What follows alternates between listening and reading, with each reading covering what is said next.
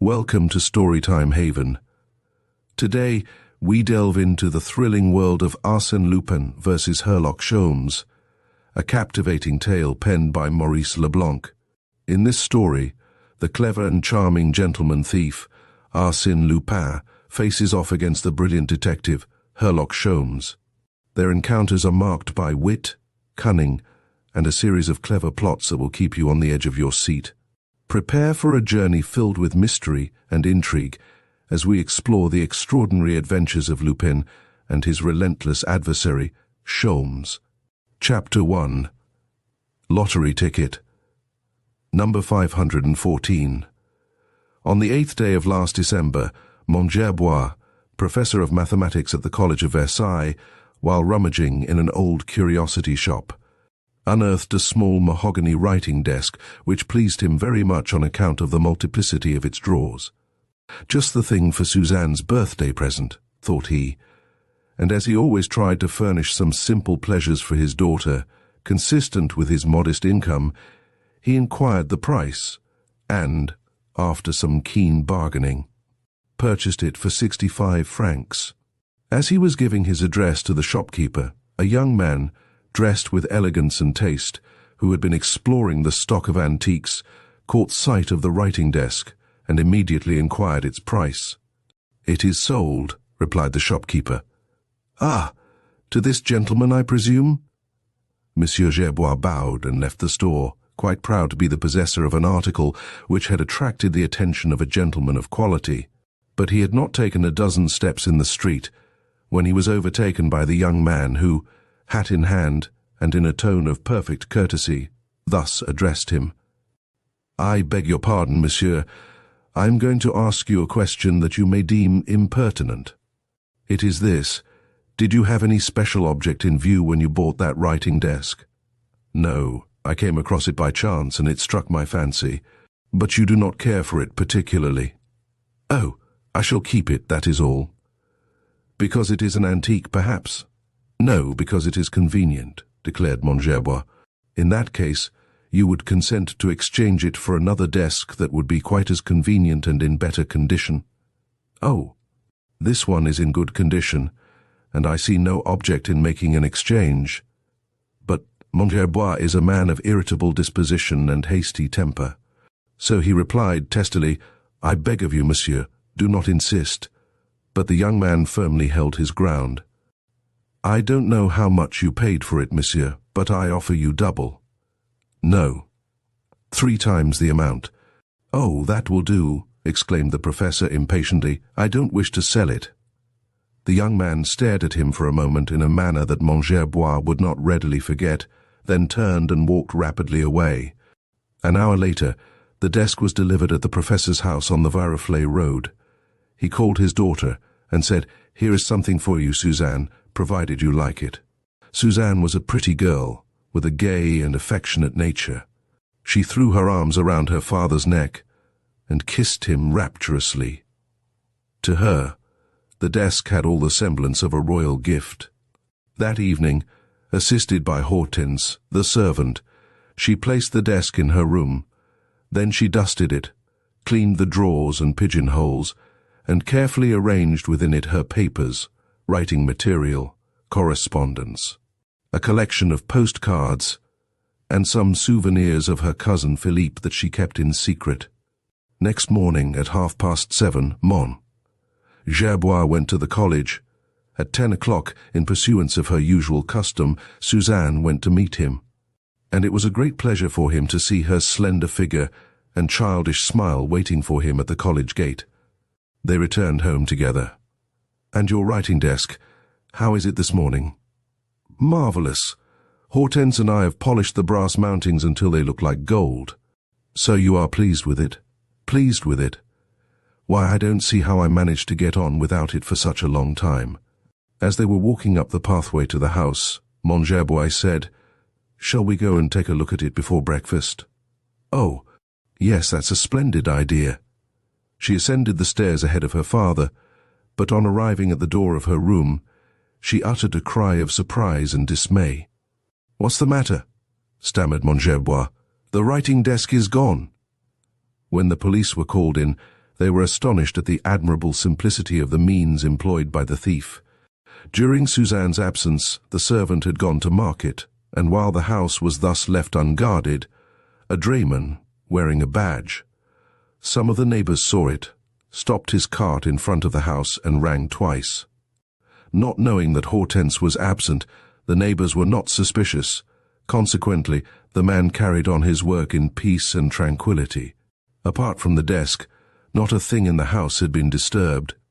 Even Suzanne's purse, which she had left upon the writing desk, was found upon an adjacent table with its contents untouched.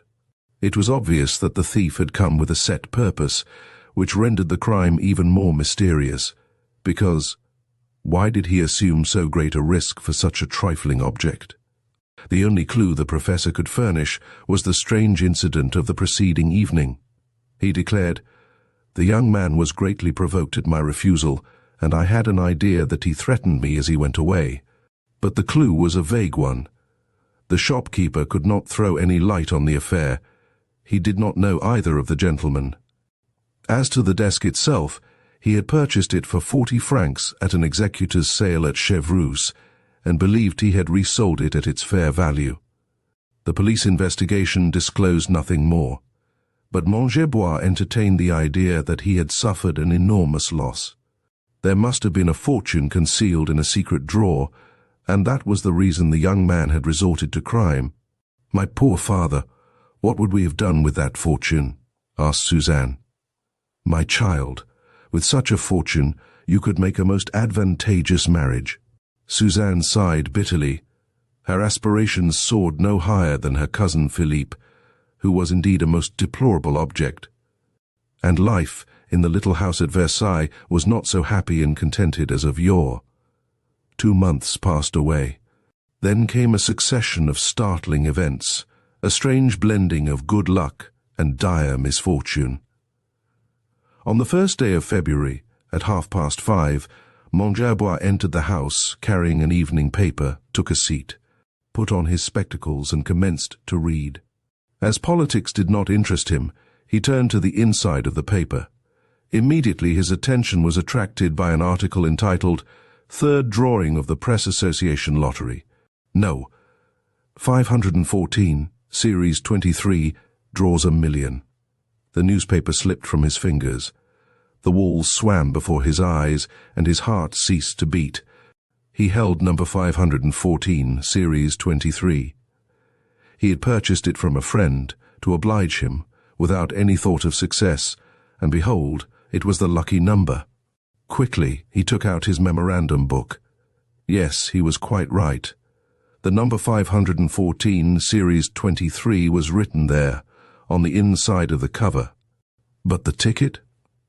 He rushed to his desk to find the envelope box in which he had placed the precious ticket, but the box was not there, and it suddenly occurred to him that it had not been there for several weeks. He heard footsteps on the gravel walk leading from the street. He called, "Suzanne, Suzanne!" She was returning from a walk. She entered hastily. He stammered, in a choking voice, "Suzanne, the box of envelopes." "What box?" "The one I bought at the Louvre, one Saturday. It was at the end of that table. Don't you remember, Father, we put all those things away together." "When?" "The evening, you know, the same evening." "But where? Tell me quick. Where?" "Where? Why, in the writing desk." "In the writing desk that was stolen?" "Yes." "Oh, mon Dieu.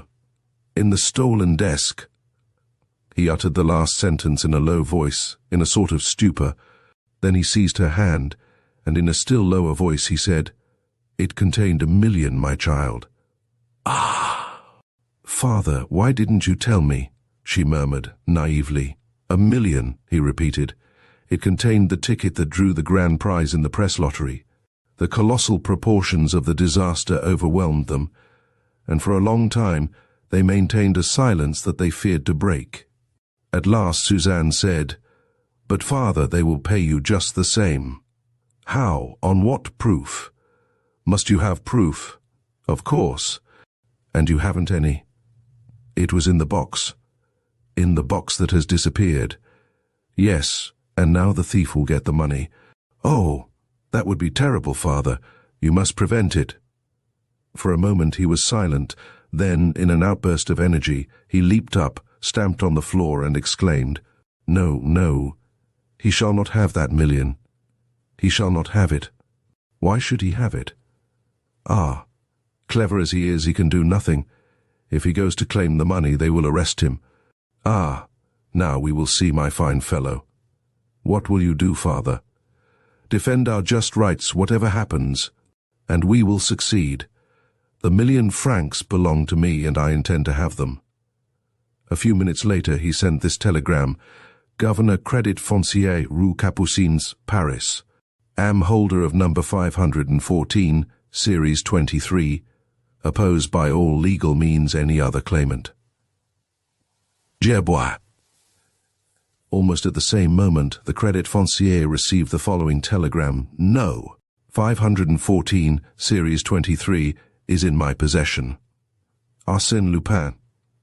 Every time I undertake to relate one of the many extraordinary adventures that mark the life of Arsène Lupin, I experience a feeling of embarrassment, as it seems to me that the most commonplace of those adventures is already well known to my readers.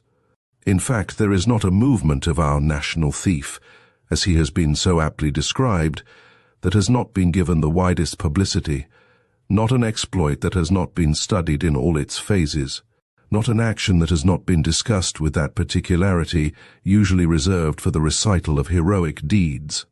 For instance, who does not know the strange history of the blonde lady, with those curious episodes which were proclaimed by the newspapers with heavy black headlines, as follows: "Lottery ticket number 514, the crime on the Avenue Henri Martin, the blue diamond." The interest created by the intervention of the celebrated English detective Herlock Sholmes, the excitement aroused by the various vicissitudes which marked the struggle between those famous artists, and what a commotion on the boulevards the day on which the newsboys announced, "Arrest of Arsène Lupin." My excuse for repeating these stories at this time is the fact that I produce the key to the enigma. Those adventures have always been enveloped in a certain degree of obscurity, which I now remove. I reproduce old newspaper articles. I relate old-time interviews. I present ancient letters. But I have arranged and classified all that material and reduced it to the exact truth. My collaborators in this work have been Arsène Lupin himself, and also the ineffable Wilson, the friend and confidant of Herlock Sholmes. Every one will recall the tremendous burst of laughter which greeted the publication of those two telegrams. The name Arsène Lupin was in itself a stimulus to curiosity, a promise of amusement for the gallery, and, in this case, the gallery means the entire world. An investigation was immediately commenced by the Credit Foncier, which established these facts: that ticket notebook 514, Series 23, had been sold by the Versailles branch office of the lottery to an artillery officer named Bessie, who was afterward killed by a fall from his horse. Some time before his death, he informed some of his comrades that he had transferred his ticket to a friend. "And I am that friend," affirmed Gerbois. "Prove it," replied the governor of the Credit Foncier. "Of course I can prove it. 20 people can tell you that I was an intimate friend of Monsieur Bessie, and that we frequently met at the Café de la Place d'Armes. It was there, one day, I purchased the ticket from him for 20 francs, simply as an accommodation to him. Have you any witnesses to that transaction? No. Well, how do you expect to prove it? By a letter he wrote to me. What letter? A letter that was pinned to the ticket. Produce it. It was stolen at the same time as the ticket. Well, you must find it." It was soon learned that Arsène Lupin had the letter. A short paragraph appeared in the Echo de France, which has the honor to be his official organ, and of which it is said he is one of the principal shareholders. The paragraph announced that Arsène Lupin had placed in the hands of Monsieur Detinan, his advocate and legal adviser, the letter that Monsieur Bessie had written to him personally. This announcement provoked an outburst of laughter. Arsène Lupin had engaged a lawyer. Arsène Lupin, conforming to the rules and customs of modern society, had appointed a legal representative in the person of a well-known member of the Parisian bar. Mondetinan had never enjoyed the pleasure of meeting Arsène Lupin, a fact he deeply regretted, but he had actually been retained by that mysterious gentleman and felt greatly honored by the choice. He was prepared to defend the interests of his client to the best of his ability. He was pleased, even proud, to exhibit the letter of Montbessy, but, although it proved the transfer of the ticket, it did not mention the name of the purchaser. It was simply addressed to "My dear friend." "My dear friend, that is I," added Arsène Lupin, in a note attached to Montbessy's letter. "And the best proof of that fact is that I hold the letter." The swarm of reporters immediately rushed to see Gerbois, who could only repeat, "My dear friend, that is I." Arsène Lupin stole the letter with the lottery ticket. "Let him prove it," retorted Lupin to the reporters. "He must have done it because he stole the writing desk," exclaimed Gerbois before the same reporters. "Let him prove it," replied Lupin. Such was the entertaining comedy enacted by the two claimants of ticket No. 514, and the calm demeanor of Arsène Lupin contrasted strangely with the nervous perturbation of poor Gerbois. The newspapers were filled with the lamentations of that unhappy man. He announced his misfortune with pathetic candor. "Understand, gentlemen, it was Suzanne's dowry that the rascal stole. Personally, I don't care a straw for it, but for Suzanne, just think of it, 1,000,000, 10 times 100,000 francs. I knew very well that the desk contained a treasure." It was in vain to tell him that his adversary, when stealing the desk, was unaware that the lottery ticket was in it, and that, in any event, he could not foresee that the ticket would draw the grand prize. He would reply, "Nonsense." Of course he knew it. Else why would he take the trouble to steal a poor, miserable desk? For some unknown reason, but certainly not for a small scrap of paper which was then worth only 20 francs. 1,000,000 francs! He knew it, he knows everything. "Ah, you do not know him, the scoundrel. He hasn't robbed you of 1,000,000 francs. The controversy would have lasted for a much longer time, but on the 12th day, Gerbois received from Arsène Lupin a letter marked "Confidential," which read as follows: "Monsieur, the gallery is being amused at our expense. Do you not think it is time for us to be serious? The situation is this. I possess a ticket to which I have no legal right, and you have the legal right to a ticket you do not possess. Neither of us can do anything. You will not relinquish your rights to me. I will not deliver the ticket to you. Now, what is to be done? I see only one way out of the difficulty. Let us divide the spoils. 500,000 for you, 500,000 for me. Is not that a fair division? In my opinion, it is an equitable solution, and an immediate one. I will give you 3 days' time to consider the proposition. On Thursday morning, I shall expect to read in the personal column of the Echo de France a discreet message addressed to Mem. Arslup, expressing in veiled terms your consent to my offer. By so doing, you will recover immediate possession of the ticket. Then you can collect the money and send me 500,000 in a manner that I will describe to you later. In case of your refusal, I shall resort to other measures to accomplish the same result. But, apart from the very serious annoyances that such obstinacy on your part will cause you, it will cost you 25,000 francs for supplementary expenses. Believe me, monsieur, I remain your devoted servant, Arsène Lupin. In a fit of exasperation, Gerbois committed the grave mistake of showing that letter and allowing a copy of it to be taken. His indignation overcame his discretion. "Nothing, he shall have nothing," he exclaimed, before a crowd of reporters. "To divide my property with him? Never. Let him tear up the ticket if he wishes. Yet 500,000 francs is better than nothing. That is not the question. It is a question of my just right, and that right I will establish before the courts." "What? Attack Arsène Lupin? That would be amusing." "No, but the Credit Foncier, They must pay me the 1,000,000 francs, without producing the ticket, or at least without proving that you bought it. That proof exists, since Arsène Lupin admits that he stole the writing desk. But would the word of Arsène Lupin carry any weight with the court? No matter. I will fight it out. The gallery shouted with glee, and wagers were freely made upon the result, with the odds in favor of Lupin. On the following Thursday, the personal column in the Echo de France was eagerly perused by the expectant public, but it contained nothing addressed to Arsène Lupin had not replied to Arsène Lupin's letter. That was the declaration of war.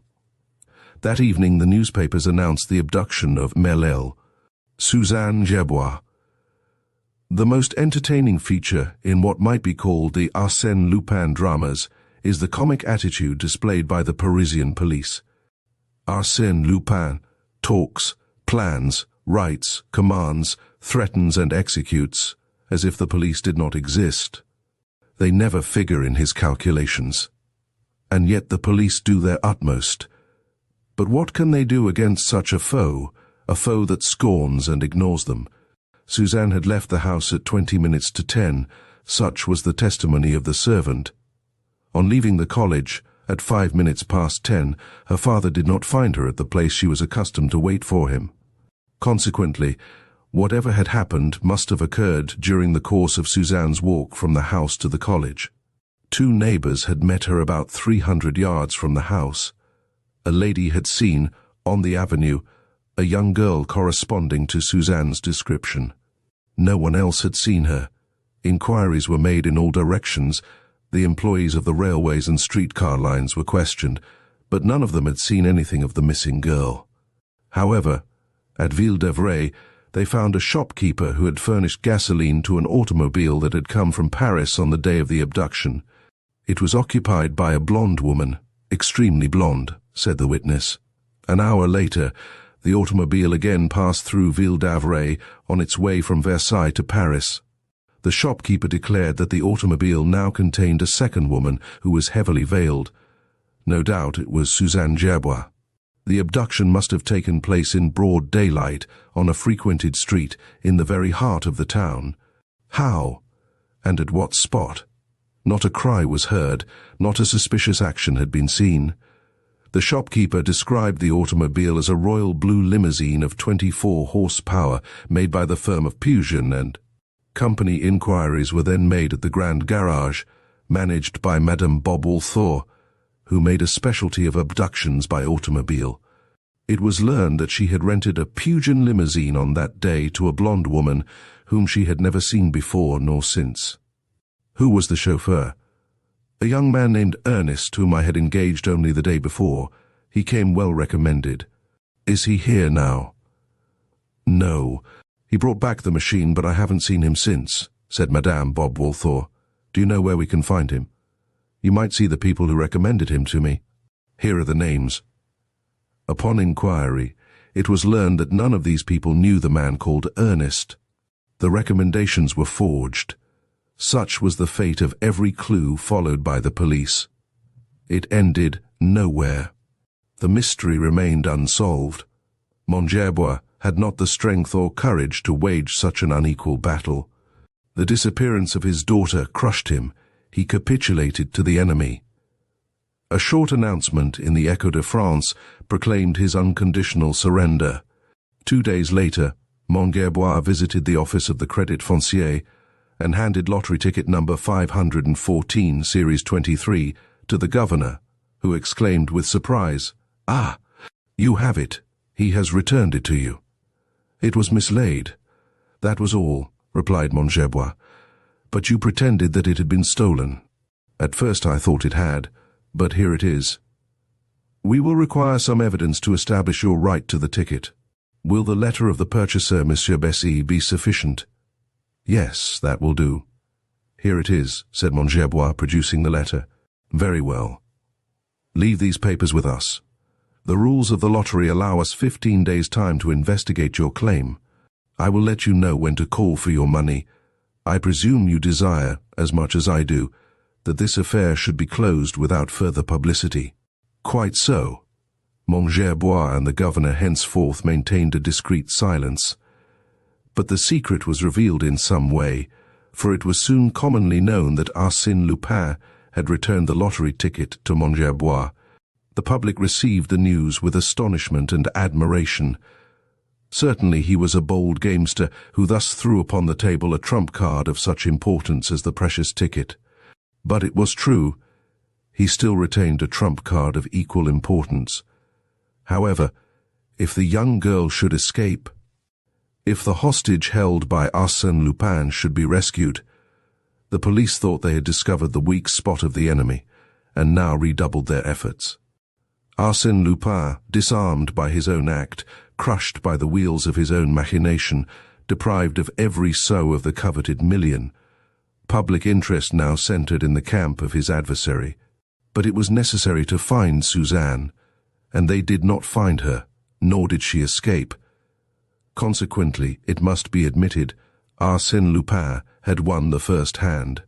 But the game was not yet decided. The most difficult point remained. Mongerbois is in his possession, and he will hold her until he receives 500,000 francs. But how and where will such an exchange be made? For that purpose, a meeting must be arranged, and then what will prevent Mongerbois from warning the police, and in that way, effecting the rescue of his daughter and, at the same time, keeping his money? The professor was interviewed, but he was extremely reticent. His answer was, "I have nothing to say." And Mongerbois, "The search is being continued, but Arsène Lupin has written to you." "No." "Do you swear to that?" "No." "Then it is true. What are his instructions?" "I have nothing to say." Then the interviewers attacked Mondetinan and found him equally discreet. "Monsieur Lupin is my client, and I cannot discuss his affairs," he replied, with an affected air of gravity. These mysteries served to irritate the gallery. Obviously, some secret negotiations were in progress. Arsène Lupin had arranged and tightened the meshes of his net, while the police maintained a close watch, day and night, over Mongerbois. And the three and only possible denouement, the arrest, the triumph, or the ridiculous and pitiful abortion, were freely discussed. But the curiosity of the public was only partially satisfied, and it was reserved for these pages to reveal the exact truth of the affair. On Monday, March 12th, Mongerbois received a notice from the Credit Foncier. On Wednesday he took the 1 o'clock train for Paris. At 2 o'clock, 1,000 banknotes of 1,000 francs each were delivered to him. Whilst he was counting them, one by one, in a state of nervous agitation, that money, which represented Suzanne's ransom, a carriage containing 2 men, stopped at the curb a short distance from the bank. One of the men had grey hair and an unusually shrewd expression, which formed a striking contrast to his shabby make-up. It was Detective Ganimard, the relentless enemy of Arsène Lupin. Ganimard said to his companion Folenfant, "In 5 minutes we will see our clever friend Lupin. Is everything ready?"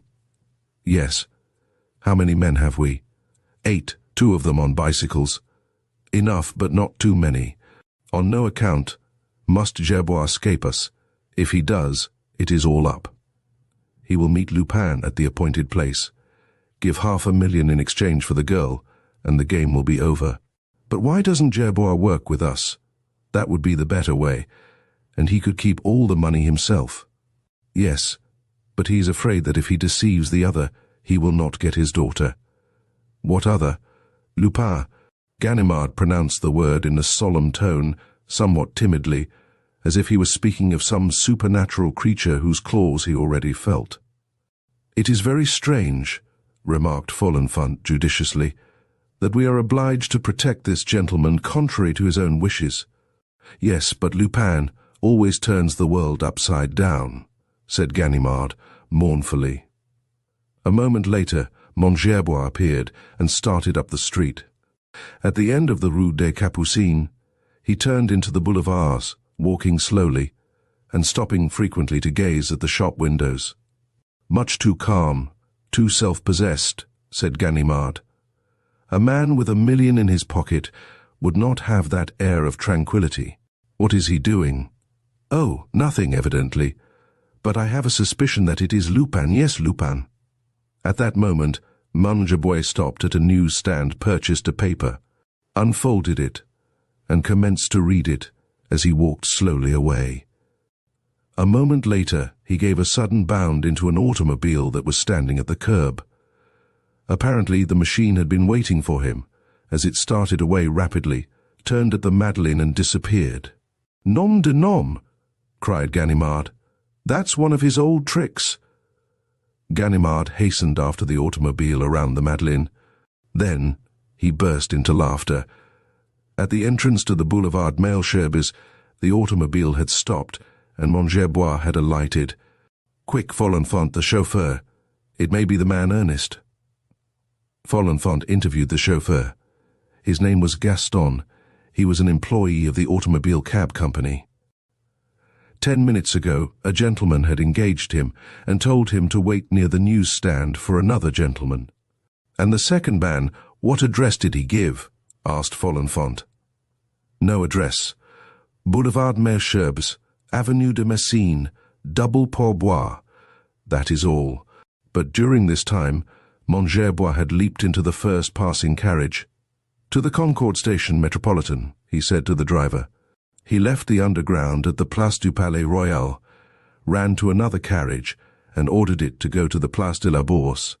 Then a second journey by the underground to the Avenue de Villiers, followed by a third carriage drive to number 25, Rue Clapeyron.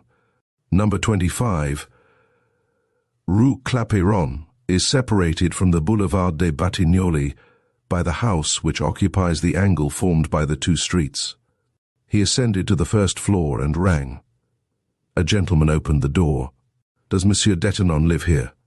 "Yes, that is my name." "Are you Monsieur Gerbois?" "Yes. I was expecting you." "Step in." As Mangerbois entered the lawyer's office, the clock struck 3. He said, "I am prompt to the minute. Is he here?" "Not yet."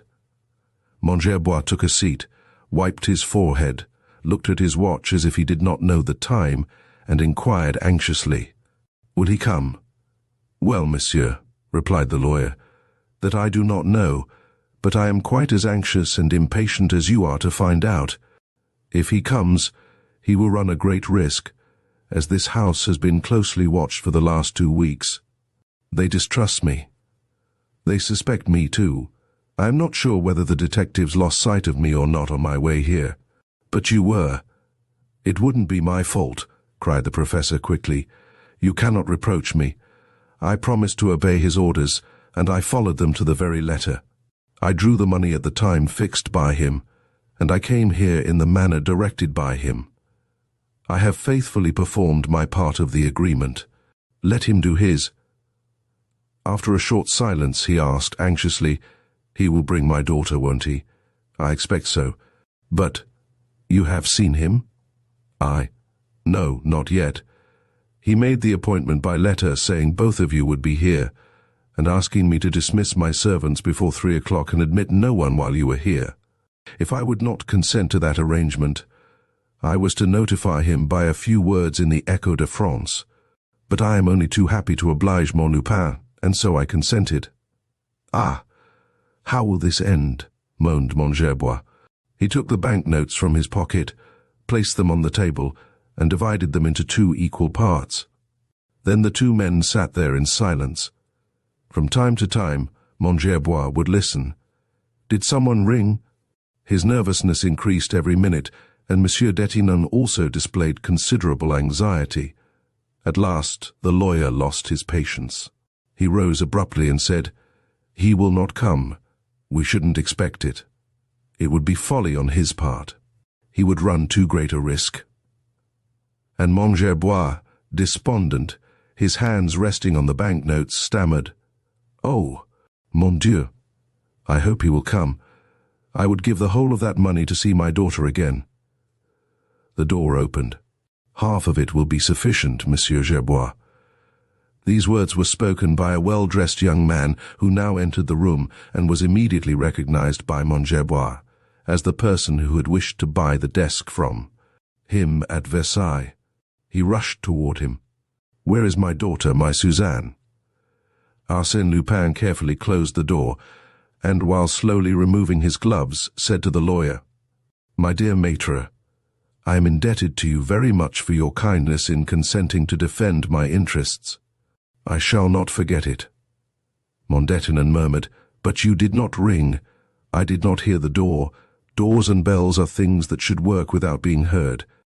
I am here, and that is the important point." "My daughter, Suzanne, where is she?" repeated the professor. "Mon Dieu, monsieur," said Lupin. "What's your hurry? Your daughter will be here in a moment." Lupin walked to and fro for a minute. Then, with the pompous air of an orator, he said, "Monsieur Gerbois, I congratulate you on the clever way in which you made the journey to this place." Then, perceiving the 2 piles of banknotes, he exclaimed, "Ah, I see, the million is here. We will not lose any time. Permit me." "One moment," said the lawyer, placing himself before the table. "Mlle Gerbois has not yet arrived. Well, is not her presence indispensable? I understand. Arsène Lupin inspires only a limited confidence. He might pocket the 500,000 and not restore the hostage." "Ah, monsieur, people do not understand me, because I have been obliged, by force of circumstances, to commit certain actions a little out of the ordinary. My good faith is impugned. I, who have always observed the utmost scrupulosity and delicacy in business affairs. Besides, my dear monsieur, if you have any fear, open the window and call. There are at least a dozen detectives in the street." "Do you think so?" Arsène Lupin raised the curtain. "I think that Monsieur Gerbois could not throw Ganimard off the scent. What did I tell you? There he is now." "Is it possible?" exclaimed the professor. "But I swear to you that you have not betrayed me. I do not doubt you, but those fellows are clever sometimes. Ah, I can see Folenfant, and Grome, and Duzy, all good friends of mine. Mon." Detinan looked at Lupin in amazement. What assurance! He laughed as merrily as if engaged in some childish sport, as if no danger threatened him. This unconcern reassured the lawyer more than the presence of the detectives. He left the table on which the banknotes were lying. Arsène Lupin picked up one pile of bills after the other, took from each of them 25 banknotes which he offered to Mondettinan, saying, "The reward of your services to Monsieur Gerbois and Arsène Lupin. You well deserve it." "You owe me nothing," replied the lawyer. "What? After all the trouble we have caused you, and all the pleasure you have given me, that means, my dear monsieur, that you do not wish to accept anything from Arsène Lupin. See what it is to have a bad reputation." He then offered the 50,000 francs to Mon Gerbois, saying, "Monsieur, in memory of our pleasant interview, permit me to return you this as a wedding gift to Merlet. Gerbois." Mon Gerbois took the money but said, "My daughter will not marry. She will not marry if you refuse your consent, but she wishes to marry. What do you know about it?" "I know that young girls often dream of such things unknown to their parents. Fortunately, there are sometimes good génies like Arsène Lupin who discover their little secrets in the drawers of their writing desks." "Did you find anything else?" asked the lawyer. "I confess I am curious to know why you took so much trouble to get possession of that desk." "On account of its historic interest, my friend. Although despite the opinion of Monsieur Gerbois, the desk contained no treasure except the lottery ticket, and that was unknown to me, I had been seeking it for a long time. That writing desk of yew and mahogany was discovered in the little house in which Marie Walewska once lived in Boulogne, and on one of the drawers there is this inscription, dedicated to Napoleon I, Emperor of the French by his very faithful servant Mancion, and above it these words, engraved with the point of a knife, 'To you, Marie.'"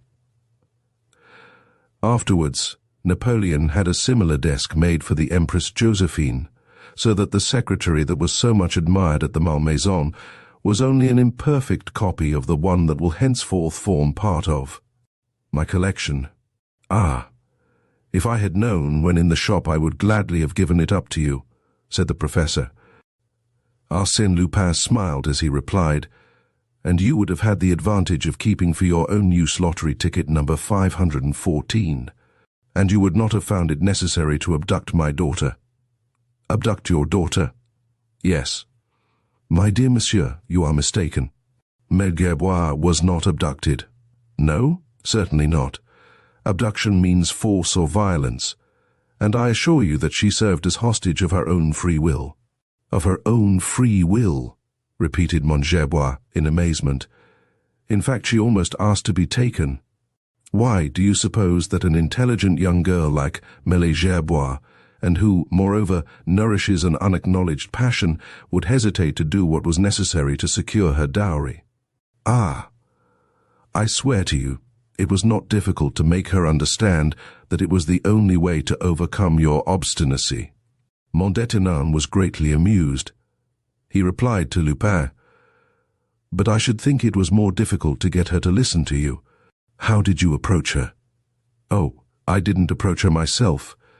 I have not the honor of her acquaintance. A friend of mine, a lady, carried on the negotiations." "The blonde woman in the automobile, no doubt." "Precisely. All arrangements were made at the first interview near the college.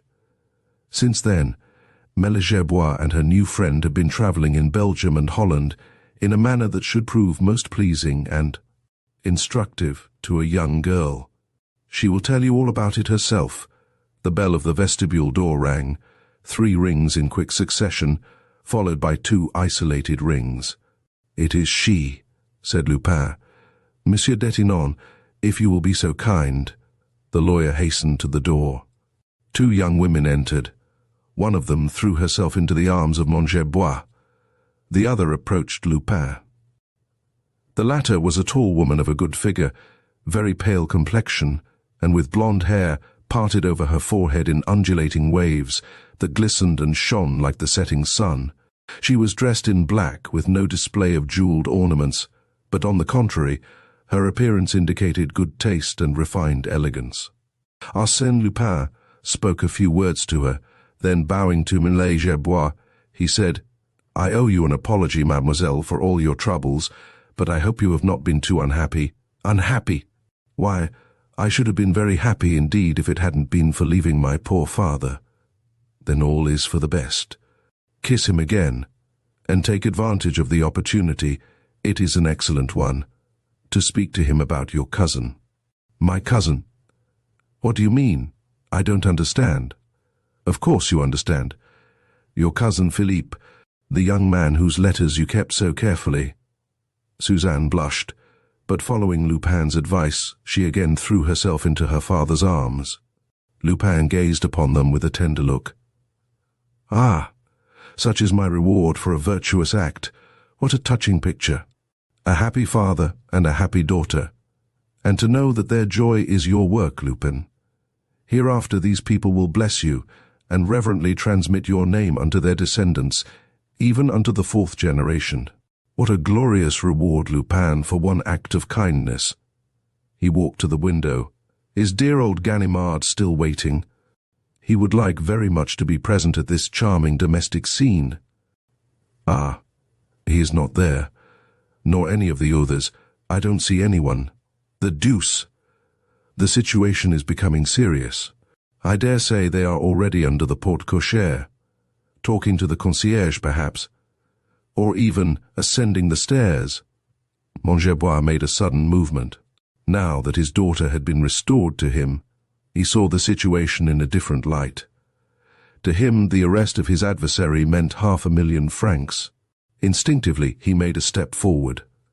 As if by chance, Lupin stood in his way. "Where are you going, Monsieur Gerbois?"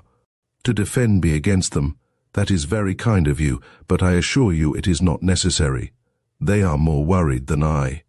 Then he continued to speak with calm deliberation. "But really, what do they know? That you are here, and perhaps that Mère Gerbois is here, for they may have seen her arrive with an unknown lady. But they do not imagine that I am here. How is it possible that I could be in a house that they ransacked from cellar to garret this morning? They suppose that the unknown lady was sent by me to make the exchange, and they will be ready to arrest her when she goes out." At that moment, the bell rang.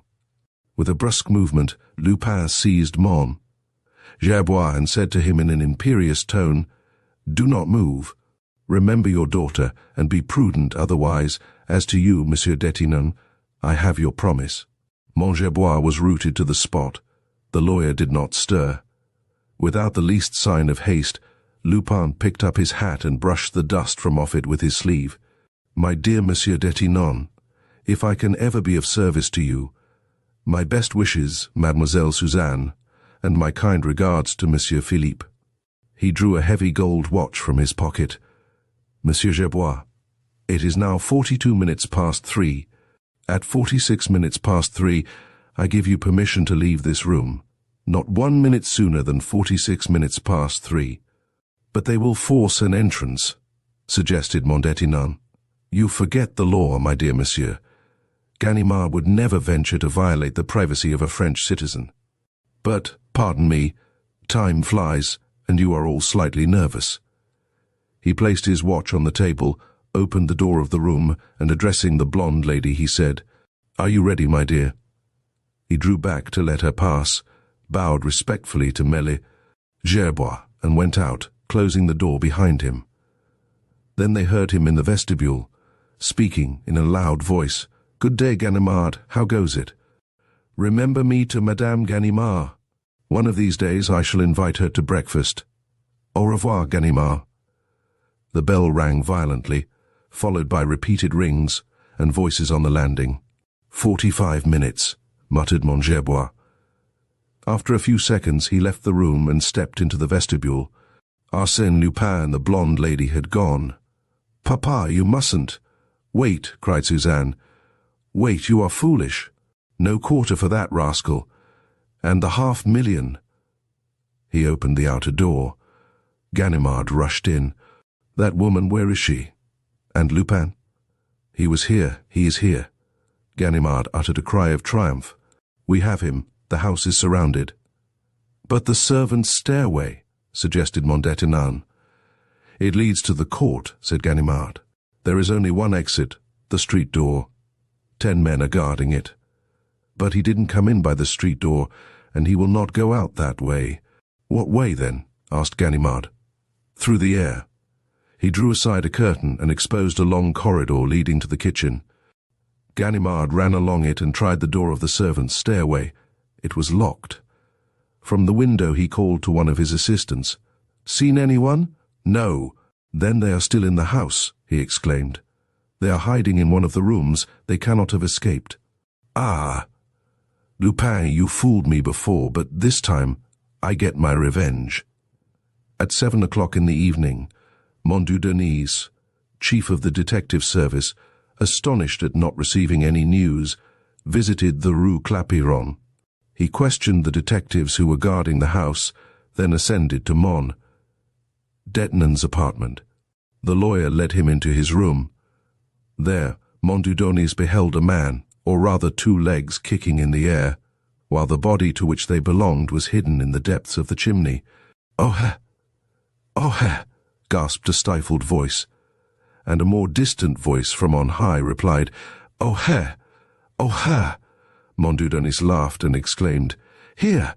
Ganimard, have you turned chimney sweep?" The detective crawled out of the chimney. With his blackened face, his sooty clothes, and his feverish eyes, he was quite unrecognizable. "I am looking for," he growled. "Who? Arsène Lupin and his friend. Well, do you suppose they are hiding in the chimney?" Ganimard arose, laid his sooty hand on the sleeve of his superior officer's coat, and exclaimed angrily, "Where do you think they are, Chief? They must be somewhere. They are flesh and blood like you and me, and can't fade away like smoke." "No, but they have faded away just the same." "But how? How? The house is surrounded by our men, even on the roof." "What about the adjoining house?" "There's no communication with it. And the apartments on the other floors?" "I know all the tenants. They have not seen anyone. Are you sure you know all of them? Yes. The concierge answers for them. Besides, as an extra precaution, I have placed a man in each apartment. They can't escape. If I don't get them tonight, I will get them tomorrow. I shall sleep here. He slept there that night and the 2 following nights. 3 days and nights passed away without the discovery of the irrepressible Lupin or his female companion. More than that, Ganimard did not unearth the slightest clue on which to base a theory to explain their escape. For that reason, he adhered to his first opinion. There is no trace of their escape, therefore they are here. It may be that, at the bottom of his heart, his conviction was less firmly established, but he would not confess it. No, 1,000 times no. A man and a woman could not vanish like the evil spirits in a fairy tale. And, without losing his courage, he continued his searches, as if he expected to find the fugitives concealed in some impenetrable retreat, or embodied in the stone walls of the house. Chapter 2. The Blue Diamond. On the evening of March 27, at number 134 Avenue Henri Martin, in the house that he had inherited from his brother 6 months before, the old General Baron d'Hautrec, ambassador at Berlin under the Second Empire, was asleep in a comfortable armchair, while his secretary was reading to him, and the Sister Auguste was warming his bed and preparing the night lamp. At 11 o'clock, the sister, who was obliged to return to the convent of her order at that hour, said to the secretary, "Mademoiselle Antoinette, my work is finished. I am going." "Very well, sister. Do not forget that the cook is away and that you are alone in the house with the servant. Have no fear for the Baron. I sleep in the adjoining room and always leave the door open." The sister left the house. A few moments later, Charles, the servant, came to receive his orders. The Baron was now awake and spoke for himself. "The usual orders, Charles. See that the electric bell rings in your room, and, at the first alarm, run for the doctor. Now, Mademoiselle Antoinette, how far did we get in our reading? Is Monsieur not going to bed now?" No, I will go later. Besides, I don't need anyone." 20 minutes later, he was sleeping again, and Antoinette crept away on tiptoe. At that moment, Charles was closing the shutters on the lower floor. In the kitchen, he bolted the door leading to the garden, and, in the vestibule, he not only locked the door but hooked the chain as well. Then he ascended to his room on the 3rd floor, went to bed, and was soon asleep. Probably an hour had passed when he leaped from his bed in alarm. The bell was ringing. It rang for some time, 7 or 8 seconds perhaps, without intermission. "Well," muttered Charles, recovering his wits, "another of the Baron's whims." He dressed himself quickly, descended the stairs, stopped in front of the door, and rapped, according to his custom. He received no reply. He opened the door and entered. "Ah, no light," he murmured. "What is that for?" Then in a low voice he called, "Mademoiselle." No reply. "Are you there, mademoiselle? What's the matter? Is Monsieur le Baron ill?" No reply. Nothing but a profound silence that soon became depressing. He took 2 steps forward. His foot struck a chair, and having touched it, he noticed that it was overturned. Then, with his hand, he discovered other objects on the floor, a small table and a screen. Anxiously, he approached the wall, felt for the electric button, and turned on the light. In the center of the room, between the table and dressing case, lay the body of his master, the Baron d'Hautrec. "What? It can't be possible," he stammered. He could not move. He stood there, with bulging eyes, gazing stupidly at the terrible disorder, the overturned chairs, a large crystal candelabra shattered in 1,000 pieces. The clock, lying on the marble hearthstone, all evidence of a fearful and desperate struggle. The handle of a stiletto glittered. Not far from the corpse, the blade was stained with blood. A handkerchief, marked with red spots, was lying on the edge of the bed. Charles recoiled with horror. The body lying at his feet extended itself for a moment, then shrunk up again, 2 or 3 tremors, and that was the end. He stooped over the body. There was a clean-cut wound on the neck from which the blood was flowing and then congealing in a black pool on the carpet. The face retained an expression of extreme terror. "Someone has killed him," he muttered. "Someone has killed him." Then he shuddered at the thought that there might be another dreadful crime. Did not the Baron's secretary sleep in the adjoining room? Had not the assassin killed her also? He opened the door. The room was empty. He concluded that Antoinette had been abducted, or else she had gone away before the crime. He returned to the Baron's chamber, his glance falling on the secretary. He noticed that that article of furniture remained intact. Then he saw upon a table, beside a bunch of keys and a pocketbook that the Baron placed there every night, a handful of golden louis. Charles seized the pocketbook, opened it, and found some banknotes.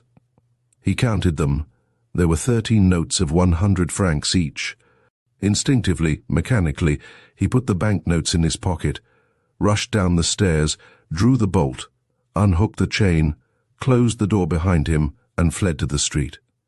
Charles was an honest man. He had scarcely left the gate when, cooled by the night air and the rain, he came to a sudden halt. Now he saw his action in its true light, and it filled him with horror.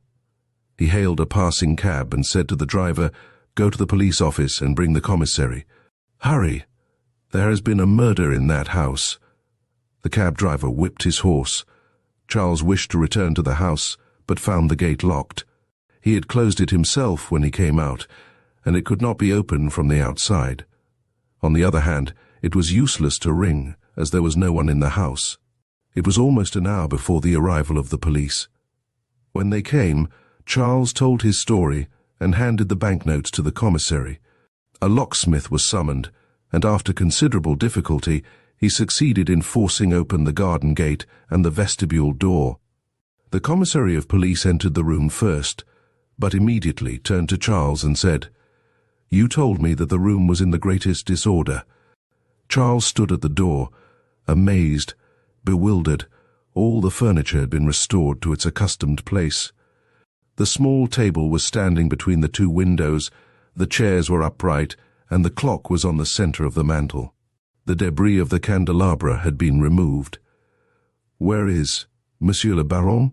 stammered Charles. "That's so," exclaimed the officer. "Where is the victim?" He approached the bed and drew aside a large sheet, under which reposed the Baron d'Hautrec, formerly French ambassador at Berlin. Over him lay his military coat, adorned with the Cross of Honor. His features were calm. His eyes were closed. "Someone has been here," said Charles. "How did they get in?" "I don't know, but someone has been here during my absence. There was a stiletto on the floor there, and a handkerchief stained with blood on the bed. They are not here now. They have been carried away, and someone has put the room in order. Who would do that?" "The assassin. But we found all the doors locked. He must have remained in the house. Then he must be here yet, as you were in front of the house all the time." Charles reflected a moment, then said slowly, "Yes, of course. I didn't go away from the gate. Who was the last person you saw with the Baron?" "Mademoiselle Antoinette, his secretary. What has become of her? I don't know. Her bed wasn't occupied, so she must have gone out." "I am not surprised at that, as she is young and pretty. But how could she leave the house?" "By the door," said Charles. "But you had bolted and chained it." "Yes, but she must have left before that." "And the crime was committed after her departure?" "Of course," said the servant. "The house was searched from cellar to garret, but the assassin had fled." "How? And when? Was it he or an accomplice who had returned to the scene of the crime and removed everything that might furnish a clue to his identity?" Such were the questions the police were called upon to solve. The coroner came at 7 o'clock, and at 8 o'clock, Mondudouis, the head of the detective service, arrived on the scene. They were followed by the procureur of the Republic and the investigating magistrate. In addition to these officials, the house was overrun with policemen, detectives, newspaper reporters, photographers, and relatives and acquaintances of the murdered man. A thorough search was made. They studied out the position of the corpse. According to the information furnished by Charles, They questioned Sister Auguste when she arrived, but they discovered nothing new. Sister Auguste was astonished to learn of the disappearance of Antoinette Bréhat. She had engaged the young girl 12 days before, on excellent recommendations, and refused to believe that she would neglect her duty by leaving the house during the night. "But you see, she hasn't returned yet," said the magistrate, "and we are still confronted with the question, what has become of her?" "I think she was abducted by the assassin," said Charles. The theory was plausible and was borne out by certain facts. Mondudouis agreed with it. He said, "Abducted? Ma foi, that is not improbable." "Not only improbable," said a voice, "but absolutely opposed to the facts. There is not a particle of evidence to support such a theory." The voice was harsh, the accent sharp, and no one was surprised to learn that the speaker was Ganimard. In no one else would they tolerate such a domineering tone. "Ah, it is you, Ganimard," exclaimed Mondudouis. "I had not seen you before. I have been here since 2 o'clock. So you are interested in some things outside of lottery ticket number 514, the affair of the Rue Clapeyron, the blonde lady and Arsène Lupin?" "Ha ha!" laughed the veteran detective. "I would not say that Lupin is a stranger to the present case. But let us forget the affair of the lottery ticket for a few moments and try to unravel this new mystery. Ganimard is not one of those celebrated detectives whose methods will create a school or whose name will be immortalized in the criminal annals of his country. He is devoid of those flashes of genius which characterize the work of Dupin, Lecoq, and Sherlock Holmes. Yet, it must be admitted, he possesses superior qualities of observation, sagacity, perseverance, and even intuition. His merit lies in his absolute independence. Nothing troubles or influences him, except perhaps a sort of fascination that Arsène Lupin holds over him. However that may be, there is no doubt that his position on that morning, in the house of the late Baron d'Hautrec, was one of undoubted superiority, and his collaboration in the case was appreciated and desired by the investigating magistrate. "In the first place," said Ganimard, "I will ask Monsieur Charles to be very particular on one point. He says that on the occasion of his first visit to the room, various articles of furniture were overturned and strewn about the place. Now I ask him whether, on his second visit to the room, he found all those articles restored to their accustomed places. I mean, of course, correctly placed." "Yes, all in their proper places," replied Charles.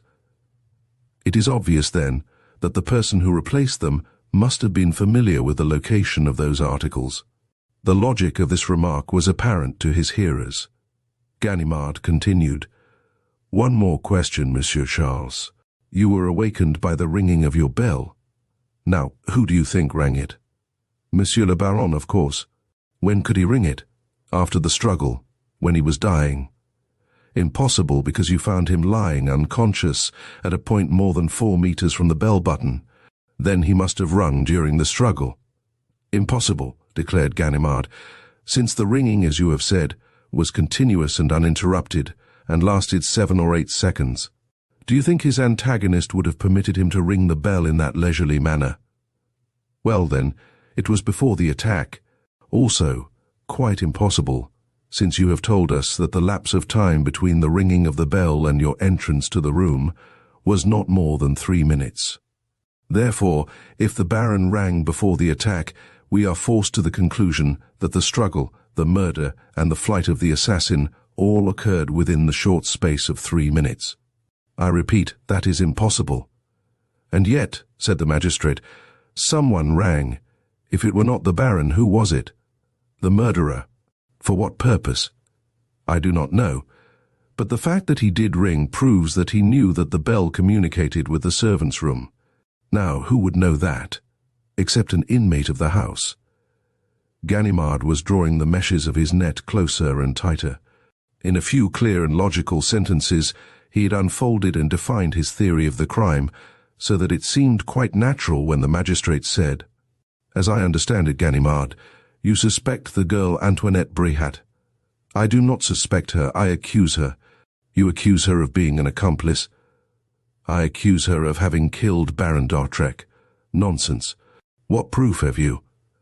The handful of hair I found in the right hand of the victim. He produced the hair. It was of a beautiful blonde color and glittered like threads of gold. Charles looked at it and said, "That is Mademoiselle Antoinette's hair. There can be no doubt of it. And then there is another thing. I believe that the knife, which I saw on my first visit to the room, belonged to her. She used it to cut the leaves of books." A long, dreadful silence followed, as if the crime had acquired an additional horror by reason of having been committed by a woman. At last the magistrate said, "Let us assume, until we are better informed, that the Baron was killed by Antoinette Bréhat. We have yet to learn where she concealed herself after the crime, how she managed to return after Charles left the house, and how she made her escape after the arrival of the police. Have you formed any opinion on those points, Ganimard?" "None." "Well then, where do we stand?" Ganimard was embarrassed. Finally, with a visible effort, he said, "All I can say is that I find in this case the same method of procedure as we found in the affair of the lottery ticket number 514, the same phenomena, which might be termed the faculty of disappearing. Antoinette Bréhat has appeared and disappeared in this house, as mysteriously as Arsène Lupin entered the house of Monsieur d'Etenard and escaped therefrom in the company of the blonde lady. Does that signify anything?" "It does to me. I can see a probable connection between those two strange incidents. Antoinette Bréhat was hired by Sister Auguste 12 days ago, that is to say, on the day after the blonde lady so cleverly slipped through my fingers. In the second place, the hair of the blonde lady was exactly of the same brilliant golden hue as the hair found in this case. So that, in your opinion, Antoinette Bréhat is the blonde lady precisely, and that Lupin had a hand in both cases." "Yes, that is my opinion." This statement was greeted with an outburst of laughter. It came from Mon Dudouis. "Lupin, always Lupin. Lupin is into everything. Lupin is everywhere." "Yes, Lupin is into everything of any consequence," replied Ganimard, vexed at the ridicule of his superior. "Well, so far as I see," observed Mondudouis, "you have not discovered any motive for this crime. The secretary was not broken into, nor the pocketbook carried away. Even a pile of gold was left upon the table." "Yes, that is so," exclaimed Ganimard. "But the famous diamond." "What diamond?" "The blue diamond. The celebrated diamond which formed part of the royal crown of France, and which was given by the Duc d'Aumale to Léonide Lebrun, and at the death of Léonide Lebrun, was purchased by the Baron d'Autrec as a souvenir of the charming comedienne that he had loved so well. That is one of those things that an old Parisian, like I, does not forget.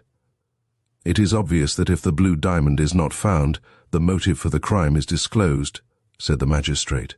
"But where should we search for it?" "On the Baron's finger," replied Charles. "He always wore the blue diamond on his left hand. I saw that hand, and there was only a plain gold ring on it," said Ganimard, as he approached the corpse. "Look in the palm of the hand," replied the servant. Ganimard opened the stiffened hand. The bezel was turned inward, and in the center of that bezel the blue diamond shone with all its glorious splendor. "The deuce," muttered Ganimard, absolutely amazed. "I don't understand it." "You will now apologize to Lupin for having suspected him, eh?" said Mondudouis, laughing. Ganimard paused for a moment's reflection, and then replied sententiously, "It is only when I do not understand things that I suspect Arsène Lupin. Such were the facts established by the police on the day after the commission of that mysterious crime. Facts that were vague and incoherent in themselves, and which were not explained by any subsequent discoveries. The movements of Antoinette Bréhat remained as inexplicable as those of the blonde lady, and the police discovered no trace of that mysterious creature with the golden hair who had killed Baron d'Autrec and had failed to take from his finger the famous diamond that had once shone in the royal crown of France. The heirs of the Baron d'Autrec could not fail to benefit by such notoriety. They established in the house an exhibition of the furniture and other objects which were to be sold at the auction rooms of Drouot and Company, modern furniture of indifferent taste, various objects of no artistic value. But in the center of the room, in a case of purple velvet, protected by a glass globe, and guarded by 2 officers, was the famous blue diamond ring, a large magnificent diamond of incomparable purity, and of that indefinite blue which the clear water receives from an unclouded sky, of that blue which can be detected in the whiteness of linen. Some admired, some enthused, and some looked with horror on the chamber of the victim, on the spot where the corpse had lain, on the floor divested of its blood-stained carpet, and especially the walls, the unsurmountable walls over which the criminal must have passed. Some assured themselves that the marble mantle did not move, others imagined gaping holes, mouths of tunnels, secret connections with the sewers, and the catacombs. The sale of the blue diamond took place at the salesroom of Drouot and Company. The place was crowded to suffocation, and the bidding was carried to the verge of folly. The sale was attended by all those who usually appear at similar events in Paris, those who buy, and those who make a pretense of being able to buy. Bankers, brokers, artists, women of all classes, 2 cabinet ministers, an Italian tenor, an exiled king who, in order to maintain his credit, bid with much ostentation and in a loud voice, as high as 100,000 francs. 100,000 francs! He could offer that sum without any danger of his bid being accepted. The Italian tenor risked 150,000, and a member of the Comédie Française bid 175,000 francs. When the bidding reached 200,000 francs, the smaller competitors fell out of the race. At 250,000, only 2 bidders remained in the field: Hirschman, the well-known capitalist, the king of gold mines, and the Countess de Crozon, the wealthy American whose collection of diamonds and precious stones is famed throughout the world. 260,000, 270,000, 75, 80, exclaimed the auctioneer, as he glanced at the 2 competitors in succession. 280,000 for Madame. Do I hear any more? 300,000, said Hirschman. There was a short silence. The Countess was standing, smiling but pale from excitement.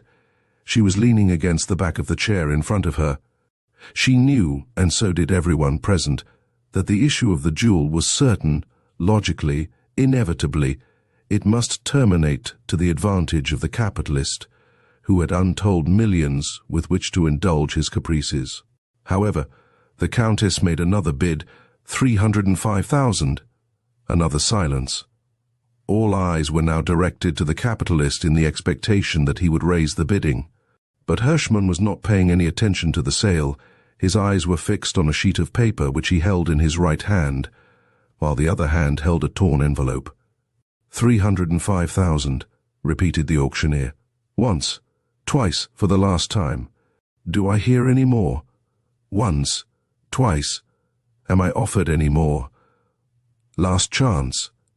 Hirschman did not move. 3rd and last time. Sold, exclaimed the auctioneer as his hammer fell. 400,000, cried Hirschman, starting up, as if the sound of the hammer had roused him from his stupor. Too late. The auctioneer's decision was irrevocable. Some of Hirschman's acquaintances pressed around him. What was the matter? Why did he not speak sooner? He laughed and said, "Ma foi, I simply forgot in a moment of abstraction. That is strange. You see, I just received a letter, and that letter was sufficient to distract my attention. Yes, for a moment. Ganimard was there. He had come to witness the sale of the ring. He stopped one of the attendants of the auction room and said, 'Was it you who carried the letter to Monsieur Hirschman?' 'Yes.' 'Who gave it to you?' 'A lady.' 'Where is she?' 'Where is she?' 'She was sitting down there, the lady who wore a thick veil.' 'She has gone?' 'Yes, just this moment.' Ganimard hastened to the door and saw the lady descending the stairs. He ran after her. A crush of people delayed him at the entrance. When he reached the sidewalk, she had disappeared. He returned to the auction room, accosted Hirschman, introduced himself, and inquired about the letter. Hirschman handed it to him.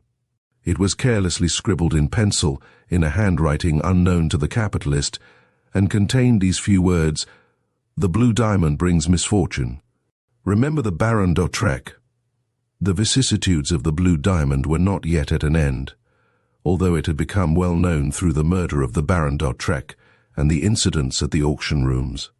It was 6 months later that it attained even greater celebrity. During the following summer, the Countess de Crozon was robbed of the famous jewel she had taken so much trouble to acquire. Let me recall that strange affair, of which the exciting and dramatic incidents sent a thrill through all of us, and over which I am now permitted to throw some light. On the evening of August 10th, the guests of the Count and Countess de Crozon were assembled in the drawing-room of the magnificent chateau, which overlooks the Baie de Somme. To entertain her friends, the Countess seated herself at the piano to play for them, after first placing her jewels on a small table near the piano, and amongst them was the ring of the Baron d'Autrec. An hour later, the Count and the majority of the guests retired, including his 2 cousins and Madame de Réal, an intimate friend of the Countess. The latter remained in the drawing-room with Herr Bleichen, the Austrian consul, and his wife. They conversed for a time, and then the Countess extinguished the large lamp that stood on a table in the center of the room. At the same moment, Herr Bleichen extinguished the 2 piano lamps. There was a momentary darkness, then the consul lighted a candle, and the 3 of them retired to their rooms. But, as soon as she reached her apartment, the Countess remembered her jewels and sent her maid to get them. When the maid returned with the jewels, she placed them on the mantel without the Countess looking at them. Next day, Madame de Crozon found that one of her rings was missing. It was the blue diamond ring. She informed her husband, and, after talking it over, they reached the conclusion that the maid was above suspicion, and that the guilty party must be Herr Bleichen. The Count notified the commissary of police at Amiens, who commenced an investigation and, discreetly, exercised a strict surveillance over the Austrian consul to prevent his disposing of the ring. The chateau was surrounded by detectives day and night. 2 weeks passed without incident. Then Herr Bleichen announced his intended departure. That day, a formal complaint was entered against him. The police made an official examination of his luggage. In a small satchel, the key to which was always carried by the consul himself, they found a bottle of dentifrice, and in that bottle they found the ring. Madame Bleichen fainted. Her husband was placed under arrest. Everyone will remember the line of defense adopted by the accused man. He declared that the ring must have been placed there by the Count de Crozon as an act of revenge. He said, "The Count is brutal and makes his wife very unhappy. She consulted me, and I advised her to get a divorce. The Count heard of it in some way, and to be revenged on me he took the ring and placed it in my satchel." The Count and Countess persisted in pressing the charge. Between the explanation which they gave and that of the consul, both equally possible and equally probable, the public had to choose. No new fact was discovered to turn the scale in either direction. A month of gossip, conjectures and investigations failed to produce a single ray of light. Wearied of the excitement and notoriety, and incapable of securing the evidence necessary to sustain their charge against the consul, the Count and Countess at last sent to Paris for a detective competent to unravel the tangled threads of this mysterious skein. This brought Ganimard into the case. For 4 days, the veteran detective searched the house from top to bottom, examined every foot of the ground, had long conferences with the maid, the chauffeur, the gardeners. The employees in the neighboring post offices visited the rooms that had been occupied by the various guests. Then, one morning, he disappeared without taking leave of his host or hostess. But a week later, they received this telegram: "Please come to the Japanese tea room, Rue Boissy d'Anglas, tomorrow Friday evening at 5 o'clock. Ganimard." At 5 o'clock Friday evening, their automobile stopped in front of number 9 Rue Boissy d'Anglas. The old detective was standing on the sidewalk, waiting for them. Without a word, he conducted them to the first floor of the Japanese tea room. In one of the rooms they met two men, whom Ganimard introduced in these words: Monsieur Gerbois, professor in the College of Versailles, from whom you will remember. Arsène Lupin stole 500,000. Monsieur Léonce d'Autrec, nephew, and sole legatee of the Baron d'Autrec. A few minutes later, another man arrived. It was Mondudouis, head of the detective service, and he appeared to be in a particularly bad temper. He bowed and then said, "What's the trouble now, Ganimard? I received your telephone message asking me to come here. Is it anything of consequence?" "Yes, Chief. It is a very important matter. Within an hour, the last two cases to which I was assigned will have their denouement here. It seemed to me that your presence was indispensable. And also the presence of Duzy and Folenfant, whom I noticed standing near the door as I came in." "Yes, Chief." "For what? Are you going to make an arrest, and you wish to do it with a flourish?" "Come, Ganimard, I am anxious to hear about it." Ganimard hesitated a moment, then spoke with the obvious intention of making an impression on his hearers. "In the first place, I wish to state that Herr Bleichen had nothing to do with the theft of the ring." Oh, exclaimed Mondudouis. "That is a bold statement, and a very serious one." "And is that all you have discovered?" asked the Count de Crozon. "Not at all. On the second day after the theft, 3 of your guests went on an automobile trip as far as Crécy. 2 of them visited the famous battlefield, and, while they were there, the third party paid a hasty visit to the post office and mailed a small box, tied and sealed according to the regulations, and declared its value to be 100 francs. "I see nothing strange in that," said the Count. "Perhaps you will see something strange in it when I tell you that this person, in place of giving her true name, sent the box under the name of Rousseau, and the person to whom it was addressed, a certain Monsieur Belleau of Paris, moved his place of residence immediately after receiving the box, in other words, the ring. I presume you refer to one of my cousins d'Andelle?" "No," replied Ganimard. "Madame de Réal, then?" "Yes." "You accuse my friend, Madame de Réal?" cried the Countess, shocked and amazed. "I wish to ask you one question, Madame," said Ganimard. "Was Madame de Réal present when you purchased the ring?" "Yes, but we did not go there together." "Did she advise you to buy the ring?" The Countess considered for a moment, then said, "Yes. I think she mentioned it first." "Thank you, Madame. Your answer establishes the fact that it was Madame de Réal who was the first to mention the ring, and it was she who advised you to buy it. But I consider my friend is quite incapable. Pardon me, Countess, when I remind you that Madame de Réal is only a casual acquaintance and not your intimate friend, as the newspapers have announced. It was only last winter that you met her for the first time. Now, I can prove that everything she has told you about herself, her past life, and her relatives is absolutely false. That Madame Blanche de Réal had no actual existence before she met you, and she has now ceased to exist." Well, replied Ganimard. "Your story is a very strange one," said the Countess, "but it has no application to our case. If Madame de Réal had taken the ring, how do you explain the fact that it was found in Herr Bleichen's tooth powder? Anyone who would take the risk and trouble of stealing the blue diamond would certainly keep it. What do you say to that?" "I, nothing, but Madame de Réal will answer it." "Oh, she does exist, then?" "She does, and does not. I will explain in a few words. 3 days ago, while reading a newspaper, I glanced over the list of hotel arrivals at Trouville, and there I read, 'Hotel Beau Rivage, Madame de Réal, etc.' I went to Trouville immediately, and interviewed the proprietor of the hotel. From the description and other information I received from him, I concluded that she was the very Madame de Réal that I was seeking, but she had left the hotel, giving her address in Paris as number 3 Rue de Colisée. The day before yesterday I went to that address, and learned that there was no person there called Madame de Réal, but there was a Madame Réal living on the 2nd floor, who acted as a diamond broker and was frequently away from home. She had returned from a journey on the preceding evening. Yesterday, I called on her, and, under an assumed name, I offered to act as an intermedium in the sale of some diamonds to certain wealthy friends of mine. She's to meet me here today to carry out that arrangement. What, you expect her to come here?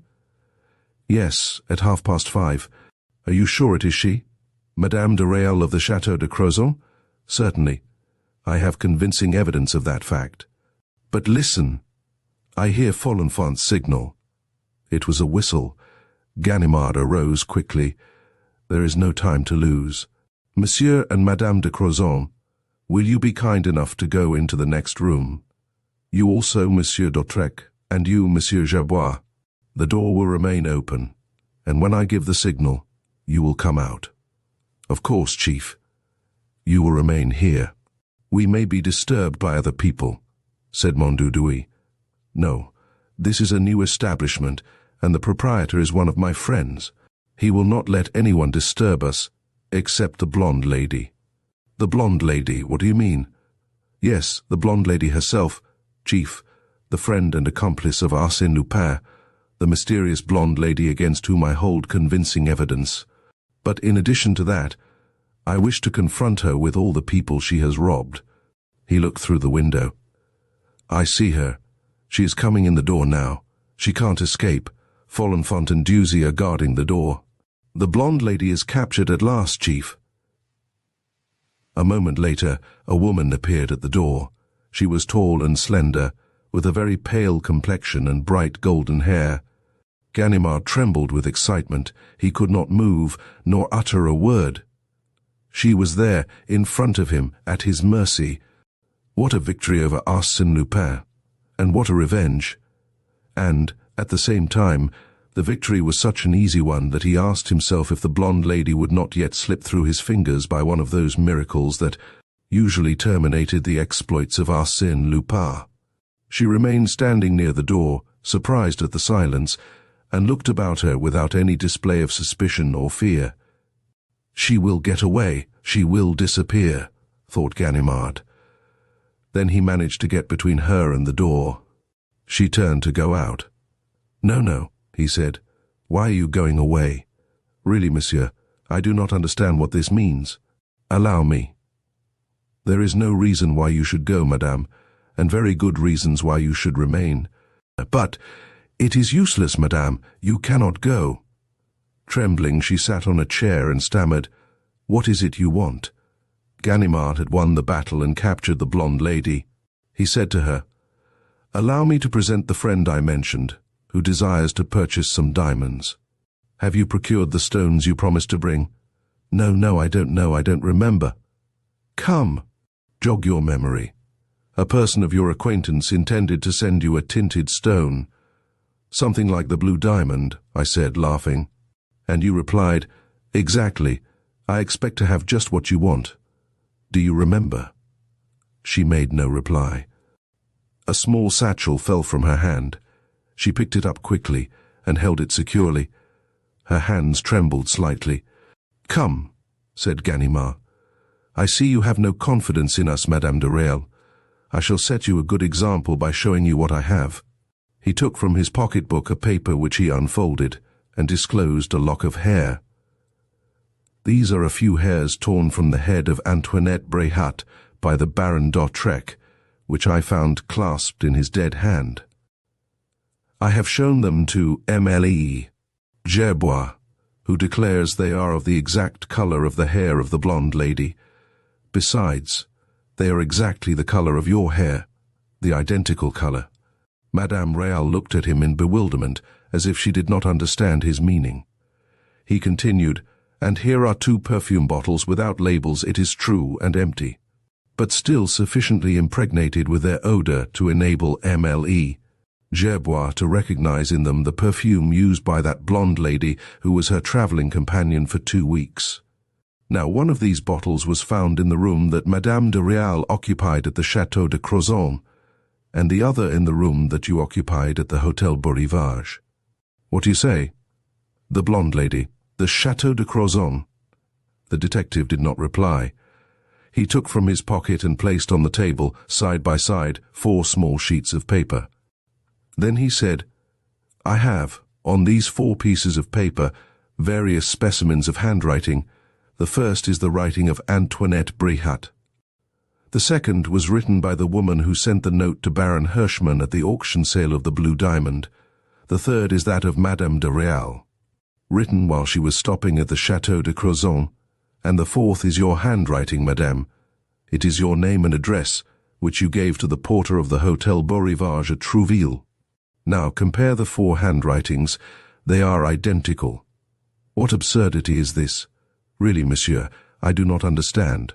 What does it mean?" "It means, madame," exclaimed Ganimard, "that the blonde lady, the friend and accomplice of Arsène Lupin, is none other than you, Madame Réal." Ganimard went to the adjoining room and returned with Gerbois, whom he placed in front of Madame Réal, as he said, "Monsieur Gerbois, is this the person who abducted your daughter, the woman you saw at the house of Monsieur Detinan?" "No." Ganimard was so surprised that he could not speak for a moment. Finally he said, "No, you must be mistaken." "I am not mistaken. Madame is blonde, it is true, and in that respect resembles the blonde lady, but in all other respects she is totally different." "I can't believe it. You must be mistaken." Ganimard called in his other witnesses. "Monsieur d'Autrec," he said, "do you recognize Antoinette Bréhat?" "No, this is not the person I saw at my uncle's house." "This woman is not Madame de Réal," declared the Count de Crozon. That was the finishing touch. Ganimard was crushed. He was buried beneath the ruins of the structure he had erected with so much care and assurance. His pride was humbled, his spirit was broken by the force of this unexpected blow. Mondudouis arose and said, "We owe you an apology, madame, for this unfortunate mistake. But since your arrival here, I have noticed your nervous agitation. Something troubles you, may I ask what it is?" "Mon Dieu, monsieur, I was afraid. My satchel contains diamonds to the value of 100,000 francs, and the conduct of your friend was rather suspicious." "But you were frequently absent from Paris. How do you explain that?" "I make frequent journeys to other cities in the course of my business. That is all." Mondudouis had nothing more to ask. He turned to his subordinate and said, "Your investigation has been very superficial, Ganimard, and your conduct toward this lady is really deplorable. You will come to my office tomorrow and explain it." The interview was at an end, and Mondudouis was about to leave the room when a most annoying incident occurred. Madame Réal turned to Ganimard and said, "I understand that you are Monsieur Ganimard, am I right?" "Yes." "Then this letter must be for you. I received it this morning. It was addressed to Mon Justin Ganimard, care of Madame Réal. I thought it was a joke, because I did not know you under that name, but it appears that your unknown correspondent knew of our rendezvous." Ganimard was inclined to put the letter in his pocket unread, but he dared not do so in the presence of his superior, so he opened the envelope and read the letter aloud, in an almost inaudible tone. "Once upon a time, there were a blonde lady, a Lupin, and a Ganimard. Now, the wicked Ganimard had evil designs on the pretty blonde lady, and the good Lupin was her friend and protector. When the good Lupin wished the blonde lady to become the friend of the Countess de Crozon, he caused her to assume the name of Madame de Réal, which is a close resemblance to the name of a certain diamond broker, a woman with a pale complexion and golden hair. And the good Lupin said to himself, 'If ever the wicked Ganimard gets upon the track of the blonde lady, how useful it will be to me if he should be diverted to the track of the honest diamond broker,' a wise precaution that has borne good fruit. A little note sent to the newspaper read by the wicked Ganimard, a perfume bottle intentionally forgotten by the genuine blonde lady at the Hotel Beau Rivage, the name and address of Madame Réal written on the hotel register by the genuine blonde lady, and the trick is played. What do you think of it, Ganimard? I wish to tell you the true story of this affair, knowing that you would be the first to laugh over it. Really, it is quite amusing, and I have enjoyed it very much. Accept my best wishes, dear friend, and give my kind regards to the worthy Mondoudoui, Arsène Lupin." "He knows everything," muttered Ganimard, but he did not see the humor of the situation as Lupin had predicted. "He knows some things I have never mentioned to anyone." "How could he find out that I was going to invite you here, Chief?" "How could he know that I had found the first perfume bottle? How could he find out those things?" He stamped his feet and tore his hair, a prey to the most tragic despair. Mondoudoui felt sorry for him and said, "Come, Ganimard, never mind, try to do better next time." And Mondoudoui left the room, accompanied by Madame Réal. During the next 10 minutes, Ganimard read and reread the letter of Arsène Lupin. Monsieur and Madame de Crozon, Monsieur d'Autrec and Monsieur Gerbois were holding an animated discussion in a corner of the room.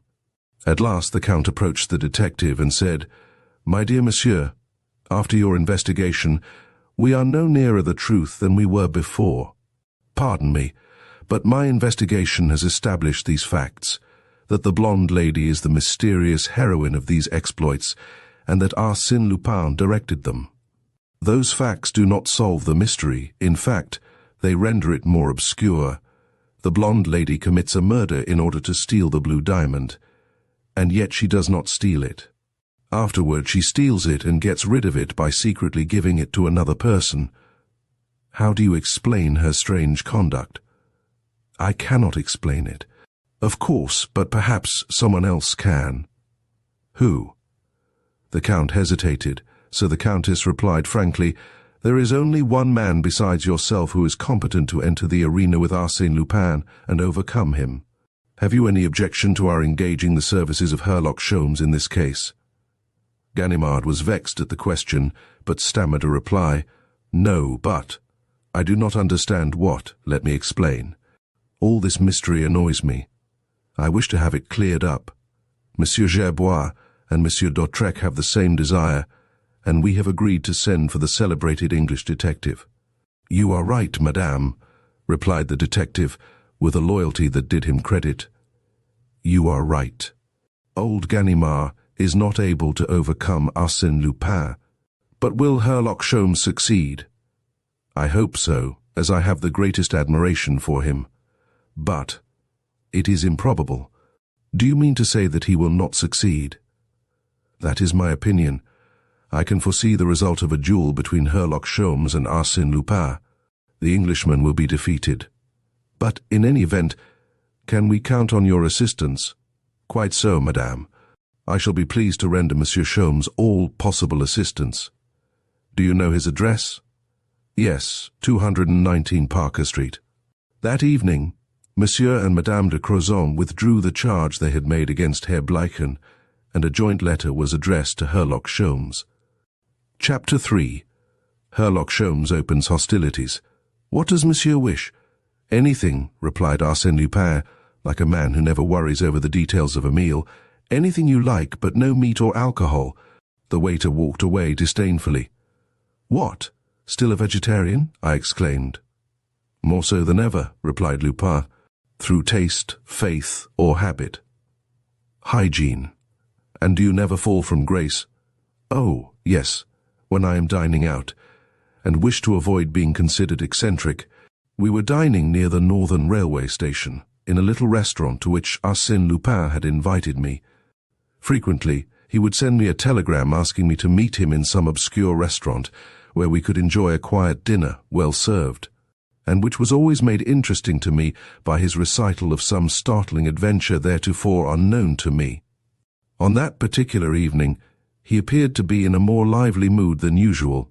He laughed and joked with careless animation, and with that delicate sarcasm that was habitual with him, a light and spontaneous sarcasm that was quite free from any tinge of malice.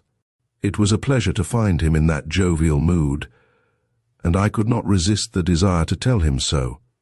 "Ah, yes," he exclaimed. "There are days in which I find life as bright and gay as a spring morning. Then life seems to be an infinite treasure which I can never exhaust. And yet God knows I lead a careless existence. Too much so, perhaps. Ah, but I tell you the treasure is infinite. I can spend it with a lavish hand. I can cast my youth and strength to the four winds of heaven, and it is replaced by a still younger and greater force. Besides, my life is so pleasant. If I wished to do so, I might become, what shall I say, an orator, a manufacturer, a politician. But, I assure you, I shall never have such a desire. Arsène Lupin, I am Arsène Lupin, I shall remain. I have made a vain search in history to find a career comparable to mine, a life better filled or more intense. Napoleon? Yes, perhaps. But Napoleon, toward the close of his career, when all Europe was trying to crush him, asked himself on the eve of each battle if it would not be his last. Was he serious, or was he joking? He became more animated as he proceeded. That is everything, do you understand, the danger? The continuous feeling of danger. To breathe it as you breathe the air, to scent it in every breath of wind, to detect it in every unusual sound, and, in the midst of the tempest, to remain calm, and not to stumble. Otherwise, you are lost. There is only one sensation equal to it, that of the chauffeur in an automobile race. But that race lasts only a few hours. My race continues until death. What fantasy, I exclaimed. And you wish me to believe that you have no particular motive for your adoption of that exciting life? Come, he said, with a smile. You are a clever psychologist. Work it out for yourself. He poured himself a glass of water, drank it, and said, Did you read Le Temps today? No. Herlock Sholmes crossed the Channel this afternoon and arrived in Paris about 6 o'clock. The deuce! What is he coming for? A little journey he has undertaken at the request of the Count and Countess of Crozon, Monsieur Gerbois, and the nephew of Baron d'Autrec. They met him at the Northern Railway Station, took him to meet Ganimard, and at this moment the six of them are holding a consultation.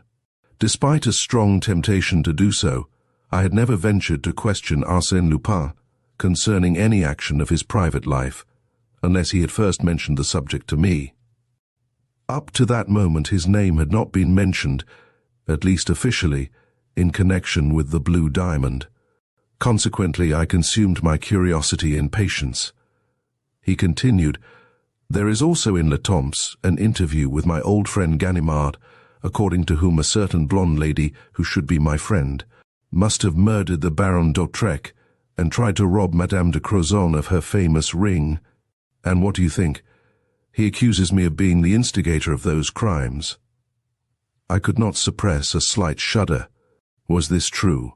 Must I believe that his career of theft, his mode of existence, the logical result of such a life, had drawn that man into more serious crimes, including murder?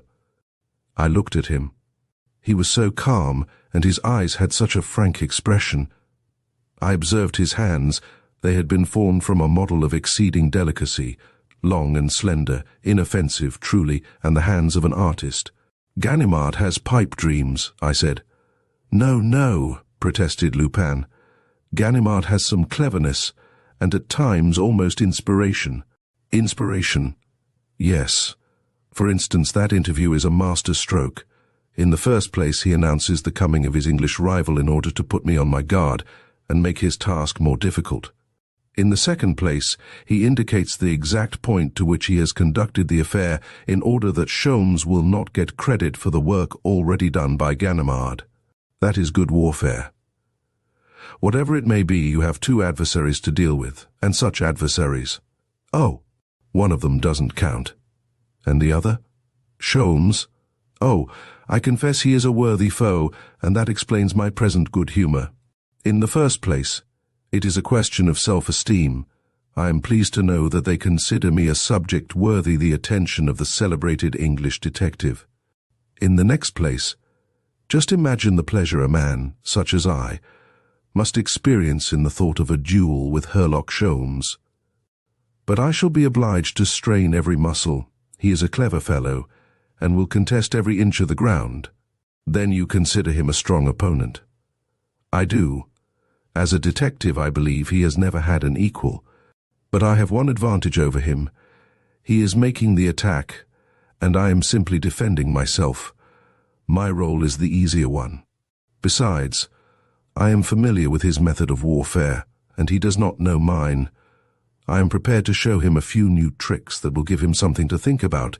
He tapped the table with his fingers as he uttered the following sentences, with an air of keen delight. "Arsène Lupin against Herlock Sholmes. France against England. Trafalgar will be revenged at last. Ah, the rascal. He doesn't suspect that I am prepared." And a Lupin warned. He stopped suddenly, seized with a fit of coughing, and hid his face in his napkin, as if something had stuck in his throat. "A bit of bread?" I inquired. "Drink some water." "No, it isn't that," he replied in a stifled voice. "Then what is it?" "The want of air." "Do you wish a window opened?" "No, I shall go out. Give me my hat and overcoat, quick." "I must go." "What's the matter?" "The two gentlemen who came in just now. Look at the taller one. Now, when we go out, keep to my left so he will not see me." "The one who is sitting behind you?" "Yes. I will explain it to you outside." "Who is it?" "Herlock Sholmes." He made a desperate effort to control himself, as if he were ashamed of his emotion, replaced his napkin, drank a glass of water, and, quite recovered, said to me, smiling, "It is strange, Hein, that I should be affected so easily. But that unexpected sight, what have you to fear, since no one can recognize you, on account of your many transformations? Every time I see you, it seems to me your face is changed. It's not at all familiar. I don't know why." "But he would recognize me," said Lupin. "He has seen me only once, but at that time he made a mental photograph of me, not of my external appearance, but of my very soul, not what I appear to be, but just what I am. Do you understand? And then, I did not expect to meet him here. Such a strange encounter, in this little restaurant. Well, shall we go out?" "No, not now," said Lupin. "What are you going to do? The better way is to act frankly, to have confidence in him, trust him. You will not speak to him." "Why not? It will be to my advantage to do so, and find out what he knows, and perhaps what he thinks. At present, I have the feeling that his gaze is on my neck and shoulders, and that he is trying to remember where he has seen them before." He reflected a moment. I observed a malicious smile at the corner of his mouth, then, obedient, I think, to a whim of his impulsive nature, and not to the necessities of the situation, he arose, turned around, and, with a bow and a joyous air, he said, "By what lucky chance?" "Ah, I am delighted to see you. Permit me to introduce a friend of mine." For a moment the Englishman was disconcerted, then he made a movement as if he would seize Arsène Lupin. The latter shook his head and said, "That would not be fair. Besides, the movement would be an awkward one and quite useless." The Englishman looked about him, as if in search of assistance. "No use," said Lupin. "Besides, are you quite sure you can place your hand on me? Come now, show me that you are a real Englishman, and therefore a good sport." This advice seemed to commend itself to the detective, for he partially rose and said, very formally, "Monsieur Wilson, my friend and assistant, Monsieur Arsène Lupin." Wilson's amazement evoked a laugh. With bulging eyes and gaping mouth, he looked from one to the other, as if unable to comprehend the situation. Herlock Sholmes laughed and said, "Wilson, you should conceal your astonishment at an incident which is one of the most natural in the world." "Why do you not arrest him?" stammered Wilson. "Have you not observed, Wilson, that the gentleman is between me and the door, and only a few steps from the door? By the time I could move my little finger, he would be outside." "Don't let that make any difference," said Lupin, who now walked around the table and seated himself so that the Englishman was between him and the door, thus placing himself at the mercy of the foreigner. Wilson looked at Sholmes to find out if he had the right to admire this act of wanton courage. The Englishman's face was impenetrable, but a moment later he called, "Waiter." When the waiter came, he ordered soda, beer, and whiskey. The treaty of peace was signed, until further orders. In a few moments the four men were conversing in an apparently friendly manner. Herlock Sholmes is a man such as you might meet every day in the business world. He is about 50 years of age, and looks as if he might have passed his life in an office, adding up columns of dull figures, or writing out formal statements of business accounts. There was nothing to distinguish him from the average citizen of London except the appearance of his eyes, his terribly keen and penetrating eyes. But then he is Herlock Sholmes, which means that he is a wonderful combination of intuition, observation, clairvoyance, and ingenuity. One could readily believe that nature had been pleased to take the two most extraordinary detectives that the imagination of man has hitherto conceived, the Dupin of Edgar Allan Poe and the Lecoq of Émile Gaboriau, and, out of that material, constructed a new detective, more extraordinary and supernatural than either of them. And when a person reads the history of his exploits, which have made him famous throughout the entire world, he asks himself whether Herlock Sholmes is not a mythical personage, a fictitious hero born in the brain of a great novelist, Conan Doyle, for instance.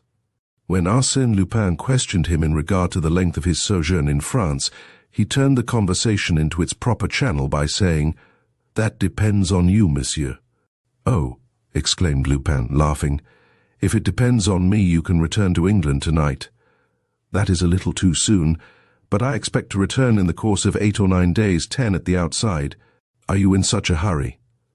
"I have many cases to attend to, such as the robbery of the Anglo-Chinese bank, the abduction of Lady Eccleston. But don't you think, Monsieur Lupin, that I can finish my business in Paris within a week?" "Certainly, if you confine your efforts to the case of the Blue Diamond.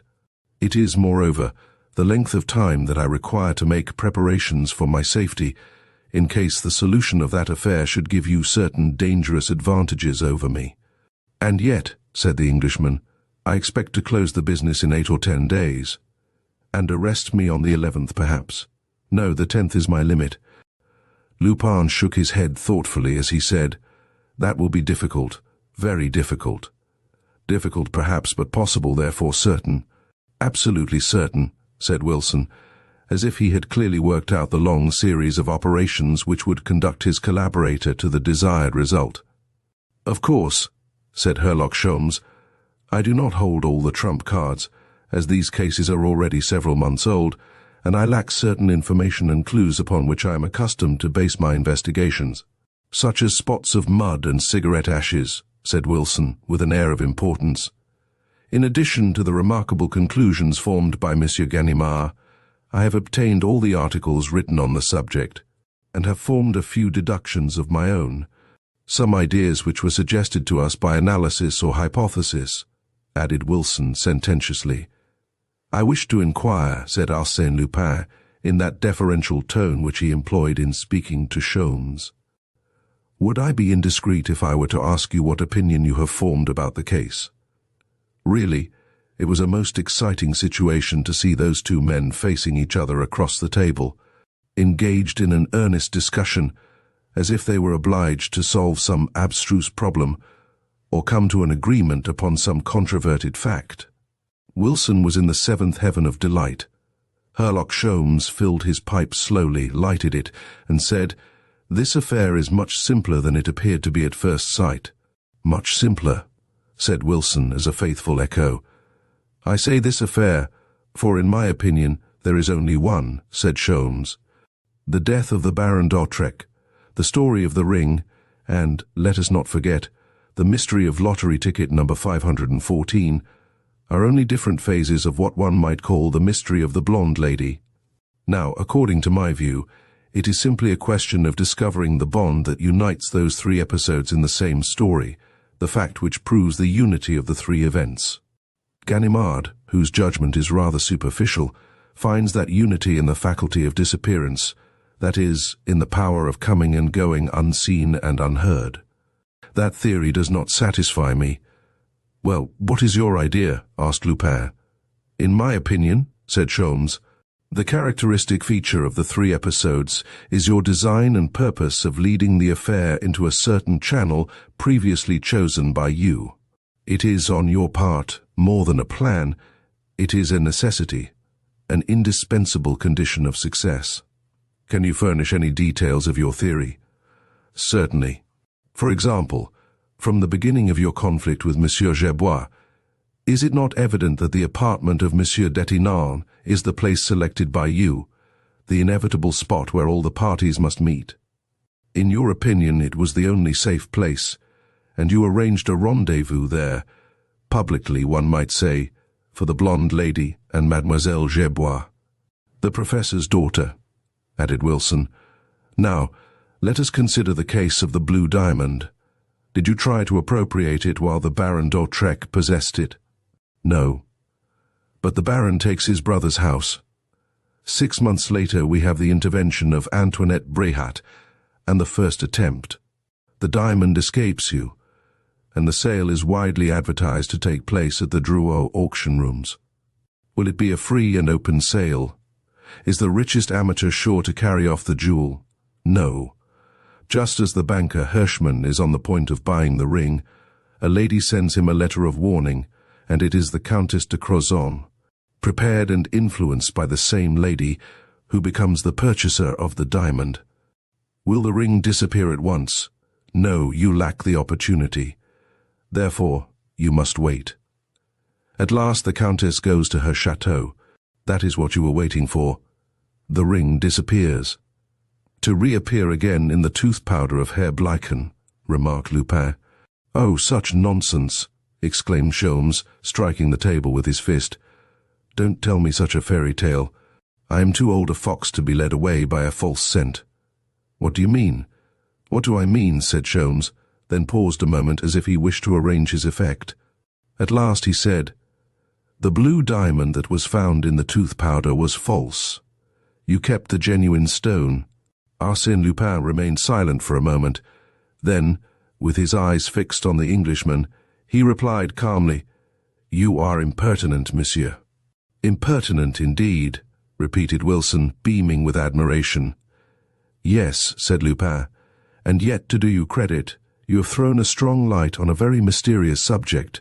Not a magistrate, not a special reporter who has been engaged on this case, has come so near the truth. It is a marvelous display of intuition and logic. Oh, a person has simply to use his brains, said Herlock Sholmes, nattered at the homage of the expert criminal.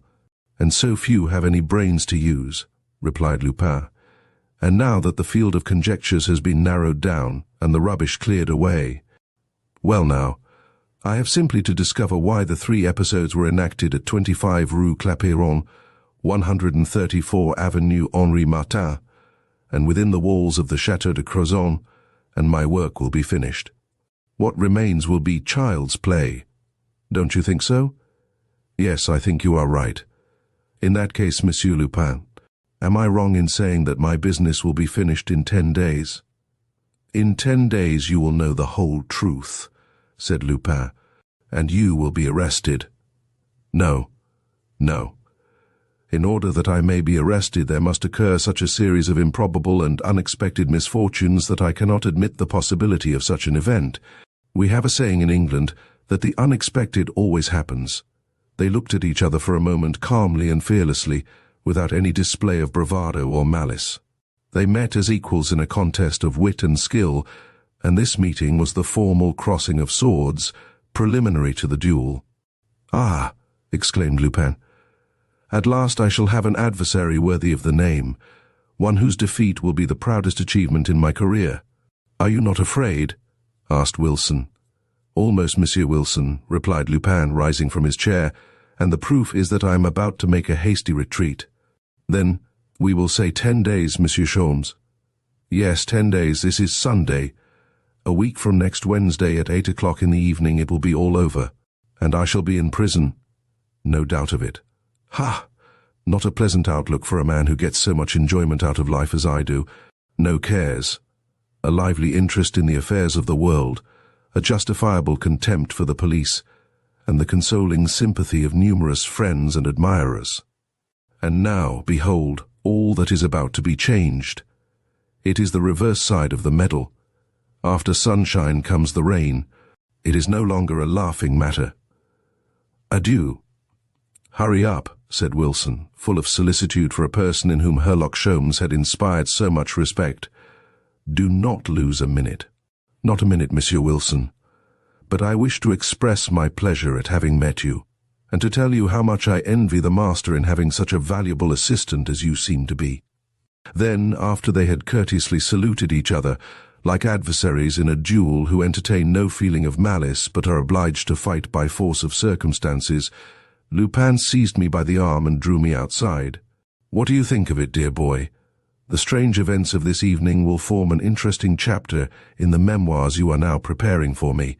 He closed the door of the restaurant behind us, and after taking a few steps he stopped and said, "Do you smoke?" "No, nor do you, it seems to me." "You are right, I don't."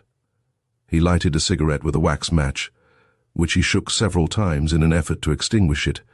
But he threw away the cigarette immediately, ran across the street, and joined two men who emerged from the shadows as if called by a signal.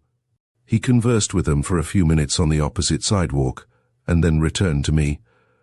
"I beg your pardon, but I fear that cursed Sholmes is going to give me trouble.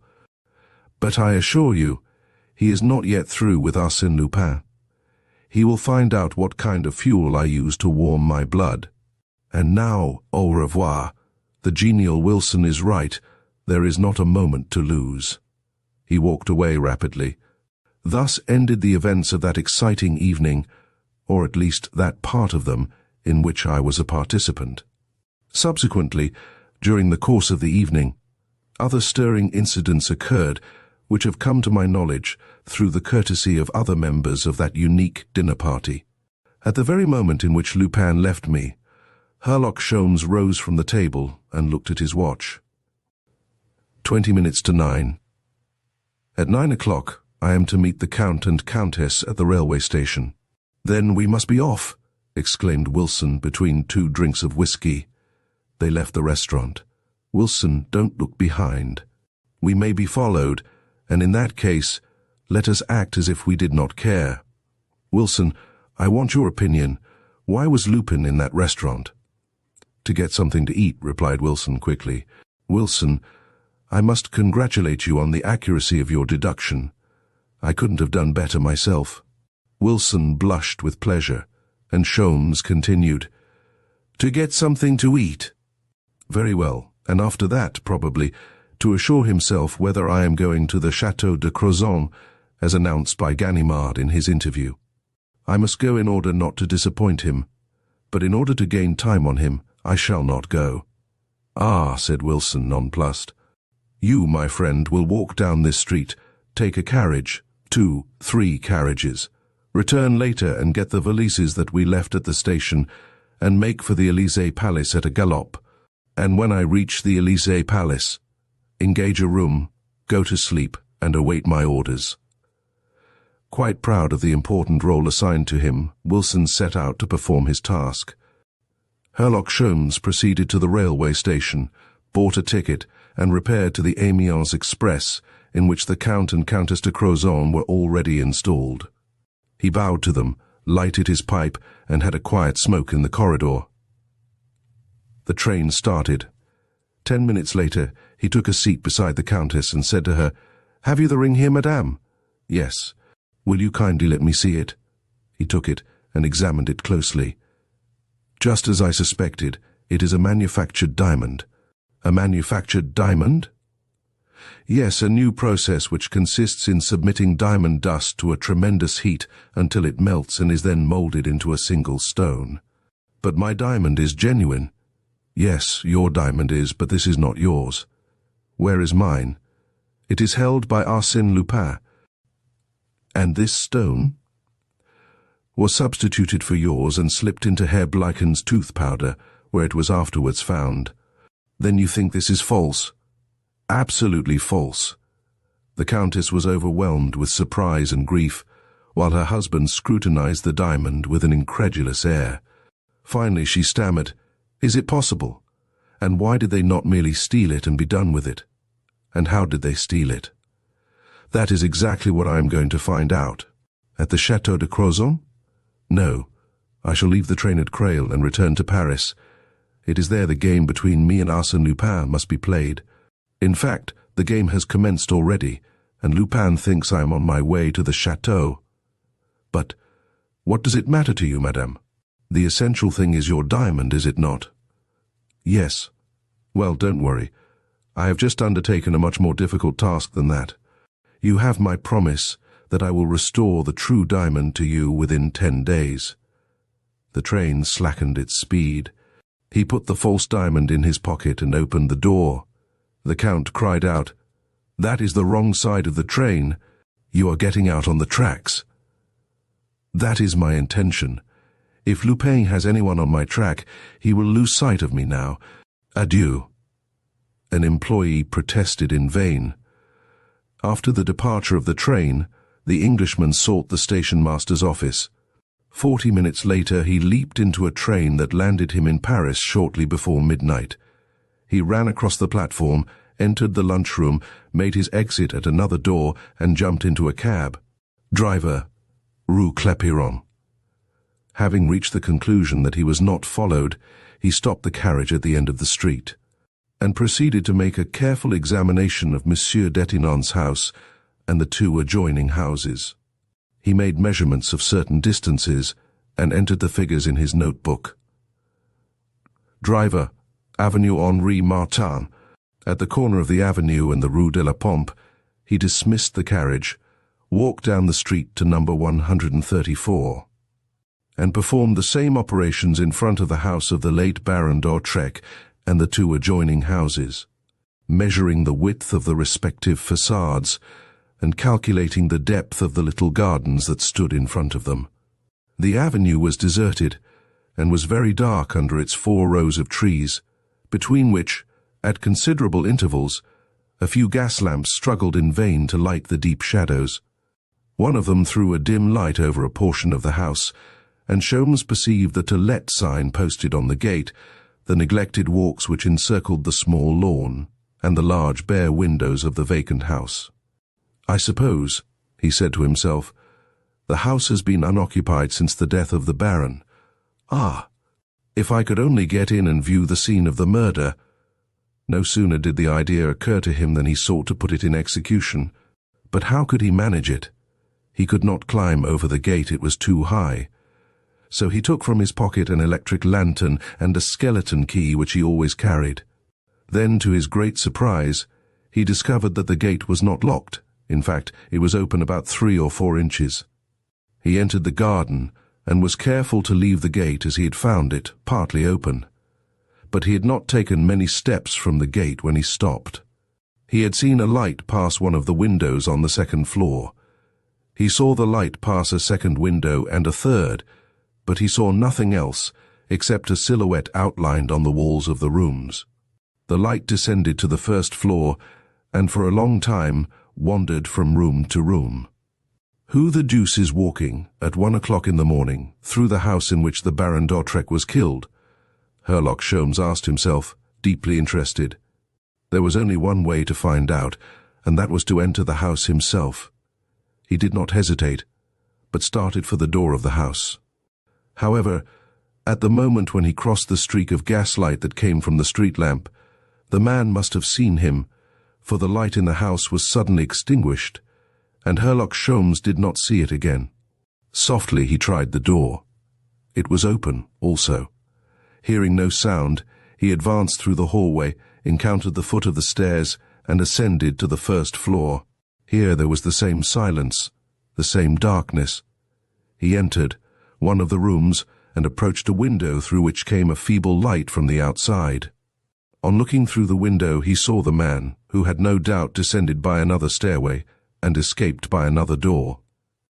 The man was threading his way through the shrubbery which bordered the wall that separated the 2 gardens. "The deuce!" exclaimed Sholmes. "He is going to escape." He hastened down the stairs and leaped over the steps in his eagerness to cut off the man's retreat. But he did not see anyone, and owing to the darkness, it was several seconds before he was able to distinguish a bulky form moving through the shrubbery. This gave the Englishman food for reflection. Why had the man not made his escape, which he could have done so easily? Had he remained in order to watch the movements of the intruder who had disturbed him in his mysterious work? At all events, concluded Sholmes, it is not Lupin. He would be more adroit. It may be one of his men.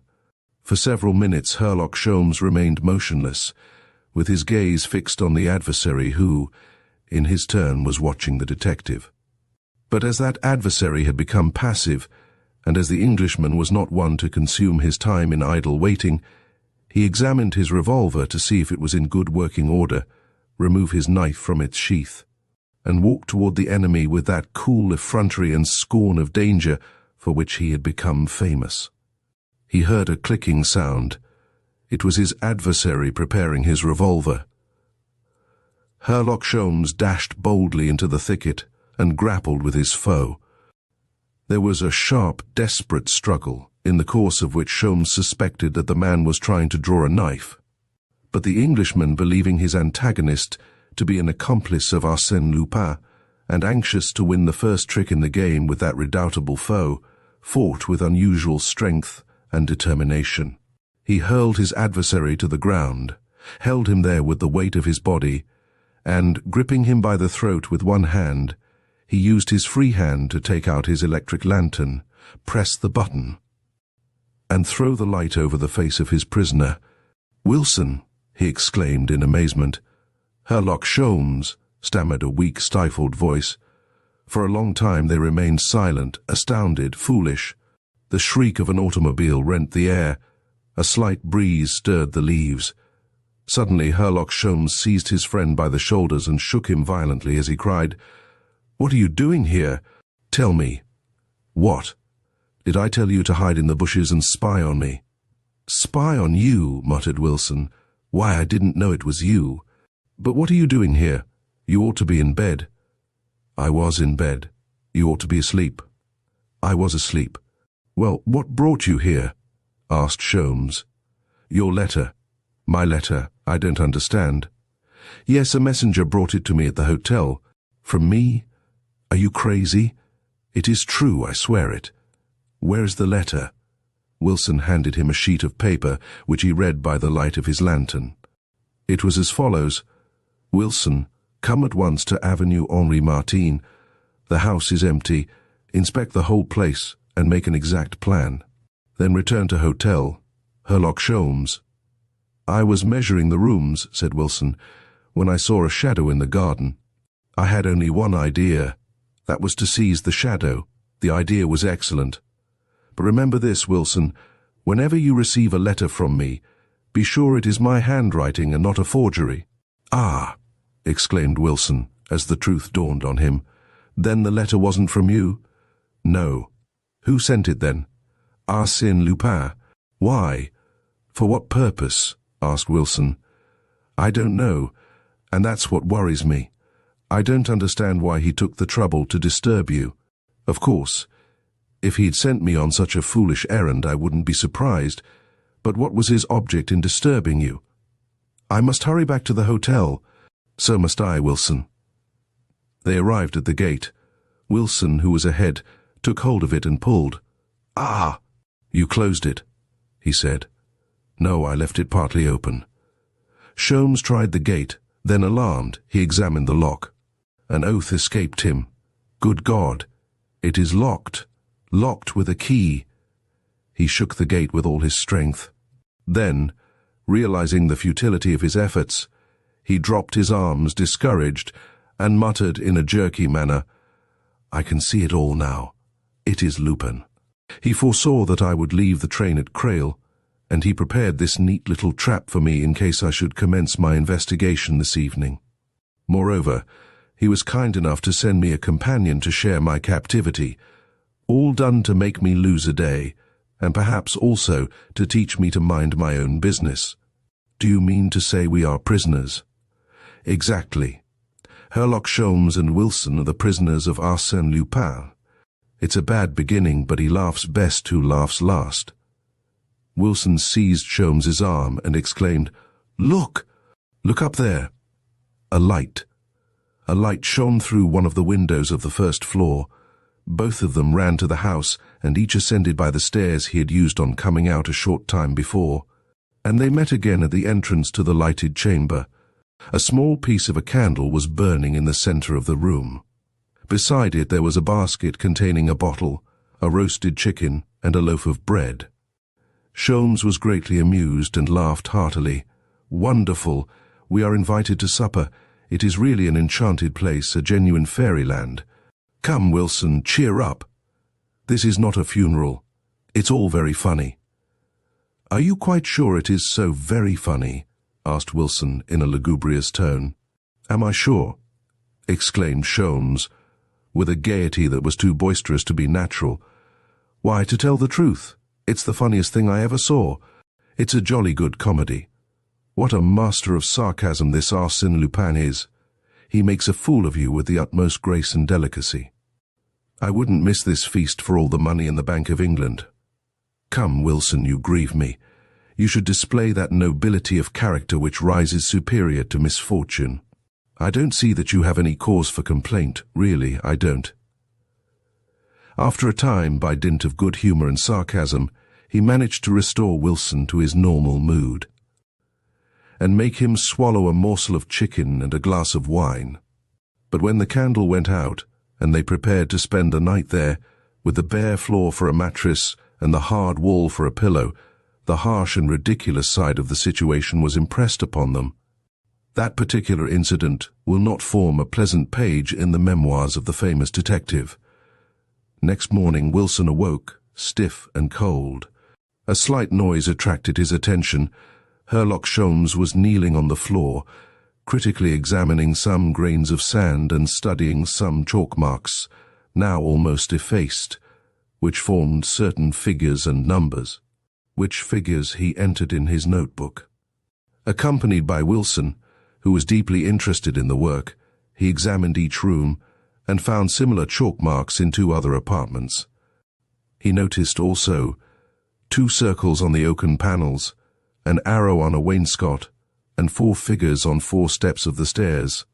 At the end of an hour, Wilson said, "The figures are correct, aren't they?" "I don't know, but at all events they mean something," replied Sholmes, who had forgotten the discomforts of the night in the joy created by his new discoveries. "It is quite obvious," said Wilson. "They represent the number of pieces in the floor." "Ah, yes. And the 2 circles indicate that the panels are false, as you can readily ascertain, and the arrow points in the direction in which the panels move." Herlock Sholmes looked at Wilson in astonishment. "Ah, my dear friend, how do you know all that?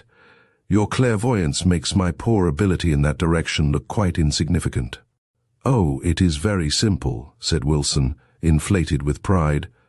"I examined those marks last night according to your instructions, or rather, according to the instructions of Arsène Lupin, since he wrote the letter you sent to me." At that moment, Wilson faced a greater danger than he had during his struggle in the garden with Herlock Sholmes. The latter now felt a furious desire to strangle him, but dominating his feelings, Sholmes made a grimace which was intended for a smile and said, "Quite so, Wilson. You have done well, and your work shows commendable progress. But tell me, have you exercised your powers of observation and analysis on any other points? I might profit by your deductions." "Oh, no, I went no farther. That's a pity. Your debut was such a promising one. But since that is all, we may as well go." "Go? But how can we get out?" "The way all honest people go out, through the gate." "But it is locked." "It will be opened." "By whom?" "Please call the 2 policemen who are strolling down the avenue." But what? It is very humiliating. What will be said when it becomes known that Herlock Sholmes and Wilson were the prisoners of Arsène Lupin?" "Of course I understand they will roar with laughter," replied Herlock Sholmes, in a dry voice and with frowning features. "But we can't set up housekeeping in this place, and you will not try to find another way out." "No. But the man who brought us the basket of provisions did not cross the garden, coming or going. There is some other way out. Let us look for it and not bother with the police." "Your argument is sound, but you forget that all the detectives in Paris have been trying to find it for the last 6 months, and that I searched the house from top to bottom while you were asleep." "Ah, my dear Wilson, we have not been accustomed to pursue such game as Arsène Lupin. He leaves no trail behind him." At 11 o'clock, Herlock Sholmes and Wilson were liberated and conducted to the nearest police station, where the commissary, after subjecting them to a severe examination. Released them with an affectation of goodwill that was quite exasperating. "I am very sorry, monsieur, that this unfortunate incident has occurred. You will have a very poor opinion of French hospitality. Mon Dieu, what a night you must have passed. Ah, that rascally Lupin is no respecter of persons." They took a carriage to their hotel. At the office, Wilson asked for the key of his room. After some search, the clerk replied, much astonished, "But, monsieur, you have given up the room." "I gave it up. When?" "This morning by the letter your friend brought here." "What friend?" "The gentleman who brought your letter." "Ah, your card is still attached to the letter. Here they are." Wilson looked at them. Certainly it was one of his cards, and the letter was in his handwriting. "Good Lord," he muttered, "this is another of his tricks." And he added aloud, "Where is my luggage?" "Your friend took it." "Ah, and you gave it to him?" "Certainly, on the strength of your letter and card." Of course. They left the hotel and walked, slowly and thoughtfully, through the Champs-Élysées. The avenue was bright and cheerful beneath a clear autumn sun. The air was mild and pleasant. At Rond Point, Herlock Sholmes lighted his pipe. Then Wilson spoke. "I can't understand you, Sholmes. You are so calm and unruffled. They play with you as a cat plays with a mouse, and yet you do not say a word." Sholmes stopped as he replied, "Wilson, I was thinking of your card." "Well?" "The point is this. Here is a man who, in view of a possible struggle with us, procures specimens of our handwriting and who holds, in his possession, one or more of your cards. Now, have you considered how much precaution and skill those facts represent?" "Well?" "Well, Wilson, to overcome an enemy so well prepared and so thoroughly equipped requires the infinite shrewdness of a Herlock Sholmes. And yet, as you have seen, Wilson, I have lost the first round." At 6 o'clock, the Echo de France published the following article in its evening edition. "This morning, Mon. Thenard, Commissary of Police in the 16th District, released Herlock Sholmes and his friend Wilson, both of whom had been locked in the house of the late Baron d'Autrec, where they spent a very pleasant night, thanks to the thoughtful care and attention of Arsène Lupin. In addition to their other troubles, these gentlemen have been robbed of their valises, and in consequence thereof, they have entered a formal complaint against Arsène Lupin. Arsène Lupin, satisfied that he has given them a mild reproof, hopes these gentlemen will not force him to resort to more stringent measures." "Bah!"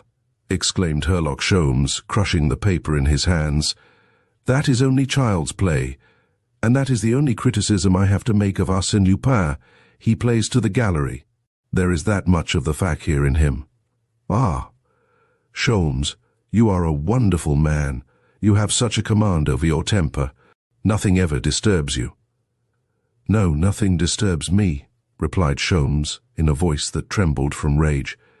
"Besides, what's the use of losing my temper? I am quite confident of the final result. I shall have the last word." Chapter 4. Light in the darkness. However well-tempered a man's character may be, and Herlock Sholmes is one of those men over whom ill fortune has little or no hold, there are circumstances wherein the most courageous combatant feels the necessity of marshalling his forces before risking the chances of a battle. "I shall take a vacation today," said Sholmes. "And what shall I do?" asked Wilson. "You, Wilson, let me see. You can buy some underwear and linen to replenish our wardrobe, while I take a rest." "Very well, Sholmes. I will watch while you sleep." Wilson uttered these words with all the importance of a sentinel on guard at the outpost, and therefore exposed to the greatest danger. His chest was expanded, his muscles were tense. Assuming a shrewd look, he scrutinized officially the little room in which they had fixed their abode. "Very well, Wilson, you can watch. I shall occupy myself in the preparation of a line of attack more appropriate to the methods of the enemy we are called upon to meet. Do you see, Wilson, we have been deceived in this fellow Lupin. My opinion is that we must commence at the very beginning of this affair. And even before that, if possible. But have we sufficient time? 9 days, dear boy. That is 5 too many. The Englishman spent the entire afternoon in smoking and sleeping. He did not enter upon his new plan of attack until the following day. Then he said, "Wilson, I am ready. Let us attack the enemy." "Lead on, Macduff," exclaimed Wilson, full of martial ardor. "I wish to fight in the front rank." "Oh, have no fear. I shall do credit to my king and country, for I am an Englishman." In the first place, Sholmes had 3 long and important interviews with Monsieur Detinan, whose rooms he examined with the greatest care and precision, with Suzanne Gerbois, whom he questioned in regard to the blonde lady, and with Sister Auguste, who had retired to the convent of the Visitandines since the murder of Baron d'Autrec. At each of these interviews, Wilson had remained outside, and each time he asked, "Satisfactory?" "Quite so. I was sure we were on the right track." They paid a visit to the 2 houses adjoining that of the late Baron d'Autrec in the avenue Henri Martin. Then they visited the rue Clapeyron, and while he was examining the front of number 25, Sholmes said, "All these houses must be connected by secret passages, but I can't find them." For the first time in his life, Wilson doubted the omnipotence of his famous associate. Why did he now talk so much and accomplish so little? "Why?" exclaimed Sholmes, in answer to Wilson's secret thought. "Because with this fellow Lupin, a person has to work in the dark, and instead of deducting the truth from established facts, a man must extract it from his own brain, and afterward learn if it is supported by the facts in the case. But what about the secret passages? They must exist, but even though I should discover them, and thus learn how Arsène Lupin made his entrance to the lawyer's house, and how the blonde lady escaped from the house of Baron d'Autrec after the murder, what good would it do? How would it help me? Would it furnish me with a weapon of attack?" "Let us attack him just the same," exclaimed Wilson, who had scarcely uttered these words when he jumped back with a cry of alarm. Something had fallen at their feet. It was a bag filled with sand, which might have caused them serious injury if it had struck them. Sholmes looked up. Some men were working on a scaffolding attached to the balcony at the 5th floor of the house. He said, "We were lucky. 1 step more, and that heavy bag would have fallen on our heads. I wonder if—" Moved by a sudden impulse, he rushed into the house, up the 5 flights of stairs, rang the bell, pushed his way into the apartment to the great surprise and alarm of the servant who came to the door, and made his way to the balcony in front of the house. But there was no one there. "Where are the workmen who were here a moment ago?" he asked the servant. "They have just gone." "Which way did they go?" "By the servants' stairs." Sholmes leaned out of the window. He saw 2 men leaving the house, carrying bicycles. They mounted them, and quickly disappeared around the corner. "How long have they been working on this scaffolding?" "Those men? Only since this morning. It's their first day." Sholmes returned to the street and joined Wilson. Together they returned to the hotel, and thus the second day ended in a mournful silence. On the following day, their program was almost similar. They sat together on a bench in the avenue Henri Martin, much to Wilson's disgust, who did not find it amusing to spend long hours watching the house in which the tragedy had occurred. "What do you expect, Sholmes? That Arsène Lupin will walk out of the house?" "No." "That the blonde lady will make her appearance?" "No." "What then?"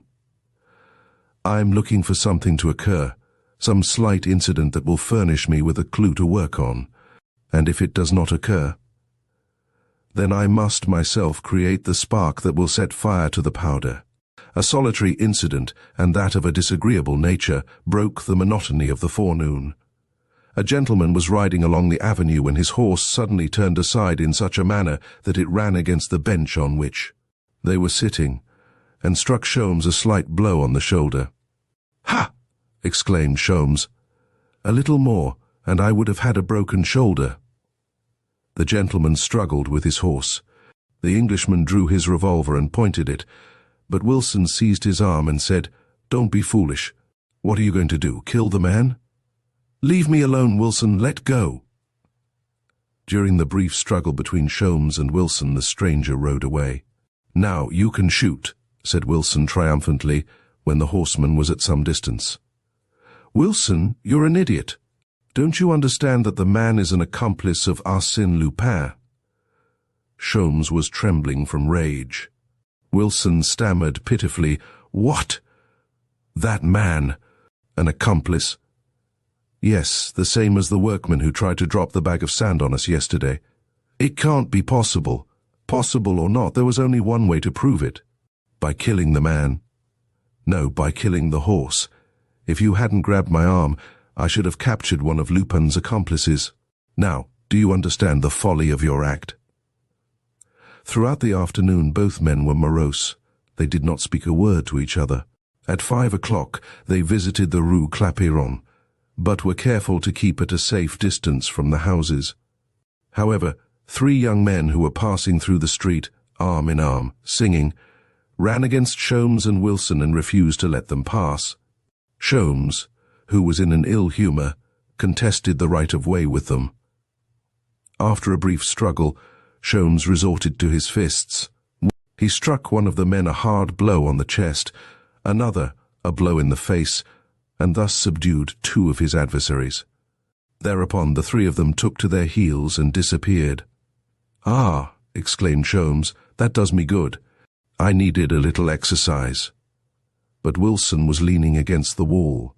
Sholmes said, "What's the matter, old chap? You're quite pale."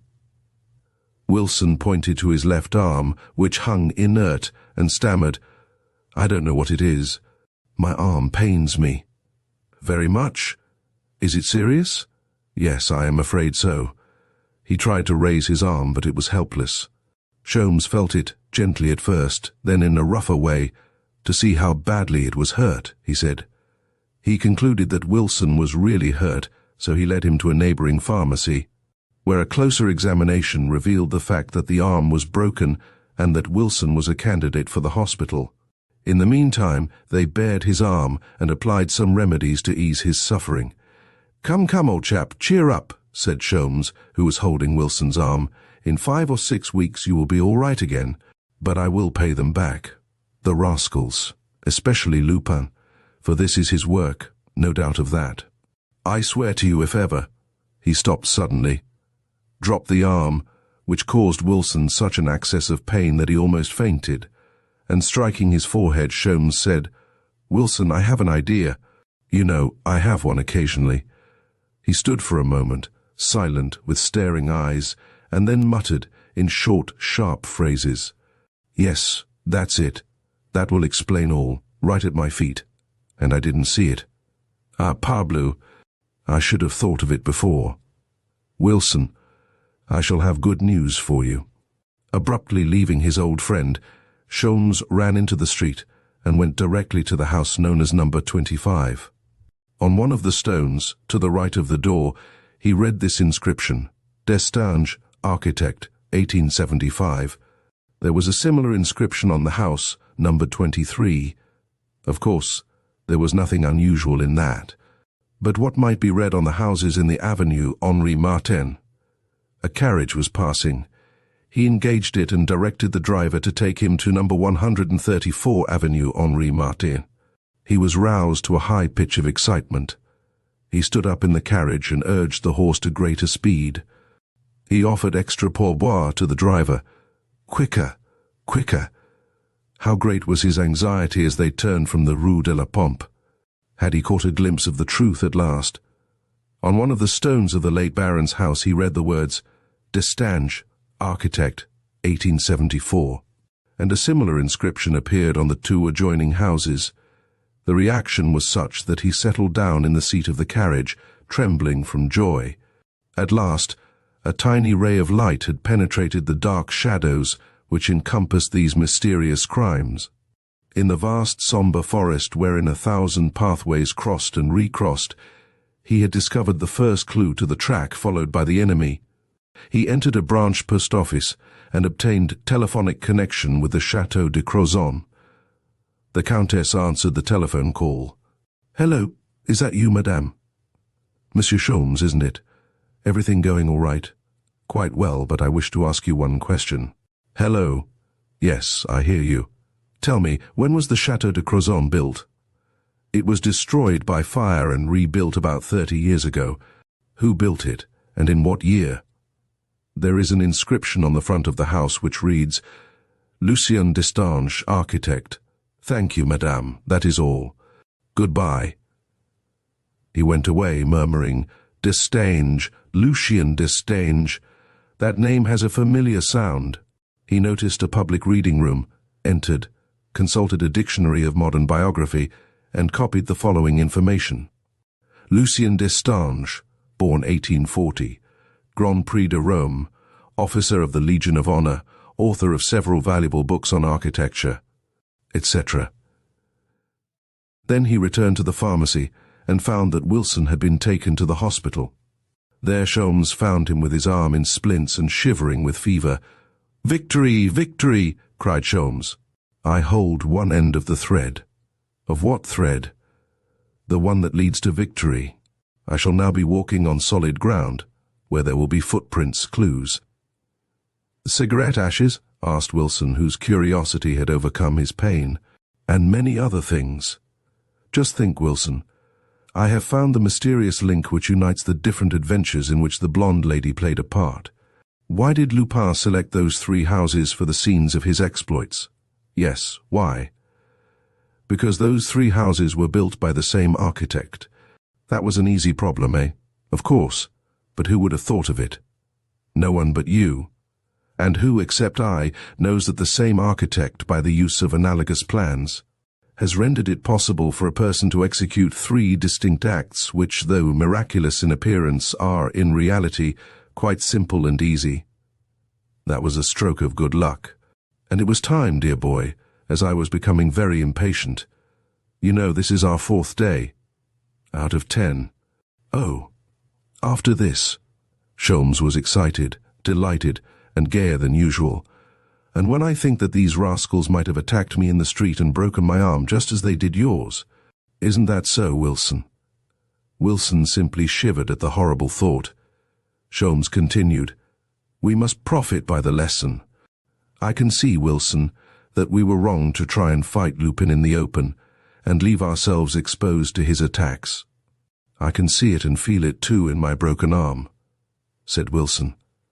"You have one consolation, Wilson, that is that I escaped. Now I must be doubly cautious. In an open fight he will defeat me, but if I can work in the dark, unseen by him, I have the advantage, no matter how strong his forces may be. Ganimard might be of some assistance." "Never. On the day that I can truly say, Arsène Lupin is there, I show you the quarry. And how to catch it.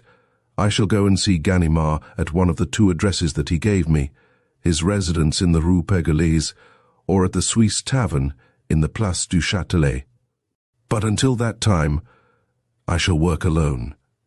He approached the bed, placed his hand on Wilson's shoulder, on the sore one, of course, and said to him, "Take care of yourself, old fellow.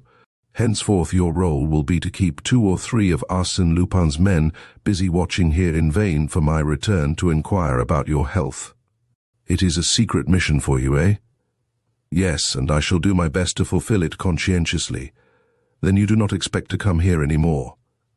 "What for?" asked Sholmes. "I don't know. Of course, I am getting on as well as possible.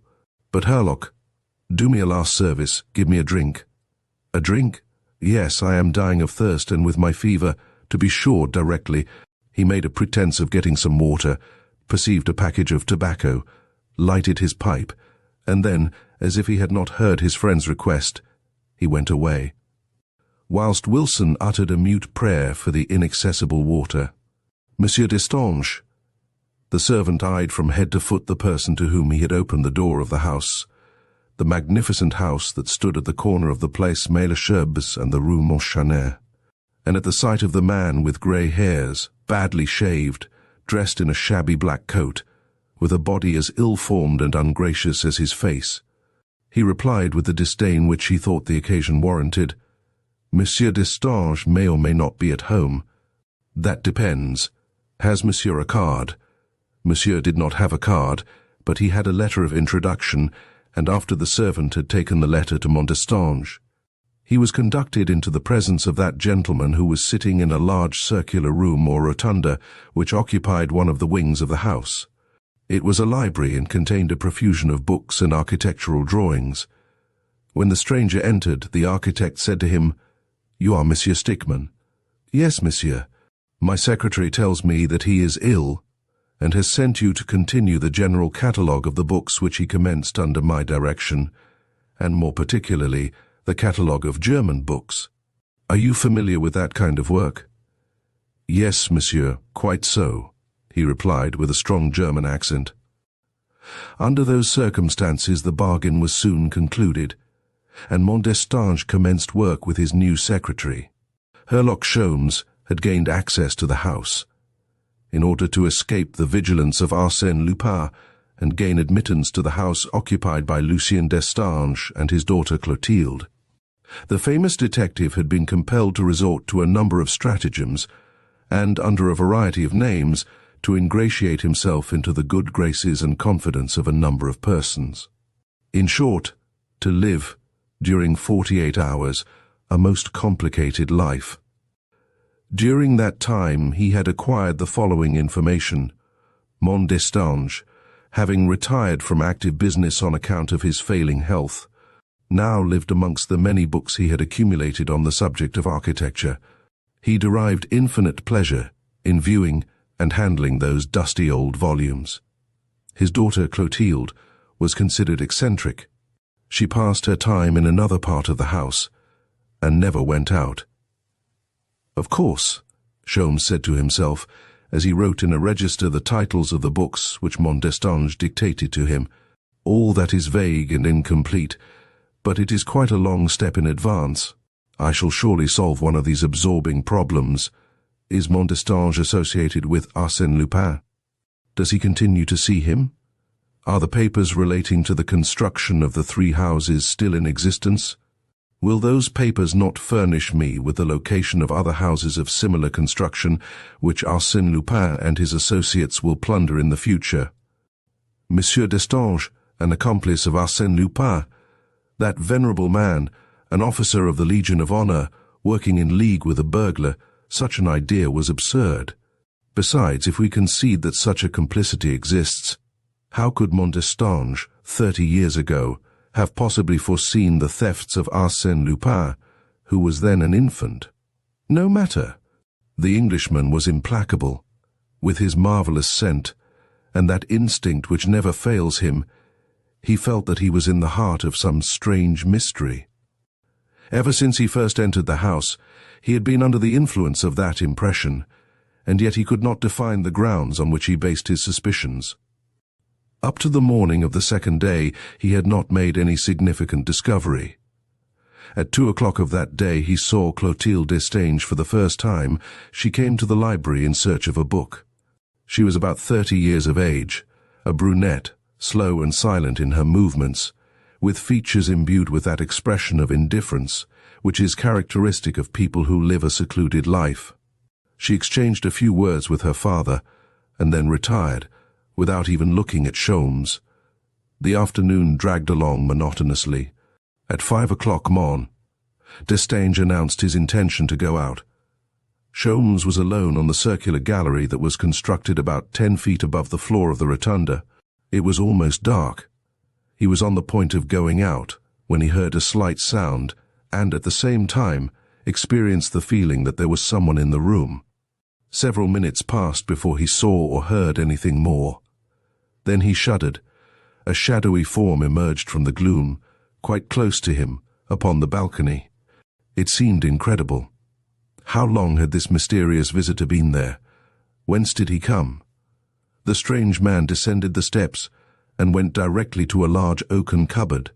Sholmes was a keen observer of the man's movements. He watched him searching amongst the papers with which the cupboard was filled. What was he looking for? Then the door opened, and Madame Destange entered, speaking to someone who was following her. "So you have decided not to go out, father? Then I will make a light. 1 second. Do not move." The strange man closed the cupboard and hid in the embrasure of a large window, drawing the curtains together. Did Mélie Destange not see him? Did she not hear him? Calmly she turned on the electric lights. She and her father sat down close to each other. She opened a book she had brought with her and commenced to read.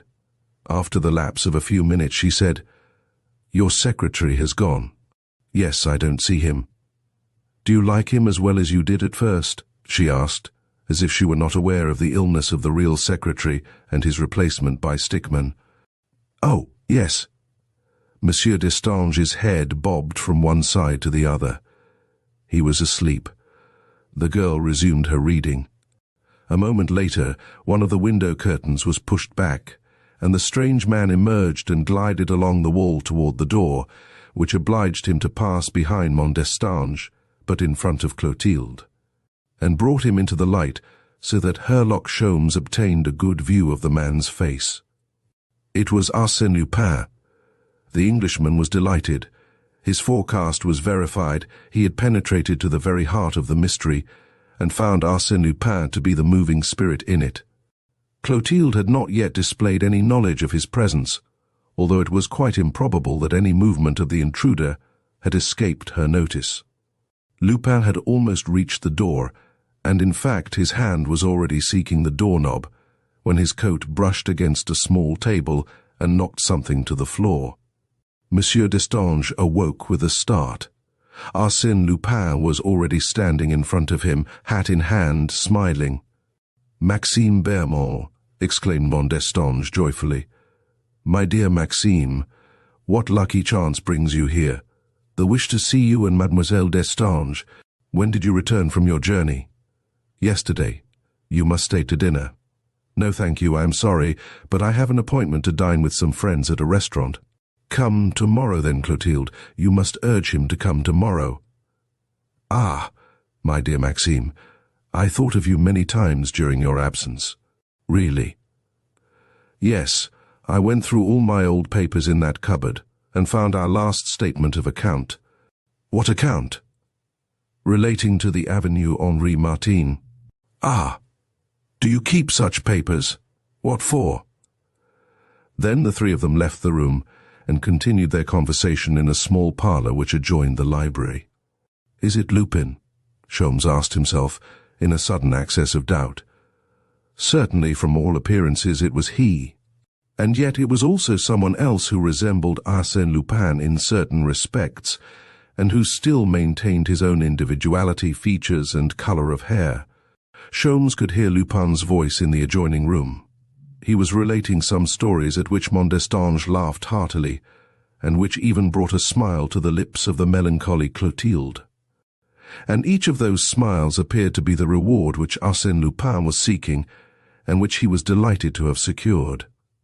His success caused him to redouble his efforts, and, insensibly, at the sound of that clear and happy voice, Clotilde's face brightened and lost that cold and listless expression which usually pervaded it. They love each other, thought Sholmes, but what the deuce can there be in common between Clotilde Destange and Maxime Bermond? Does she know that Maxime is none other than Arsène Lupin? Until 7 o'clock, Sholmes was an anxious listener, seeking to profit by the conversation. Then, with infinite precaution, he descended from the gallery, crept along the side of the room to the door in such a manner that the people in the adjoining room did not see him. When he reached the street, Sholmes satisfied himself that there was neither an automobile nor a cab waiting there. Then he slowly limped along the boulevard Malesherbes. He turned into an adjacent street, donned the overcoat which he had carried on his arm, altered the shape of his hat, assumed an upright carriage, and thus transformed, returned to a place whence he could watch the door of Mont Destange's house. In a few minutes, Arsène Lupin came out and proceeded to walk toward the centre of Paris by way of the Rues de Constantinople and London. Herlock Sholmes followed at a distance of 100 paces. Exciting moments for the Englishman.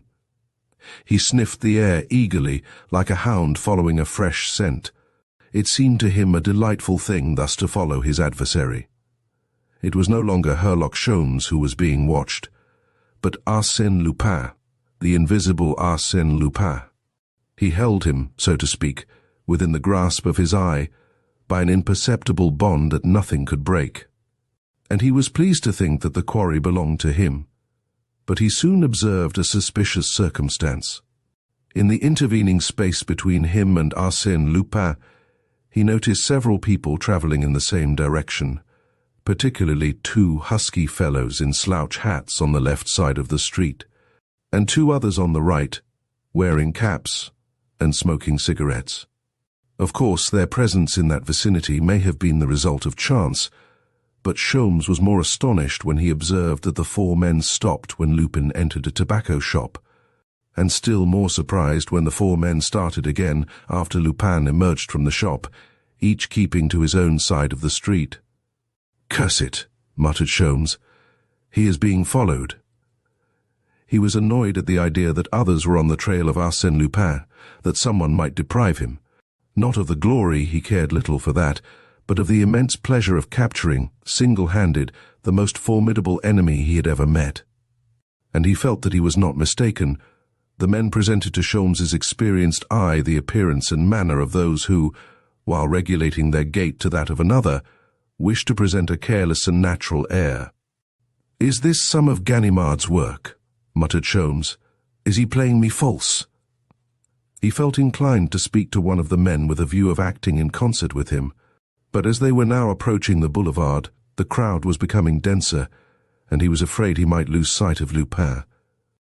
So he quickened his pace and turned into the boulevard, just in time to see Lupin ascending the steps of the Hungarian restaurant at the corner of the Rue du Helder.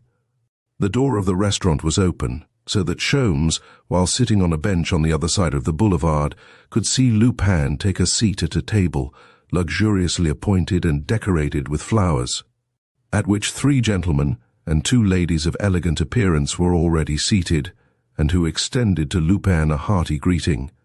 Sholmes now looked about for the four men, and perceived them amongst a crowd of people who were listening to a gypsy orchestra that was playing in a neighboring café. It was a curious thing that they were paying no attention to Arsène Lupin, but seemed to be friendly with the people around them. One of them took a cigarette from his pocket and approached a gentleman who wore a frock coat and silk hat. The gentleman offered the other his cigar for a light, and Sholmes had the impression that they talked to each other much longer than the occasion demanded. Finally, the gentleman approached the Hungarian restaurant, entered and looked around. When he caught sight of Lupin, he advanced and spoke to him for a moment, then took a seat at an adjoining table. Sholmes now recognized this gentleman as the horseman who had tried to run him down in the avenue Henri Martin.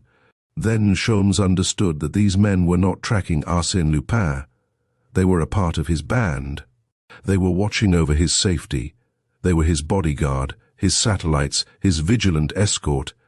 Wherever danger threatened Lupin, these confederates were at hand to avert it, ready to defend him. The four men were accomplices. The gentleman in the frock coat was an accomplice. These facts furnished the Englishman with food for reflection. Would he ever succeed in capturing that inaccessible individual? What unlimited power was possessed by such an organization, directed by such a chief? He tore a leaf from his notebook, wrote a few lines in pencil, which he placed in an envelope, and said to a boy about 15 years of age who was sitting on the bench beside him, "Here, my boy, take a carriage and deliver this letter to the cashier of the Swiss tavern, Place du Châtelet. Be quick." He gave him a 5-franc piece. The boy disappeared. A half-hour passed away. The crowd had grown larger, and Sholmes perceived only at intervals the accomplices of Arsène Lupin. Then someone brushed against him and whispered in his ear, "Well, what is it, Monsieur Sholmes?" "Ah, it is you, Ganimard." "Yes, I received your note at the tavern. What's the matter?" "He is there." "What do you mean?" "There, in the restaurant. Lean to the right. Do you see him now?" "No." "He is pouring a glass of champagne for the lady." "That is not Lupin." "Yes, it is. But I tell you—" "Ah, yet it may be. It looks a great deal like him," said Ganimard naively. "And the others?" "Accomplices." "No, The lady sitting beside him is Lady Cliveden. The other is the Duchess de Cleath. The gentleman sitting opposite Lupin is the Spanish ambassador to London. Ganimard took a step forward. Sholmes retained him. Be prudent. You are alone. So is he. No, he has a number of men on the boulevard mounting guard. And inside the restaurant, that gentleman. And when I take Arsène Lupin by the collar and announce his name, I shall have the entire room on my side and all the waiters. I should prefer to have a few policemen. But, Monsieur Sholmes, we have no choice. We must catch him when we can. He was right. Sholmes knew it. It was better to take advantage of the opportunity and make the attempt. Sholmes simply gave this advice to Ganimard: conceal your identity as long as possible. Sholmes glided behind a newspaper kiosk, whence he could still watch Lupin, who was leaning toward Lady Cliveden, talking and smiling. Ganimard crossed the street, hands in his pockets, as if he were going down the boulevard. But when he reached the opposite sidewalk, he turned quickly and bounded up the steps of the restaurant. There was a shrill whistle. Ganimard ran against the head waiter, who had suddenly planted himself in the doorway and now pushed Ganimard back with a show of indignation, as if he were an intruder whose presence would bring disgrace upon the restaurant. Ganimard was surprised. At the same moment, the gentleman in the frock coat came out. He took the part of the detective and entered into an exciting argument with the waiter. Both of them hung on to Ganimard, one pushing him in, the other pushing him out in such a manner that, despite all his efforts and despite his furious protestations, the unfortunate detective soon found himself on the sidewalk. The struggling men were surrounded by a crowd. Two policemen, attracted by the noise, tried to force their way through the crowd, but encountered a mysterious resistance and could make no headway through the opposing backs and pressing shoulders of the mob. But suddenly, as if by magic, the crowd parted and the passage to the restaurant was clear. The head waiter, recognizing his mistake, was profuse in his apologies. The gentleman in the frock coat ceased his efforts on behalf of the detective. The crowd dispersed, the policeman passed on, and Ganimard hastened to the table at which the 6 guests were sitting. But now there were only 5. He looked around. The only exit was the door. "The person who was sitting here," he cried to the 5 astonished guests. "Where is he?" "Monsieur Destro?" "No, Arsène Lupin." A waiter approached and said, "The gentleman went upstairs." Ganimard rushed up in the hope of finding him. The upper floor of the restaurant contained private dining rooms and had a private stairway leading to the boulevard. "No use looking for him now," muttered Ganimard. "He is far away by this time." He was not far away, 200 yards at most, in the Madeleine Bastille omnibus, which was rolling along very peacefully with its 3 horses across the Place de l'Opéra toward the Boulevard des Capucines. 2 sturdy fellows were talking together on the platform. On the roof of the omnibus near the stairs an old fellow was sleeping. It was Herlock Sholmes. With bobbing head, rocked by the movement of the vehicle, the Englishman said to himself, "If Wilson could see me now, how proud he would be of his collaborator." Bah! It was easy to foresee that the game was lost. As soon as the man whistled, nothing could be done but watch the exits and see that our man did not escape. Really, Lupin makes life exciting and interesting. At the terminal point, Herlock Sholmes, by leaning over, saw Arsène Lupin leaving the omnibus. And as he passed in front of the men who formed his bodyguard, Sholmes heard him say, "À l'étoile." "À l'étoile, exactly. A rendezvous. I shall be there," thought Sholmes. "I will follow the 2 men."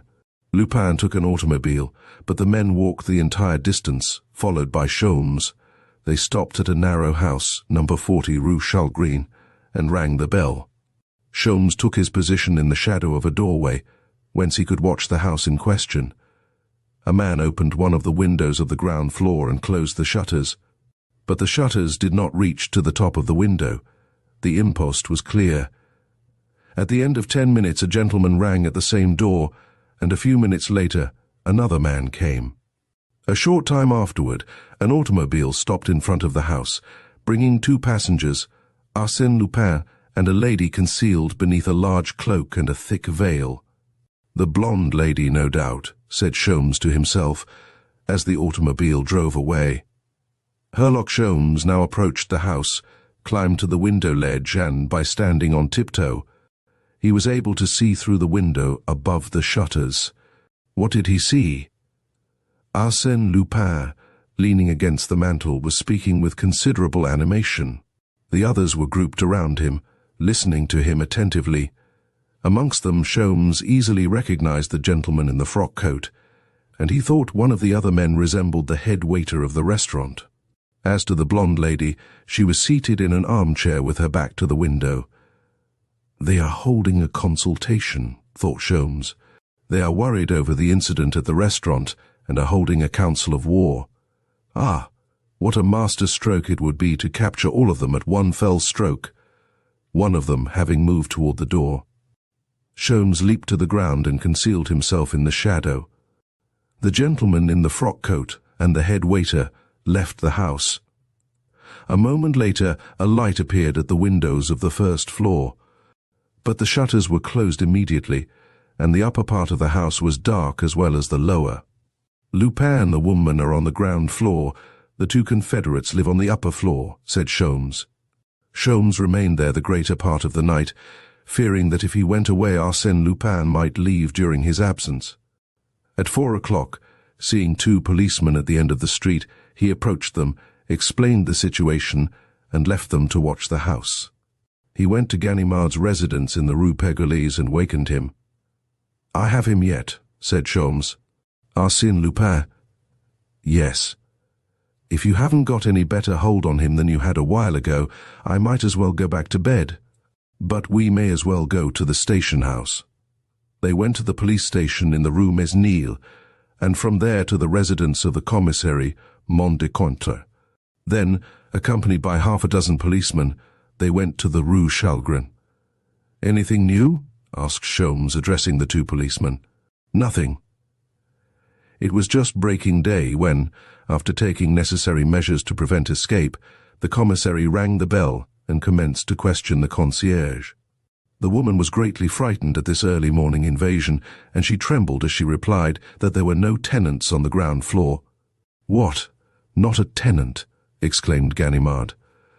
"No, but on the first floor there are 2 men named Leroux. They have furnished the apartment on the ground floor for some country relations." "A gentleman and lady?" "Yes." "Who came here last night?" "Perhaps, but I don't know. I was asleep, but I don't think so, for the key is here. They did not ask for it." With that key, the commissary opened the door of the ground floor apartment. It comprised only 2 rooms, and they were empty. "Impossible!" exclaimed Sholmes.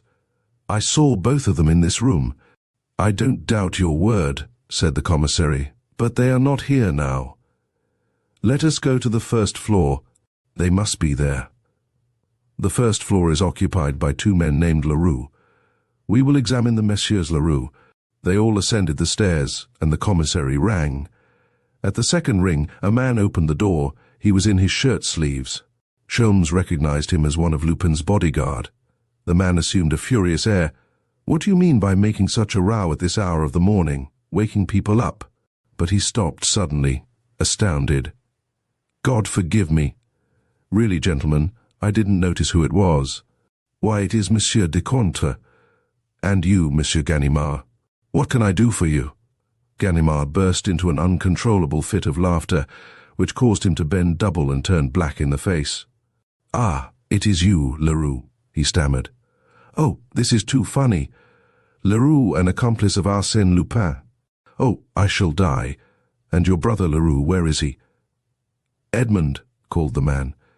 "It is Ganimard who has come to visit us." Another man appeared, and at sight of him, Ganimard's mirth redoubled. Oh, we had no idea of this.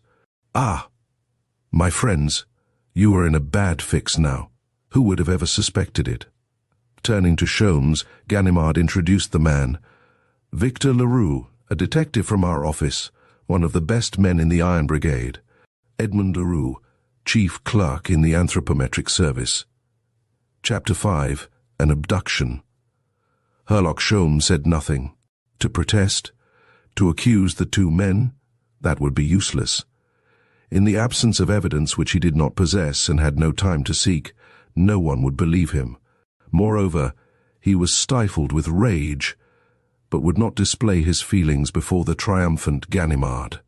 So he bowed respectfully to the brothers Leroux, guardians of society, and retired. In the vestibule he turned toward a low door which looked like the entrance to a cellar, and picked up a small red stone. It was a garnet. When he reached the street he turned and read on the front of the house this inscription: Lucien Destange, architect, 1877. The adjoining house, number 42, bore the same inscription.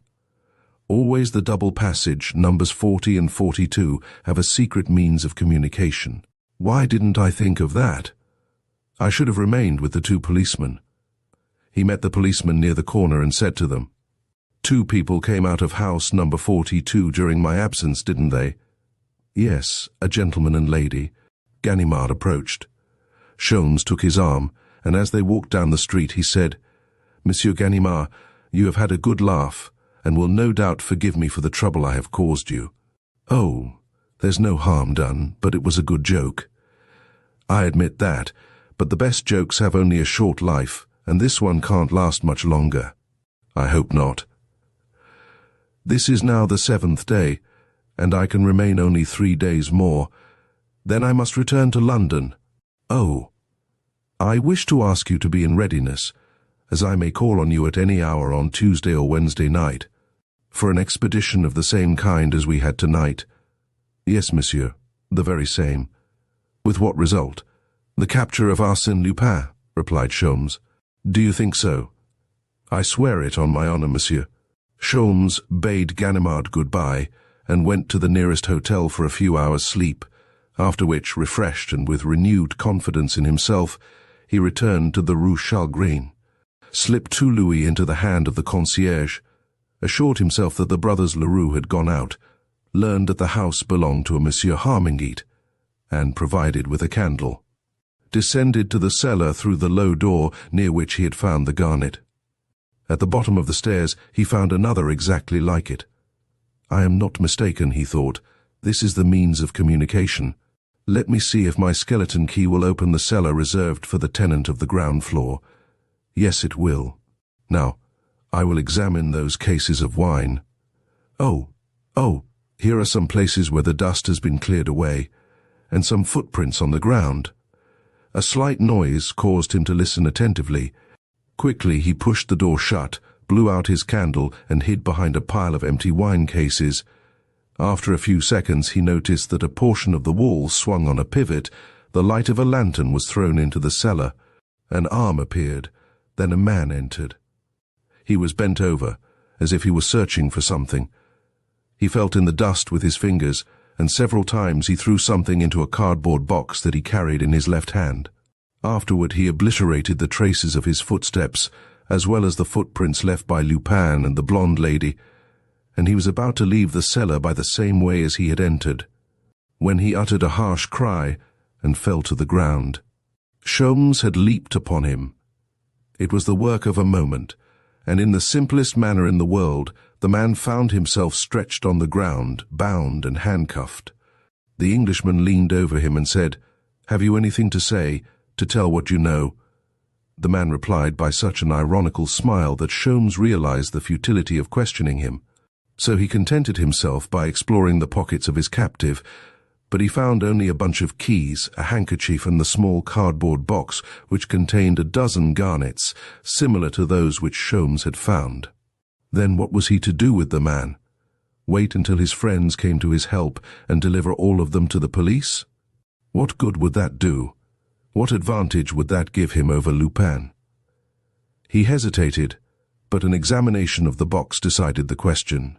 The box bore this name and address: Leonard, Jules, Rue de la Paix. He resolved to abandon the man to his fate. He locked the cellar and left the house. At a branch post office he sent a telegram to Monsieur Destange saying that he could not come that day. Then he went to see the jeweler, and handing him the garnets, said, Madame sent me with these stones. She wishes to have them reset. Sholmes had struck the right key. The jeweller replied, "Certainly, the lady telephoned to me. She said she would be here today." Sholmes established himself on the sidewalk to wait for the lady, but it was 5 o'clock when he saw a heavily veiled lady approach and enter the store. Through the window, he saw her place on the counter a piece of antique jewelry set with garnets. She went away almost immediately, walking quickly, and passed through streets that were unknown to the Englishman. As it was now almost dark, he walked close behind her and followed her into a 5-story house of double flats and therefore occupied by numerous tenants. At the second floor she stopped and entered. 2 minutes later, the Englishman commenced to try the keys on the bunch he had taken from the man in the Rue Chalgrin. The 4th key fitted the lock. Notwithstanding the darkness of the rooms, he perceived that they were absolutely empty, as if unoccupied, and the various doors were standing open so that he could see all the apartments. At the end of a corridor, he perceived a ray of light, and by approaching on tiptoe and looking through the glass door, he saw the veiled lady who had removed her hat and dress and was now wearing a velvet dressing gown. The discarded garments were lying on the only chair in the room, and a lighted lamp stood on the mantel. Then he saw her approach the fireplace and press what appeared to be the button of an electric bell. Immediately the panel to the right of the fireplace moved and slowly glided behind the adjoining panel, thus disclosing an opening large enough for a person to pass through. The lady disappeared through this opening, taking the lamp with her. The operation was a very simple one. Sholmes adopted it and followed the lady. He found himself in total darkness, and immediately he felt his face brushed by some soft articles. He lighted a match and found that he was in a very small room, completely filled with cloaks and dresses suspended on hangers. He picked his way through until he reached a door that was draped with a portière. He peeped through and, behold, the blonde lady was there, under his eyes, and almost within reach of his hand. She extinguished the lamp and turned on the electric lights.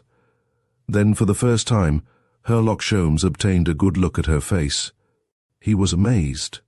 The woman, whom he had overtaken after so much trouble and after so many tricks and manoeuvres, was none other than Clotilde Destange. Clotilde Destange, the assassin of the Baron d'Autrec and the thief who stole the blue diamond.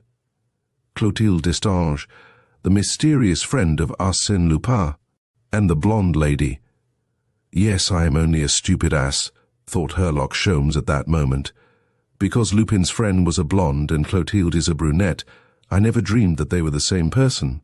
But how could the blonde lady remain a blonde after the murder of the Baron and the theft of the diamond? Sholmes could see a portion of the room. It was a boudoir, furnished with the most delightful luxury and exquisite taste, and adorned with beautiful tapestries and costly ornaments. A mahogany couch, upholstered in silk, was located on the side of the room opposite the door at which Sholmes was standing. Clotilde was sitting on this couch, motionless, her face covered by her hands. Then he perceived that she was weeping. Great tears rolled down her pale cheeks and fell, drop by drop, on the velvet corsage. The tears came thick and fast, as if their source were inexhaustible. A door silently opened behind her, and Arsène Lupin entered. He looked at her for a long time without making his presence known.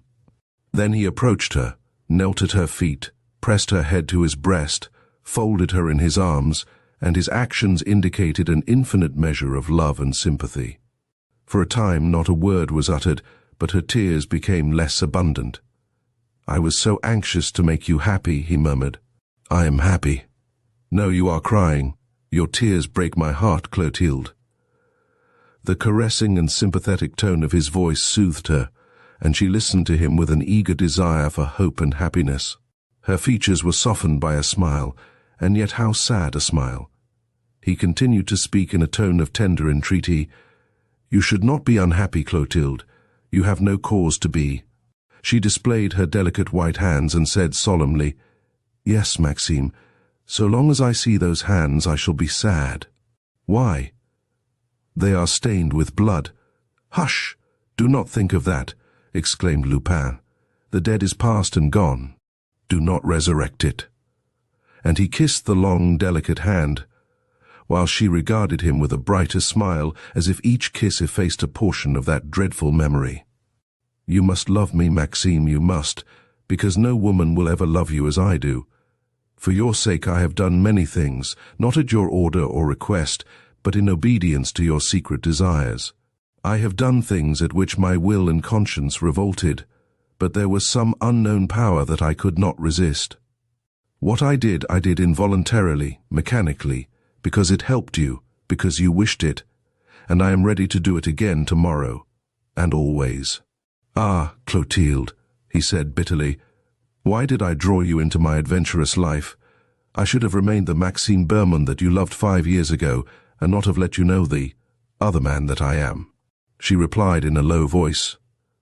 I love the other man also, and I have nothing to regret. Yes, you regret your past life, the free and happy life you once enjoyed. I have no regrets when you are here, she said passionately. All faults and crimes disappear when I see you. When you are away I may suffer and weep and be horrified at what I have done, but when you come, it is all forgotten. Your love wipes it all away, and I am happy again, but you must love me. I do not love you on compulsion, Clotilde. I love you simply because I love you. Are you sure of it? I am just as sure of my own love as I am of yours. Only my life is a very active and exciting one, and I cannot spend as much time with you as I would like just now. What is it?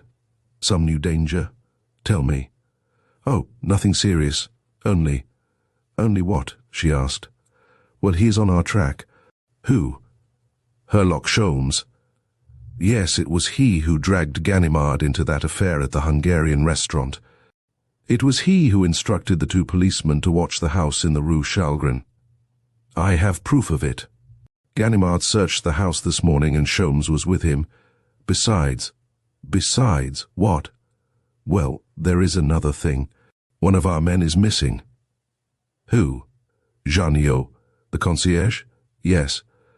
Why, I sent him to the Rue Chalgrin this morning to pick up the garnets that fell out of my brooch. There is no doubt, then, that Sholmes caught him. No, the garnets were delivered to the jeweler in the Rue de la Paix. Then what has become of him? Oh, Maxime, I am afraid. There is nothing to be afraid of, but I confess the situation is very serious. What does he know? Where does he hide himself? His isolation is his strong card. I cannot reach him. What are you going to do? Act with extreme prudence, Clotilde. Some time ago I decided to change my residence to a safer place, and Sholmes's appearance on the scene has prompted me to do so at once. When a man like that is on your track, you must be prepared for the worst. Well, I am making my preparations. Day after tomorrow, Wednesday, I shall move. At noon it will be finished. At 2 o'clock I shall leave the place, after removing the last trace of our residence there, which will be no small matter. Until then, well, until then we must not see each other, and no one must see you, Clotilde. Do not go out. I have no fear for myself, but I have for you. That Englishman cannot possibly reach me. I am not so sure of that. He is a dangerous man. Yesterday I came here to search the cupboard that contains all of Monsieur Destange's old papers and records. There is danger there. There is danger everywhere. I feel that he is watching us, that he is drawing his net around us closer and closer. It is one of those intuitions which never deceive me. In that case, Maxime, go and think no more of my tears. I shall be brave, and wait patiently until the danger is past. Adieu, Maxime. They held one another for some time in a last fond embrace, and it was she that gently pushed him outside. Sholmes could hear the sound of their voices in the distance. Emboldened by the necessities of the situation and the urgent need of bringing his investigation to a speedy termination, Sholmes proceeded to make an examination of the house in which he now found himself. He passed through Clotilde's boudoir into a corridor, at the end of which there was a stairway leading to the lower floor. He was about to descend this stairway when he heard voices below, which caused him to change his route. He followed the corridor, which was a circular one, and discovered another stairway, which he descended and found himself amidst surroundings that bore a familiar appearance. He passed through a door that stood partly open and entered a large circular room. It was Monsieur Destange's library. "Ah, splendid!" he exclaimed. "Now I understand everything. The boudoir of Mademoiselle Clotilde, the blonde lady, communicates with a room in the adjoining house, and that house does not front on the place Malesherbes, but upon an adjacent street, the Rue Montchanard, if I remember the name correctly. And I now understand how Clotilde Destange can meet her lover, and at the same time create the impression that she never leaves the house. And I understand also how Arsène Lupin was enabled to make his mysterious entrance to the gallery last night. Ah! There must be another connection between the library and the adjoining room, one more house full of ways that are dark. And no doubt Lucien Destange was the architect as usual. I should take advantage of this opportunity to examine the contents of the cupboard and perhaps learn the location of other houses, with secret passages constructed by Monsieur Destange." Sholmes ascended to the gallery and concealed himself behind some draperies, where he remained until late in the evening. At last a servant came and turned off the electric lights. An hour later, the Englishman, by the light of his lantern, made his way to the cupboard. As he had surmised, it contained the architect's old papers, plans, specifications, and books of account. It also contained a series of registers, arranged according to date, and Sholmes, having selected those of the most recent dates, searched in the indexes for the name Harmingeat. He found it in one of the registers with a reference to page 63. Turning to that page, he read, "Harmingeat, 40 Rue Chalgrin." This was followed by a detailed account of the work done in and about the installation of a furnace in the house, and in the margin of the book someone had written these words, "See account MB." "Ah, I thought so," said Sholmes. "The account MB is the one I want. I shall learn from it the actual residence of Monsieur Lupin." It was morning before he found that important account. It comprised 16 pages, one of which was a copy of the page on which was described the work done for Harmingeat of the Rue Chalgrin. Another page described the work performed for Vatinel as owner of the house at number 25, Rue Clapeyron. Another page was reserved for the Baron d'Autrec, 134 Avenue Henri Martin. Another was devoted to the Château de Crozon, and the 11 other pages to various owners of houses in Paris. Sholmes made a list of those 11 names and addresses, after which he returned the books to their proper places, opened a window, jumped out onto the deserted street, and closed the shutters behind him. When he reached his room at the hotel, he lighted his pipe, with all the solemnity with which he was wont to characterize that act. And amidst clouds of smoke, he studied the deductions that might be drawn from the account of MB, or rather, from the account of Maxime Bermond alias Arsène Lupin. At 8 o'clock he sent the following message to Ganimard. "I expect to pass through the Rue Pergolese this forenoon, and will inform you of a person whose arrest is of the highest importance. In any event, be at home tonight and tomorrow until noon, and have at least 30 men at your service." Then he engaged an automobile at the stand on the boulevard, choosing one whose chauffeur looked good-natured but dull-witted, and instructed him to drive to the place Malesherbes, where he stopped him about 100 feet from Monsieur Destange's house. "My boy, close your carriage," he said to the chauffeur.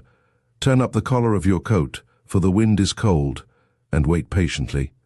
At the end of an hour and a half, crank up your machine. When I return, we will go to the Rue Pergolese." As he was ascending the steps leading to the door, a doubt entered his mind. Was it not a mistake on his part to be spending his time on the affairs of the blonde lady, while Arsène Lupin was preparing to move? Would he not be better engaged in trying to find the abode of his adversary amongst the 11 houses on his list? "Ah," he exclaimed, "when the blonde lady becomes my prisoner, I shall be master of the situation." And he rang the bell.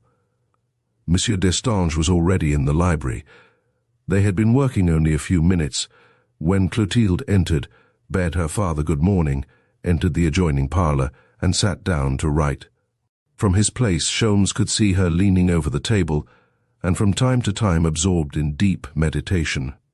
After a short time he picked up a book and said to Monsieur Destange, "Here is a book that Mademoiselle Destange asked me to bring to her when I found it."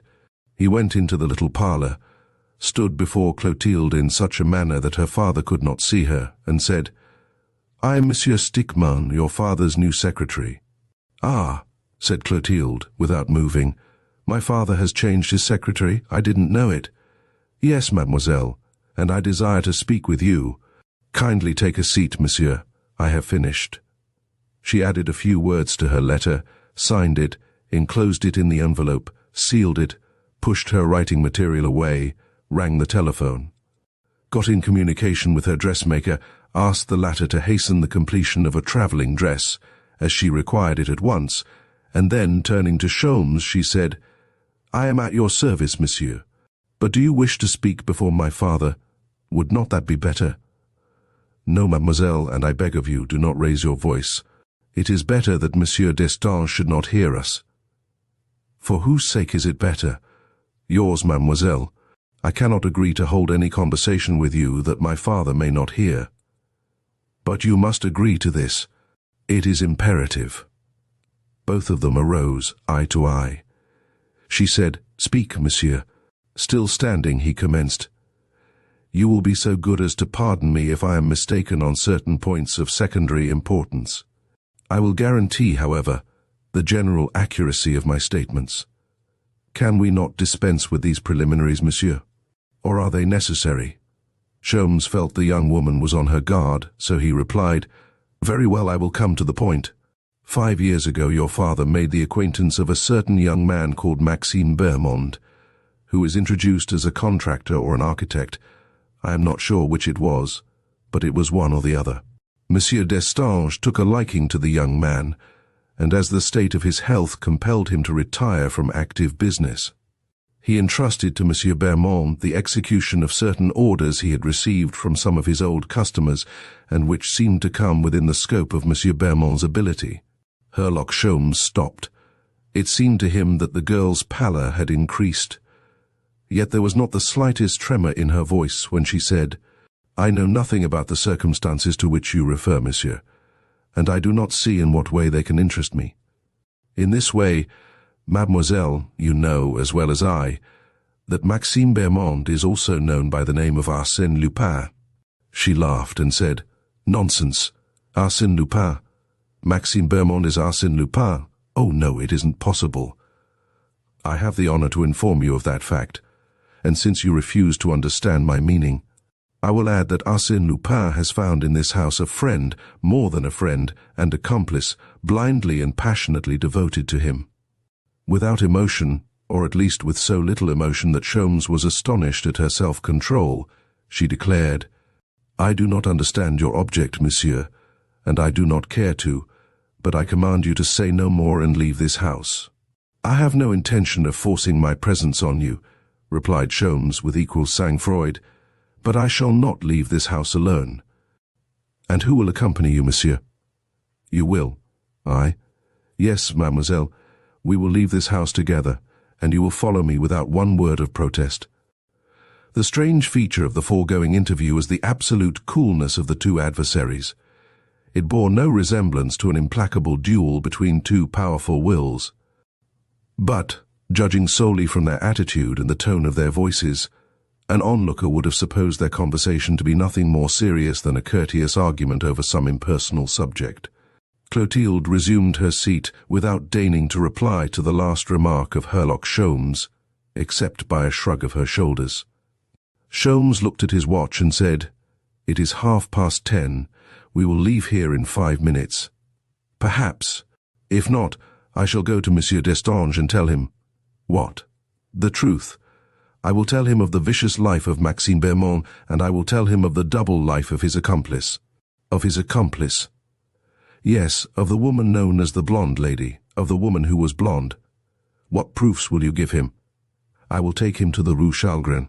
and show him the secret passage made by Arsène Lupin's workmen while doing the work of which he had the control between the houses numbered 40 and 42, the passage which you and he used 2 nights ago. Well, I will then take Monsieur Destange to the house of Monsieur Detinan. We will descend the servants' stairway which was used by you and Arsène Lupin when you escaped from Ganimard, and we will search together the means of communication with the adjoining house, which fronts on the Boulevard des Batignolles, and not upon the Rue Clapeyron.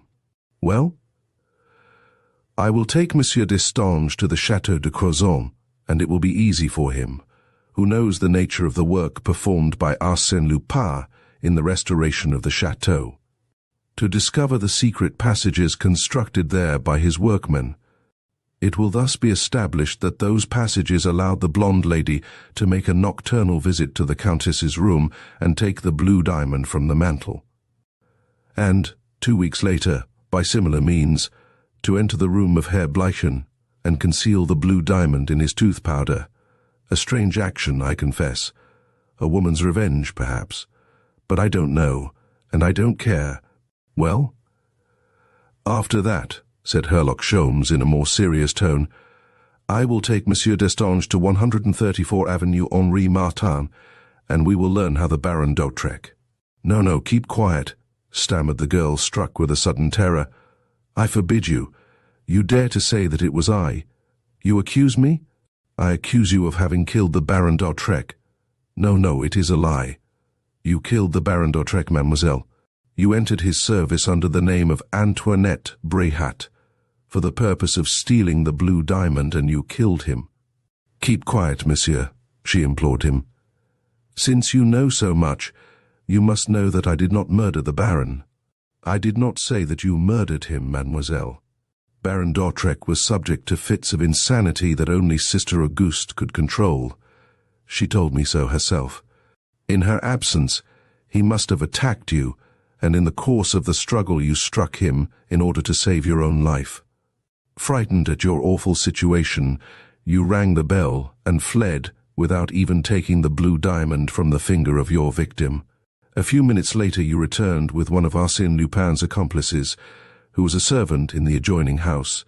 You placed the Baron on the bed, you put the room in order, but you were afraid to take the blue diamond. Now, I have told you what happened on that night. I repeat, you did not murder the Baron, and yet it was your hand that struck the blow. She had crossed them over her forehead, those long, delicate white hands, and kept them thus for a long time. At last, loosening her fingers, she said in a voice rent by anguish, And do you intend to tell all that to my father? Yes, and I will tell him that I have secured as witnesses Mademoiselle Gerbois, who will recognize the blonde lady, Sister Auguste, who will recognize Antoinette Brehat, and the Countess de Crozon, who will recognize Madame de Réal. That is what I shall tell him. You will not dare, she said, recovering her self-possession in the face of an immediate peril. He arose and made a step toward the library. Clotilde stopped him. One moment, monsieur. She paused, reflected a moment, and then, perfect mistress of herself, said, You are Herlock Sholmes? Yes. What do you want of me? What do I want? I am fighting a duel with Arsène Lupin, and I must win. The contest is now drawing to a climax, and I have an idea that a hostage as precious as you will give me an important advantage over my adversary. Therefore, you will follow me, mademoiselle. I will entrust you to one of my friends. As soon as the duel is ended, you will be set at liberty. Is that all? That is all. I do not belong to the police service of this country, and consequently, I do not consider that I am under any obligation to cause your arrest. She appeared to have come to a decision, yet she required a momentary respite. She closed her eyes, the better to concentrate her thoughts. Sholmes looked at her in surprise. She was now so tranquil and, apparently, indifferent to the dangers which threatened her. Sholmes thought, Does she believe that she is in danger? Probably not, since Lupin protects her. She has confidence in him. She believes that Lupin is omnipotent and infallible. Mademoiselle, he said, I told you that we would leave here in 5 minutes. That time has almost expired. Will you permit me to go to my room, monsieur, to get some necessary articles? Certainly, mademoiselle, and I will wait for you in the Rue Montcheny. Janiot, the concierge, is a friend of mine. Ah, you know, she said, visibly alarmed. I know many things. Very well. I will ring for the maid. The maid brought her hat and jacket. Then Sholmes said, You must give Monsieur Destange some reason for our departure, and if possible, let your excuse serve for an absence of several days. That shall not be necessary. I shall be back very soon. They exchanged defiant glances and an ironic smile. What faith you have in him, said Sholmes. Absolute. He does everything well, doesn't he? He succeeds in everything he undertakes, and whatever he does receives your approval and cooperation. I love him, she said, with a touch of passion in her voice. And you think that he will save you? She shrugged her shoulders, and approaching her father, she said, I am going to deprive you of Monsieur Stickmann. We are going to the National Library. You will return for luncheon? Perhaps. No, I think not. But don't be uneasy. Then she said to Sholmes in a firm voice, I am at your service, monsieur. Absolutely. Quite so. I warn you that if you attempt to escape, I shall call the police and have you arrested. Do not forget that the blonde lady is on parole. I give you my word of honor that I shall not attempt to escape. I believe you. Now, let us go. They left the house together, as he had predicted. The automobile was standing where Sholmes had left it. As they approached it, Sholmes could hear the rumbling of the motor. He opened the door, asked Clotilde to enter, and took a seat beside her. The machine started at once, gained the exterior boulevards, the Avenue Hoche, and the Avenue de la Grande Armée. Sholmes was considering his plans. He thought, Ganimard is at home. I will leave the girl in his care. Shall I tell him who she is? No, he would take her to prison at once, and that would spoil everything. When I am alone, I can consult my list of addresses taken from the Account MB and run them down. Tonight or tomorrow morning at the latest, I shall go to Ganimard, as I agreed, and deliver into his hands Arsène Lupin and all his band. He rubbed his hand gleefully at the thought that his duel with Lupin was drawing to a close, and he could not see any serious obstacle in the way of his success. And yielding to an irrepressible desire to give vent to his feelings, an unusual desire on his part, he exclaimed, Excuse me, mademoiselle, if I am unable to conceal my satisfaction and delight. The battle has been a difficult one, and my success is therefore more enjoyable. A legitimate success, monsieur, of which you have a just right to be proud. Thank you. But where are we going? The chauffeur must have misunderstood my directions. At that moment they were leaving Paris by the Gate de Neuilly. That was strange, as the Rue Pergolese is not outside the fortifications. Sholmes lowered the glass and said, Chauffeur, you have made a mistake. Rue Pergolese. The man made no reply. Sholmes repeated in a louder voice, I told you to go to the Rue Pergolese. Still the man did not reply. Ah, but you are deaf, my friend. Or is he doing it on purpose? We are very much out of our way. Rue Pergolese. Turn back at once. Rue Pergolese. The chauffeur made no sign of having heard the order. The Englishman fretted with impatience. He looked at Clotilde. A mysterious smile played upon her lips. Why do you laugh? He said. It is an awkward mistake, but it won't help you. Of course not, she replied. Then an idea occurred to him. He rose and made a careful scrutiny of the chauffeur. His shoulders were not so broad, his bearing was not so stiff and mechanical. A cold perspiration covered his forehead, and his hands clenched with sudden fear, as his mind was seized with the conviction that the chauffeur was Arsène Lupin. Well, Monsieur Sholmes, what do you think of our little ride? Delightful, monsieur, really delightful, replied Sholmes. Never in his life had he experienced so much difficulty in uttering a few simple words without a tremor, or without betraying his feelings in his voice. But quickly, by a sort of reaction, a flood of hatred and rage burst its bounds, overcame his self-control, and brusquely drawing his revolver, he pointed it at Mademoiselle Destange. "Lupin, stop, this minute, this second, or I fire at Mademoiselle." "I advise you to aim at the cheek if you wish to hit the temple," replied Lupin, without turning his head. "Maxime, don't go so fast," said Clotilde. "The pavement is slippery, and I am very timid." She was smiling. Her eyes were fixed on the pavement, over which the carriage was travelling at enormous speed. "Let him stop, said Sholmes to her, wild with rage. "I warn you that I am desperate." The barrel of the revolver brushed the waving locks of her hair. She replied calmly, "Maxime is so imprudent. He is going so fast. I am really afraid of some accident." Sholmes returned the weapon to his pocket and seized the handle of the door as if to alight, despite the absurdity of such an act.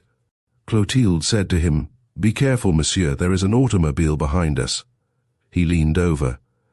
There was an automobile close behind, a large machine of formidable aspect with its sharp prow and blood-red body, and holding 4 men clad in fur coats.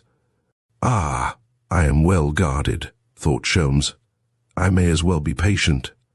He folded his arms across his chest with that proud air of submission so frequently assumed by heroes when fate has turned against them.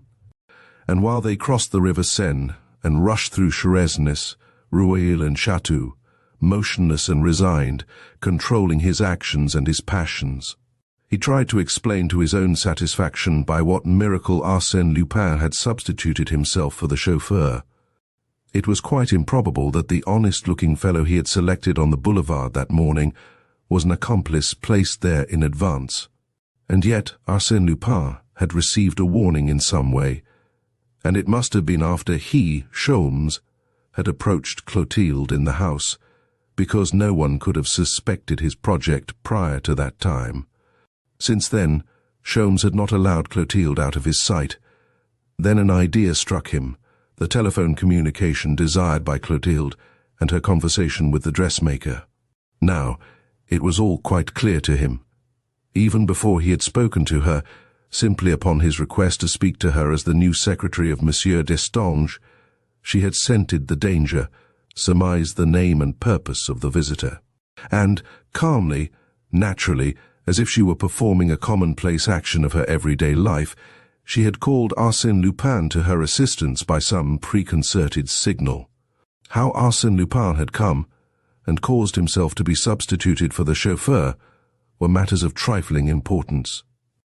That which affected Sholmes, even to the point of appeasing his fury, was the recollection of that incident whereby an ordinary woman, a sweetheart it is true, mastering her nerves, controlling her features, and subjugating the expression of her eyes, had completely deceived the astute detective Herlock Sholmes.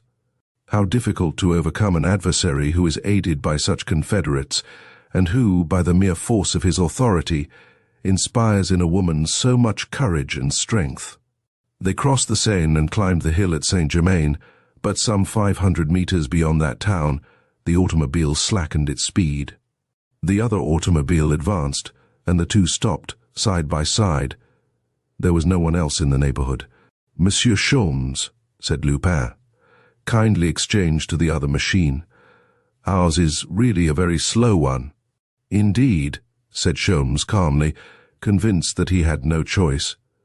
"Also, permit me to loan you a fur coat, as we will travel quite fast and the air is cool, and accept a couple of sandwiches, as we cannot tell when we will dine." The 4 men alighted from the other automobile. One of them approached, and, as he raised his goggles, Sholmes recognized in him the gentleman in the frock coat that he had seen at the Hungarian restaurant. Lupin said to him, "You will return this machine to the chauffeur from whom I hired it. He is waiting in the first wine shop to the right as you go up the Rue Legendre. You will give him the balance of the 1,000 francs I promised him." "Ah, yes. Kindly give your goggles to Monsieur Sholmes." He talked to Emile Destange for a moment, then took his place at the wheel and started, with Sholmes at his side and one of his men behind him. Lupin had not exaggerated when he said, "We will travel quite fast." From the beginning he set a breakneck pace. The horizon rushed to meet them, as if attracted by some mysterious force, and disappeared instantly as though swallowed up in an abyss, into which many other things, such as trees, houses, fields, and forests, were hurled with the tumultuous fury and haste of a torrent as it approached the cataract. Sholmes and Lupin did not exchange a word. Above their heads the leaves of the poplars made a great noise like the waves of the sea, rhythmically arranged by the regular spacing of the trees. And the towns swept by like spectres, Manteo, Vernon, Gaillon. From one hill to the other, from Bon Secours to Canteleu, Rouen, its suburbs, its harbour, its miles of wharves, Rouen seemed like the straggling street of a country village. And this was Duclair, Caudebec, the country of Caux, which they skimmed over in their terrific flight, and Lillebonne and Quilleboeuf. Then, suddenly, they found themselves on the banks of the Seine, at the extremity of a little wharf, beside which lay a staunch sea-going yacht that emitted great volumes of black smoke from its funnel. The automobile stopped. In 2 hours they had travelled over 40 leagues. A man wearing a blue uniform and a gold-laced cap came forward and saluted. Lupin said to him, "All ready, Captain. Did you receive my telegram?" "Yes, I got it. Is the Swallow ready?" "Yes, monsieur." "Come, Monsieur Sholmes." The Englishman looked around, saw a group of people on the terrace in front of a café, hesitated a moment, then, realizing that before he could secure any assistance he would be seized, carried aboard and placed in the bottom of the hold, he crossed the gangplank and followed Lupin into the captain's cabin. It was quite a large room, scrupulously clean, and presented a cheerful appearance with its varnished woodwork and polished brass. Lupin closed the door and addressed Sholmes abruptly, and almost rudely as he said, "Well, what do you know?" "Everything. Everything. Come, be precise." His voice contained no longer that polite, if ironical, tone which he had affected when speaking to the Englishman. Now his voice had the imperious tone of a master accustomed to command and accustomed to be obeyed, even by a Herlock Sholmes. They measured each other by their looks, enemies now, open and implacable foes. Lupin spoke again, but in a milder tone. "I have grown weary of your pursuit, and do not intend to waste any more time in avoiding the traps you lay for me. I warn you that my treatment of you will depend on your reply. Now what do you know?" "Everything, monsieur." Arsène Lupin controlled his temper and said in a jerky manner, "I will tell you what you know. You know that, under the name of Maxime Bermond, I have improved 15 houses that were originally constructed by Monsieur Destange." "Yes." "Of those 15 houses you have seen 4. "Yes." "And you have a list of the other 11. "Yes." "You made that list at Monsieur Destange's house on that night, no doubt." "Yes." "And you have an idea that amongst those 11 houses there is one that I have kept for the use of myself and my friends. And you have entrusted to Ganimard the task of finding my retreat." "No." "What does that signify?" "It signifies that I choose to act alone, and do not want his help. Then I have nothing to fear, since you are in my hands." "You have nothing to fear as long as I remain in your hands." "You mean that you will not remain?" "Yes." Arsène Lupin approached the Englishman, and placing his hand on the latter's shoulder, said, "Listen, monsieur, I am not in a humour to argue with you, and unfortunately for you, you are not in a position to choose. So let us finish our business." "Very well. You are going to give me your word of honour that you will not try to escape from this boat until you arrive in English waters." "I give you my word of honour that I shall escape if I have an opportunity," replied the indomitable Sholmes. "But, sapristi, you know quite well that at a word from me you would soon be rendered helpless. All these men will obey me blindly. At a sign from me they would place you in irons. Irons can be broken, and throw you overboard 10 miles from shore. I can swim." "I hadn't thought of that," said Lupin with a laugh. "Excuse me, master, and let us finish. You will agree that I must take the measures necessary to protect myself and my friends. Certainly, but they will be useless. And yet you do not wish me to take them. It is your duty. Very well, then. Lupin opened the door and called the captain and 2 sailors. The latter seized the Englishman, bound him hand and foot, and tied him to the captain's bunk. That will do, said Lupin. It was only on account of your obstinacy and the unusual gravity of the situation that I ventured to offer you this indignity. The sailors retired.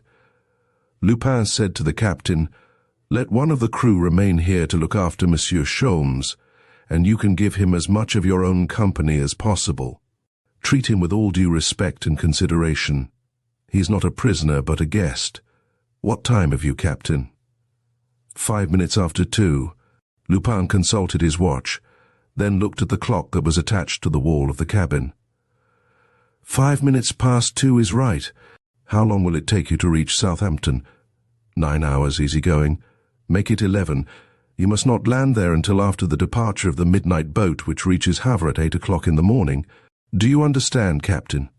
Let me repeat, as it would be very dangerous for all of us to permit Monsieur to return to France by that boat. You must not reach Southampton before 1 o'clock in the morning. I understand. Au revoir, master, next year, in this world or in the next. Until tomorrow, replied Sholmes. A few minutes later, Sholmes heard the automobile going away, and at the same time, the steam puffed violently in the depths of the Swallow. The boat had started for England. About 3 o'clock, the vessel left the mouth of the river and plunged into the open sea. At that moment, Sholmes was lying on the captain's bunk, sound asleep. Next morning, it being the 10th and last day of the duel between Sholmes and Lupin, the Echo de France published this interesting bit of news. Yesterday, a judgment of ejectment was entered in the case of Arsène Lupin against Herlock Sholmes, the English detective. Although signed at noon, the judgment was executed the same day. At 1 o'clock this morning, Sholmes was landed at Southampton. Chapter 6. Second arrest of Arsène Lupin. Since 8 o'clock, a dozen moving vans had encumbered the Rue Crevaux between the Avenue du Bois de Boulogne and the Avenue Bugeaud. Montfelix Davy was leaving the apartment in which he lived on the 4th floor of number 8 and Montdubril, who had united into a single apartment the 5th floor of the same house and the 5th floor of the 2 adjoining houses, was moving on the same day, a mere coincidence.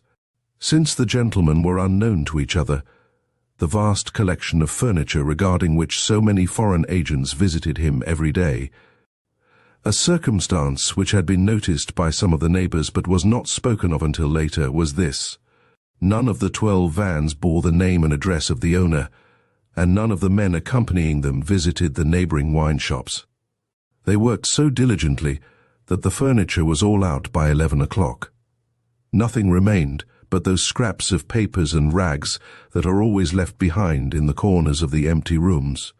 Montfelix Davy, an elegant young man, dressed in the latest fashion, carried in his hand a walking stick, the weight of which indicated that its owner possessed extraordinary biceps. Montfelix Davy walked calmly away and took a seat on a bench in the Avenue du Bois de Boulogne, facing the Rue Pergolese. Close to him, a woman, dressed in a neat but inexpensive costume, was reading a newspaper, whilst a child was playing with a shovel in a heap of sand. After a few minutes, Felix Davy spoke to the woman without turning his head. "Ganimard. Went out at 9 o'clock this morning." "Where?" "To police headquarters." "Alone?" "Yes." "No telegram during the night?" "No." "Do they suspect you in the house?" "No, I do some little things for Madame Ganimard, and she tells me everything her husband does. I've been with her all morning." "Very well. Until further orders, come here every day at 11 o'clock.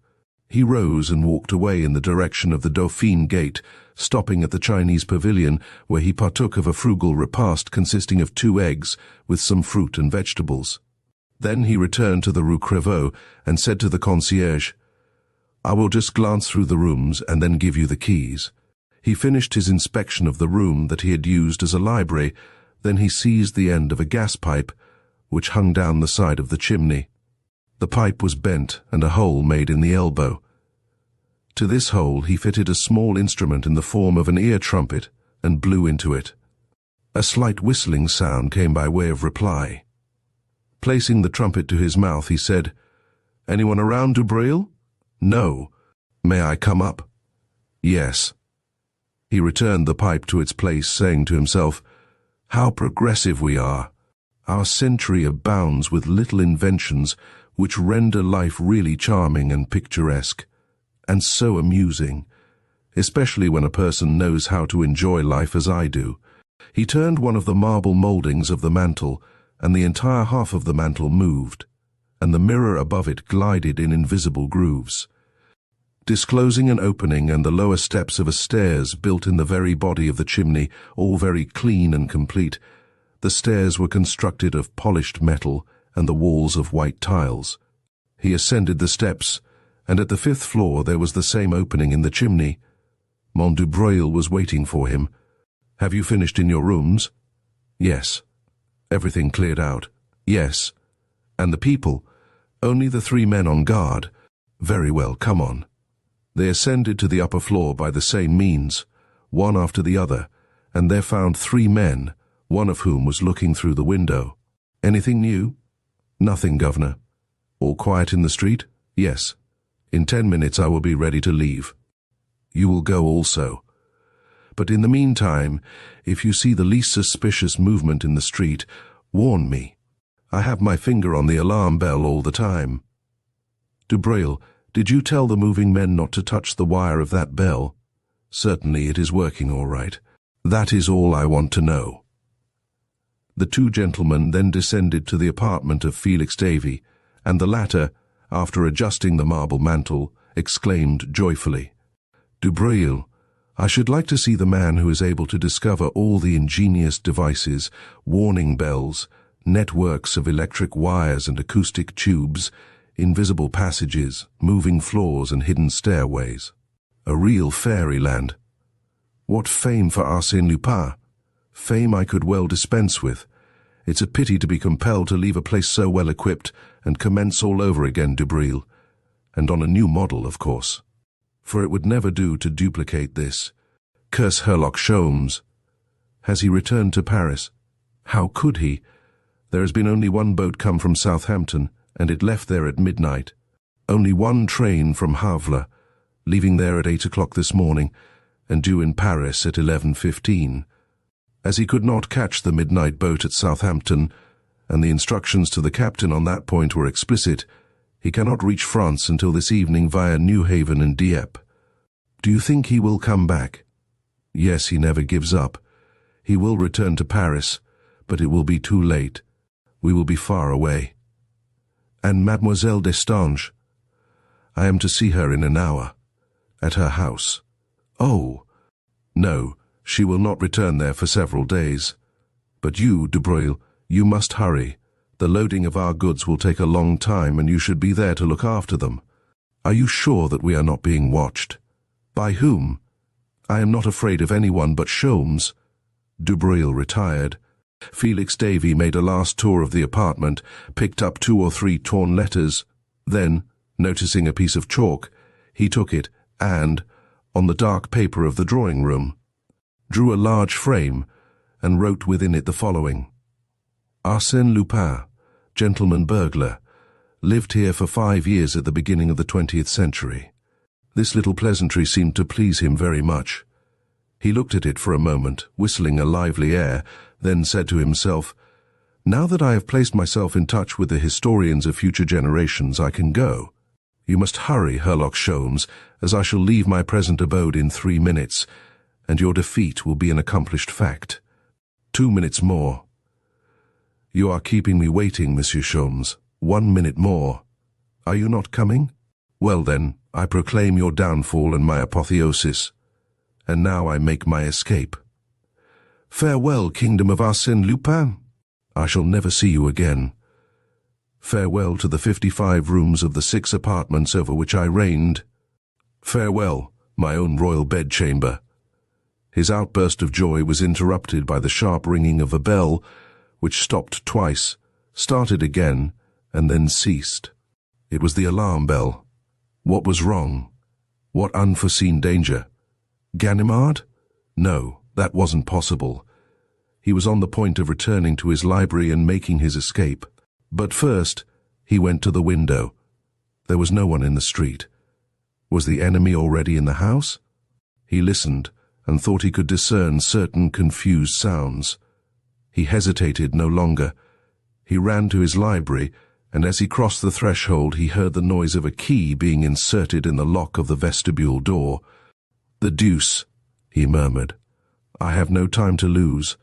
The house may be surrounded, the servants' stairway impossible. Fortunately, there is the chimney."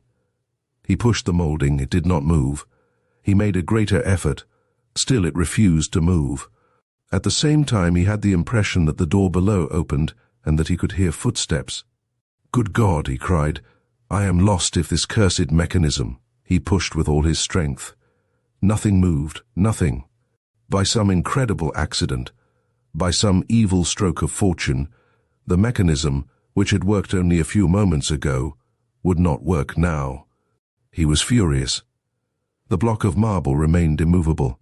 He uttered frightful imprecations on the senseless stone. Was his escape to be prevented by that stupid obstacle? He struck the marble wildly, madly. He hammered it. He cursed it. "Ah, what's the matter, Monsieur Lupin? You seem to be displeased about something." Lupin turned around. Herlock Sholmes stood before him. "Herlock Sholmes!" Lupin gazed at him with squinting eyes as if his sight were defective and misleading. Herlock Sholmes in Paris. Herlock Sholmes, whom he had shipped to England only the day before as a dangerous person, now stood before him free and victorious. Ah, such a thing was nothing less than a miracle. It was contrary to all natural laws. It was the culmination of all that is illogical and abnormal. Herlock Sholmes here, before his face. And when the Englishman spoke, his words were tinged with that keen sarcasm and mocking politeness with which his adversary had so often lashed him. He said, "Monsieur Lupin, in the first place, I have the honor to inform you that at this time and place I blot from my memory forever all thoughts of the miserable night that you forced me to endure in the house of Baron D'Autrec, of the injury done to my friend Wilson, of my abduction in the automobile, and of the voyage I took yesterday under your orders, bound to a very uncomfortable couch. But the joy of this moment effaces all those bitter memories. I forgive everything. I forget everything. I wipe out the debt. I am paid, and royally paid." Lupin made no reply. So the Englishman continued, "Don't you think so yourself?" He appeared to insist, as if demanding an acquiescence, as a sort of receipt in regard to the part. After a moment's reflection, during which the Englishman felt that he was scrutinized to the very depth of his soul, Lupin declared, "I presume, monsieur, that your conduct is based upon serious motives." "Very serious. The fact that you have escaped from my captain and his crew is only a secondary incident of our struggle. But the fact that you are here before me alone, understand alone, face to face with Arsène Lupin, leads me to think that your revenge is as complete as possible. As complete as possible. This house, surrounded. The two adjoining houses, surrounded. The apartment above this. The 3 apartments on the 5th floor that were formerly occupied by Monsieur Dubreuil are surrounded. So that you are captured, Monsieur Lupin, absolutely captured." The feelings that Sholmes had experienced during his trip in the automobile were now suffered by Lupin, the same concentrated fury, the same revolt, and also, let us admit, the same loyalty of submission to force of circumstances, equally brave in victory or defeat. "Our accounts are squared, monsieur," said Lupin frankly. The Englishman was pleased with that confession. After a short silence, Lupin, now quite self-possessed, said smiling, "And I am not sorry. It becomes monotonous to win all the time. Yesterday I had only to stretch out my hand to finish you forever. Today I belong to you. The game is yours." Lupin laughed heartily and then continued, "At last the gallery will be entertained. Lupin in prison. How will he get out? In prison? What an adventure! Ah, Sholmes, life is just one damn thing after another. He pressed his closed hands to his temples as if to suppress the tumultuous joy that surged within him, and his actions indicated that he was moved by an uncontrollable mirth. At last, when he had recovered his self-possession, he approached the detective and said, "And now what are you waiting for?" "What am I waiting for?" "Yes, Ganimard is here with his men. Why don't they come in?" "I asked him not to." "And he consented?" "I accepted his services on condition that he would be guided by me. Besides, he thinks that Felix Davy is only an accomplice of Arsène Lupin." "Then I will repeat my question in another form. Why did you come in alone?" "Because I wished to speak to you alone." Ah, you have something to say to me." That idea seemed to please Lupin immensely. There are certain circumstances in which words are preferable to deeds. "Monsieur Sholmes, I am sorry I cannot offer you an easy chair. How would you like that broken box? Or perhaps you would prefer the window ledge? I am sure a glass of beer would be welcome. Light or dark? But sit down, please." "Thank you. We can talk as well standing up."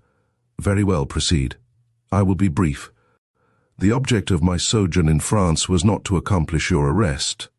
If I have been led to pursue you, it was because I saw no other way to achieve my real object, which was to recover the blue diamond."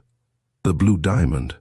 "Certainly, since the one found in Herr Bleichen's tooth powder was only an imitation." "Quite right. The genuine diamond was taken by the blonde lady. I made an exact duplicate of it, and then, as I had designs on other jewels belonging to the Countess, and as the consul Herr Bleichen was already under suspicion, the aforesaid blonde lady, in order to avert suspicion, slipped the false stone into the aforesaid consul's luggage, while you kept the genuine diamond." "Of course. That diamond, I want it." "I am very sorry, but it is impossible. I have promised it to the Countess de Crozon. I must have it." "How will you get it, since it is in my possession?" "That is precisely the reason, because it is in your possession." "Oh, I am to give it to you?" "Yes, voluntarily. I will buy it." "Ah," exclaimed Lupin, in an access of mirth, "you are certainly an Englishman. You treat this as a matter of business." "It is a matter of business." "Well, what is your offer?" "The liberty of Mademoiselle Destange." "Her liberty? I didn't know she was under arrest." "I will give Monsieur Ganimard the necessary information. When deprived of your protection, she can readily be taken." Lupin laughed again and said, "My dear monsieur, you are offering me something you do not possess. Mademoiselle Destange is in a place of safety and has nothing to fear. You must make me another offer." The Englishman hesitated, visibly embarrassed and vexed. Then, placing his hand on the shoulder of his adversary, he said, "And if I should propose to you my liberty?" "No, but I can leave the room to consult with Ganimard." "And leave me alone?" "Yes." "Ah, mon Dieu, what good would that be? The cursed mechanism will not work," said Lupin, at the same time savagely pushing the moulding of the mantle. He stifled a cry of surprise. This time fortune favored him. The block of marble moved. It was his salvation, his hope of escape. In that event, why submit to the conditions imposed by Sholmes? He paced up and down the room as if he were considering his reply. Then, in his turn, he placed his hand on the shoulder of his adversary and said, "All things considered, Monsieur Sholmes, I prefer to do my own business in my own way. But no, I don't require anyone's assistance. When Ganimard gets his hand on you, it will be all over. You can't escape from them. Who knows? Come, that is foolish. Every door and window is guarded, except one." "Which?" "The one I will choose mere words. Your arrest is as good as made." "Oh, no, not at all." "Well, I shall keep the blue diamond."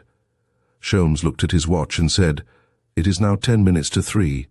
At 3 o'clock I shall call Ganimard." "Well then, we have 10 minutes to chat. And to satisfy my curiosity, Monsieur Sholmes, I should like to know how you procured my address and my name of Felix Davy." Although his adversary's easy manner caused Sholmes some anxiety, he was willing to give Lupin the desired information since it reflected credit on his professional astuteness, so he replied, "Your address? I got it from the blonde lady." "Clotilde? Herself? Do you remember, yesterday morning when I wished to take her away in the automobile, she telephoned to her dressmaker." "Well?" "Well, I understood later that you were the dressmaker, and last night on the boat, by exercising my memory, and my memory is something I have good reason to be proud of, I was able to recollect the last two figures of your telephone number, 73. Then, as I possessed a list of the houses you had improved, it was an easy matter, on my arrival in Paris at 11 o'clock this morning, to search in the telephone directory and find there the name and address of Felix Davy. Having obtained that information, I asked the aid of Monsieur Ganimard. Admirable. I congratulate you. But how did you manage to catch the 8 o'clock train at Havre? How did you escape from the Swallow?" "I did not escape." "But you ordered the captain not to reach Southampton before 1 o'clock. He landed me there at midnight. I was able to catch the 12 o'clock boat for Havre." "Did the captain betray me?" "I can't believe it." "No, he did not betray you." "Well, what then?" "It was his watch." "His watch?" "Yes, I put it ahead 1 hour." "How?" "In the usual way, by turning the hands. We were sitting side by side, talking, and I was telling him some funny stories." "Why? He never saw me do it." "Bravo, a very clever trick. I shall not forget it. But the clock that was hanging on the wall of the cabin?" "Ah, the clock was a more difficult matter, as my feet were tied, but the sailor who guarded me during the captain's absence was kind enough to turn the hands for me." "He? Nonsense. He wouldn't do it." "Oh, but he didn't know the importance of his act. I told him I must catch the first train for London at any price. And he allowed himself to be persuaded by means of a slight gift which the excellent fellow, loyal and true to his master, intends to send to you." "What was it?" "A mere trifle." "But what?" "The blue diamond." "The blue diamond?" "Yes, the false stone that you substituted for the Countess's diamond. She gave it to me." There was a sudden explosion of violent laughter. Lupin laughed until the tears started in his eyes. "Mon Dieu, but it is funny. My false diamond palmed off on my innocent sailor, and the captain's watch, and the hands of the clock." Sholmes felt that the duel between him and Lupin was keener than ever.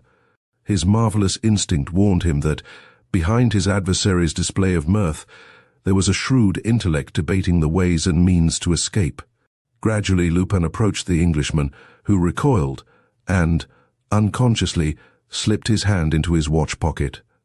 "It is 3 o'clock, Monsieur Lupin." 3 o'clock already? What a pity. We were enjoying our chat so much. I am waiting for your answer." "My answer? Mon Dieu, but you are particular, and so this is the last move in our little game, and the stake is my liberty. Or the blue diamond. Very well. It's your play. What are you going to do?" "I play the king," said Sholmes as he fired his revolver.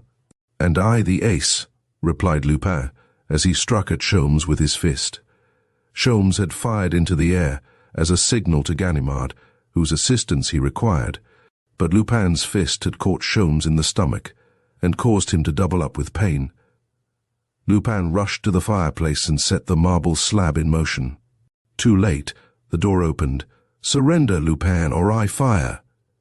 Ganimard, doubtless stationed closer than Lupin had thought, Ganimard was there with his revolver turned on Lupin, and behind Ganimard there were 20 men, strong and ruthless fellows, who would beat him like a dog at the least sign of resistance.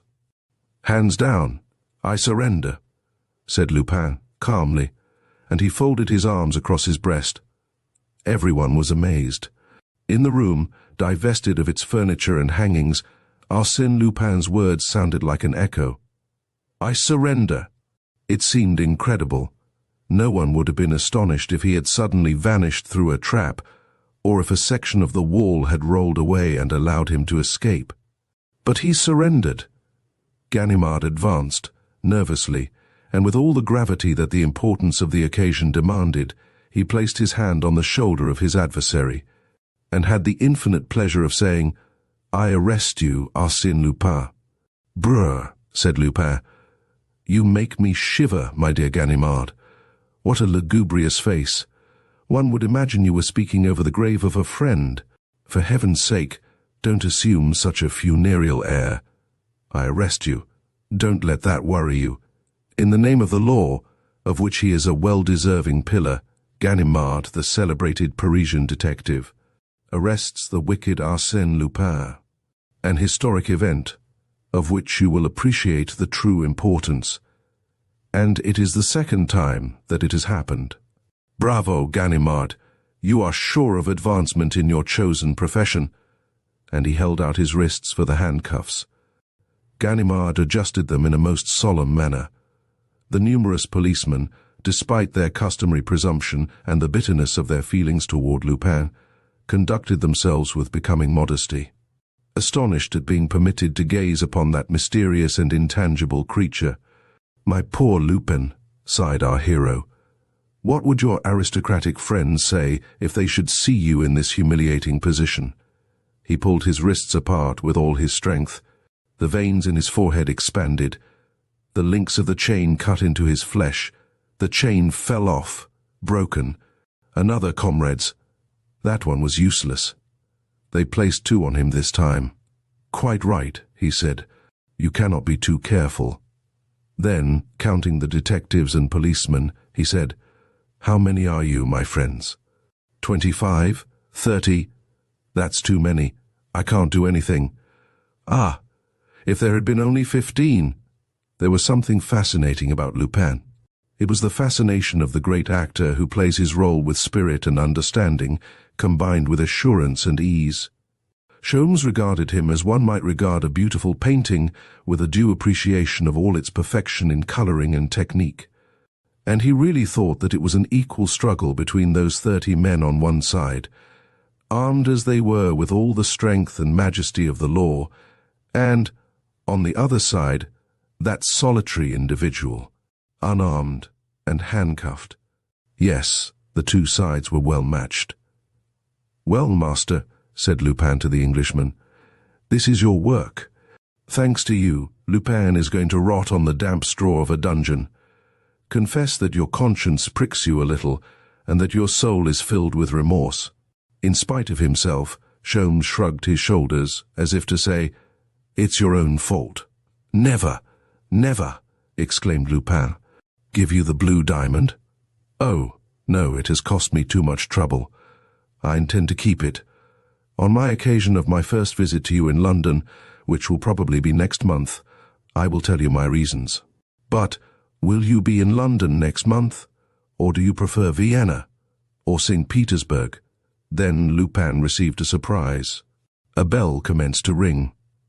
It was not the alarm bell, but the bell of the telephone which was located between the two windows of the room and had not yet been removed.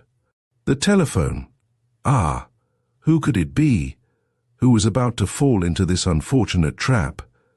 Arsène Lupin exhibited an access of rage against the unlucky instrument, as if he would like to break it into 1,000 pieces and thus stifle the mysterious voice that was calling for him.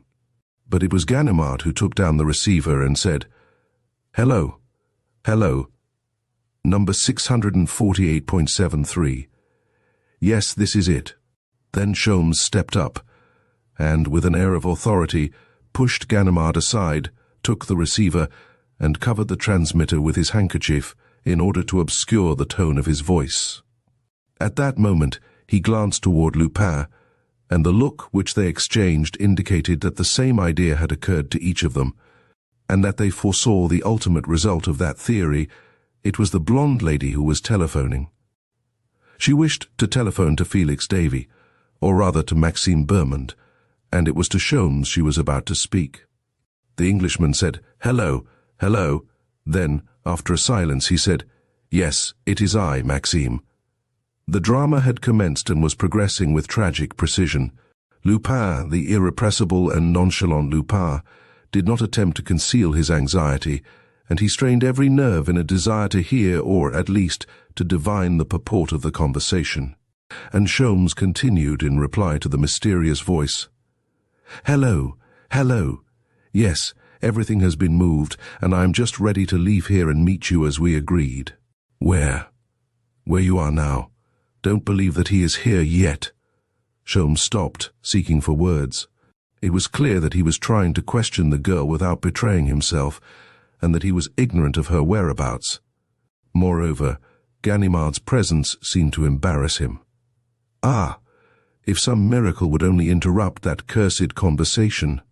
Lupin prayed for it with all his strength, with all the intensity of his incited nerves. After a momentary pause, Sholmes continued, "Hello. Hello. Do you hear me? I can't hear you very well. Can scarcely make out what you say. Are you listening? Well, I think you had better return home. No danger now. But he is in England. Have received a telegram from Southampton announcing his arrival." The sarcasm of those words. Sholmes uttered them with an inexpressible comfort.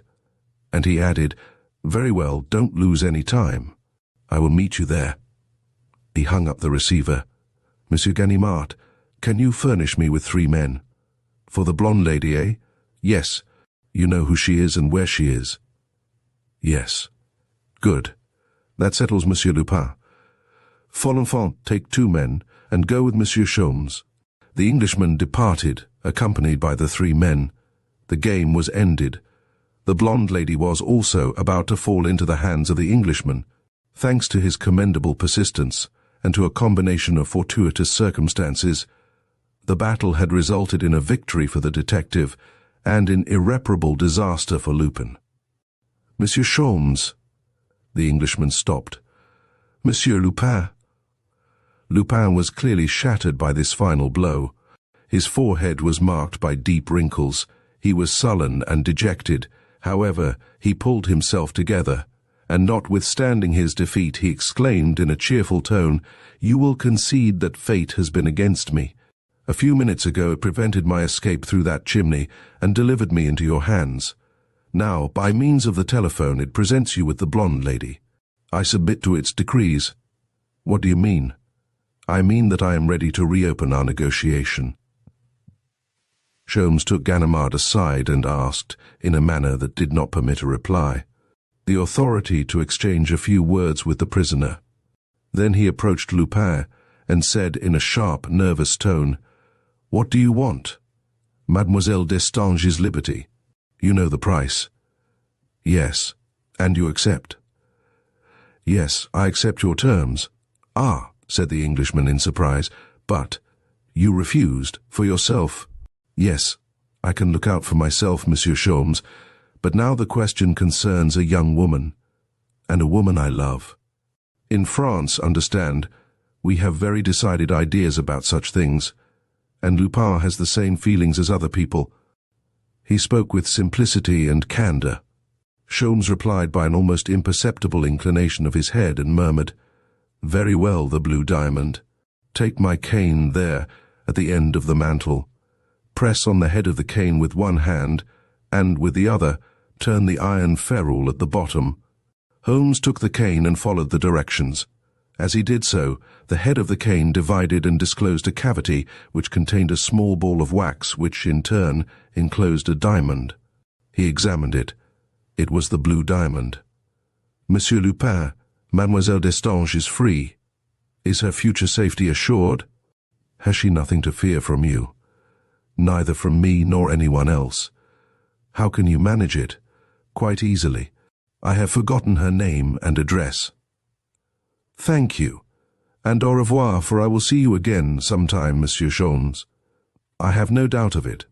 Then followed an animated conversation between Sholmes and Ganimard, which was abruptly terminated by the Englishman, who said, "I am very sorry, Monsieur Ganimard, that we cannot agree on that point, but I have no time to waste trying to convince you. I leave for England within an hour." "But the blonde lady?" I do not know such a person. And yet a moment ago, you must take the affair as it stands. I have delivered Arsène Lupin into your hands. Here is the blue diamond, which you will have the pleasure of returning to the Countess de Crozon. What more do you want? The blonde lady. Find her. Sholmes pulled his cap down over his forehead and walked rapidly away, like a man who is accustomed to go as soon as his business is finished. Bon voyage, monsieur, cried Lupin, and believe me, I shall never forget the friendly way in which our little business affairs have been arranged. My regards to Monsieur Wilson. Not receiving any reply, Lupin added sneeringly, That is what is called taking British leave. Ah, their insular dignity lacks the flower of courtesy by which we are distinguished. Consider for a moment, Ganimard, what a charming exit a Frenchman would have made under similar circumstances. With what exquisite courtesy he would have masked his triumph. But God bless me, Ganimard, what are you doing? Making a search?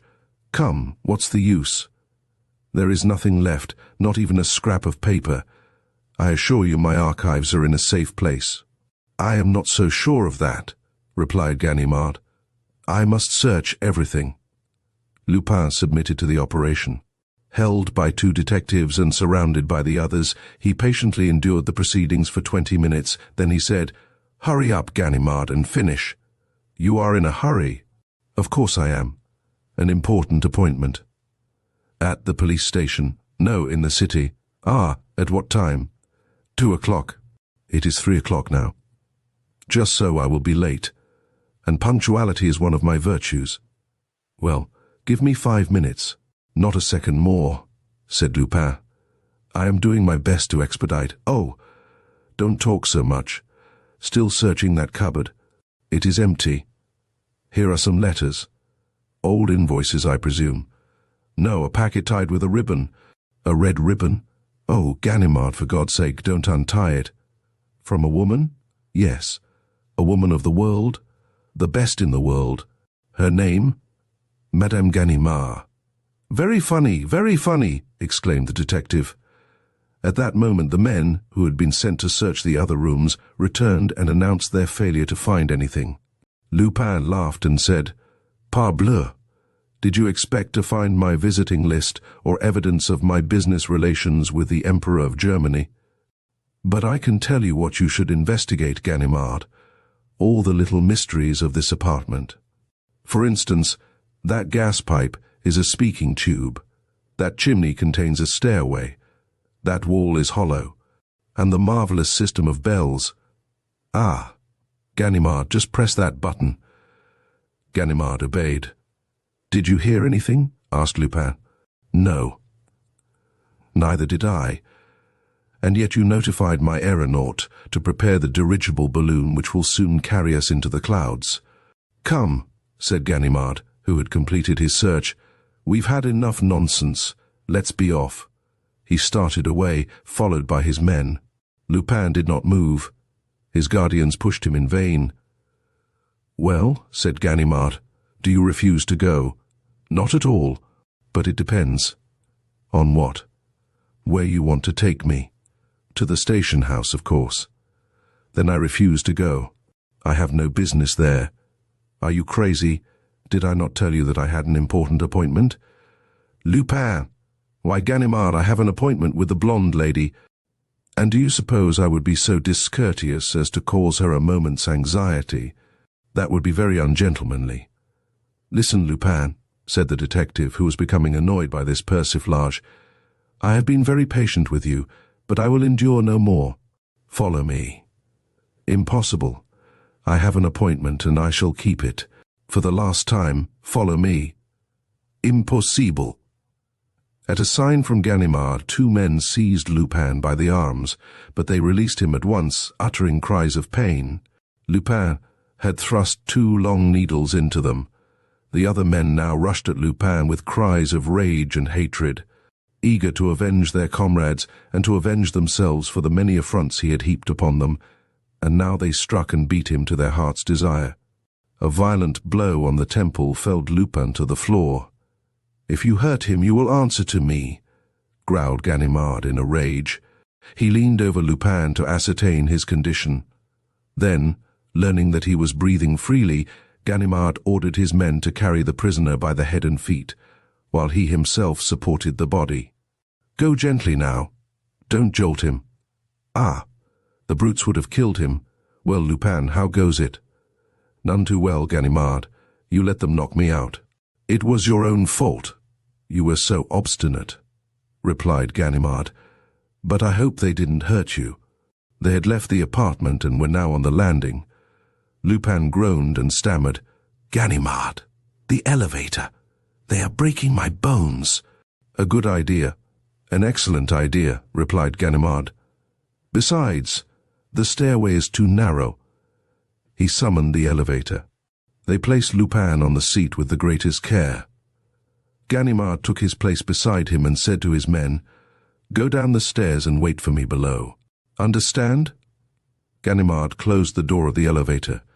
Suddenly the elevator shot upward like a balloon released from its cable. Lupin burst into a fit of sardonic laughter. "Good God!" cried Ganimard, as he made a frantic search in the dark for the button of descent. Having found it, he cried, "The 5th floor! Watch the door of the 5th floor!" His assistants clambered up the stairs 2 and 3 steps at a time. But this strange circumstance happened. The elevator seemed to break through the ceiling of the last floor, disappeared from the sight of Ganimard's assistants. Suddenly made its appearance on the upper floor, the servants' floor, and stopped. 3 men were there waiting for it. They opened the door. 2 of them seized Ganimard, who, astonished at the sudden attack, scarcely made any defense. The other man carried off Lupin. "I warned you, Ganimard, about the dirigible balloon. Another time, don't be so tender-hearted. And, moreover, remember that Arsène Lupin doesn't allow himself to be struck and knocked down without sufficient reason. Adieu." The door of the elevator was already closed on Ganimard, and the machine began to descend, and it all happened so quickly that the old detective reached the ground floor as soon as his assistants. Without exchanging a word, they crossed the court and ascended the servants' stairway, which was the only way to reach the servants' floor through which the escape had been made. A long corridor with several turns and bordered with little numbered rooms led to a door that was not locked. On the other side of this door, and therefore in another house, there was another corridor with similar turns and similar rooms, and at the end of it, a servants' stairway. Ganimard descended it, crossed a court and a vestibule, and found himself in the Rue Picot. Then he understood the situation. The 2 houses, built the entire depth of the lots, touched at the rear, while the fronts of the houses faced upon 2 streets that ran parallel to each other at a distance of more than 60 meters apart. He found the concierge, and showing his card, inquired, "Did 4 men pass here just now?" "Yes, the 2 servants from the 4th and 5th floors with 2 friends." "Who lives on the 4th and 5th floors?" "2 men named Fauvel and their cousins, whose name is Provost. They moved today, leaving the 2 servants who went away just now." "Ah," thought Ganimard, "what a grand opportunity we have missed. The entire band lived in these houses." And he sank down on a chair in despair. 40 minutes later, 2 gentlemen were driven up to the station of the Northern Railway and hurried to the Calais Express, followed by a porter who carried their valises. One of them had his arm in a sling, and the pallor of his face denoted some illness. The other man was in a jovial mood. "We must hurry, Wilson, or we will miss the train." "Ah, Wilson, I shall never forget these 10 days. Neither will I." "Ah, it was a great struggle. Superb. A few repulses here and there, of no consequence. And at last, victory all along the line. Lupin arrested, the blue diamond recovered. My arm broken. What does a broken arm count for in such a victory as that? Especially when it is my arm. Ah, yes, don't you remember, Wilson, that it was at the very time you were in the pharmacy, suffering like a hero, that I discovered the clue to the whole mystery? How lucky! The doors of the carriages were being closed. All aboard. Hurry up, gentlemen. The porter climbed into an empty compartment and placed their valises in the rack, whilst Sholmes assisted the unfortunate Wilson. What's the matter, Wilson? You're not done up, are you? Come, pull your nerves together. My nerves are all right. Well, what is it then? I have only one hand. What of it? Exclaimed Sholmes cheerfully. You are not the only one who has had a broken arm. Cheer up. Sholmes handed the porter a piece of 50 centimes. Thank you, Monsieur Sholmes, said the porter. The Englishman looked at him.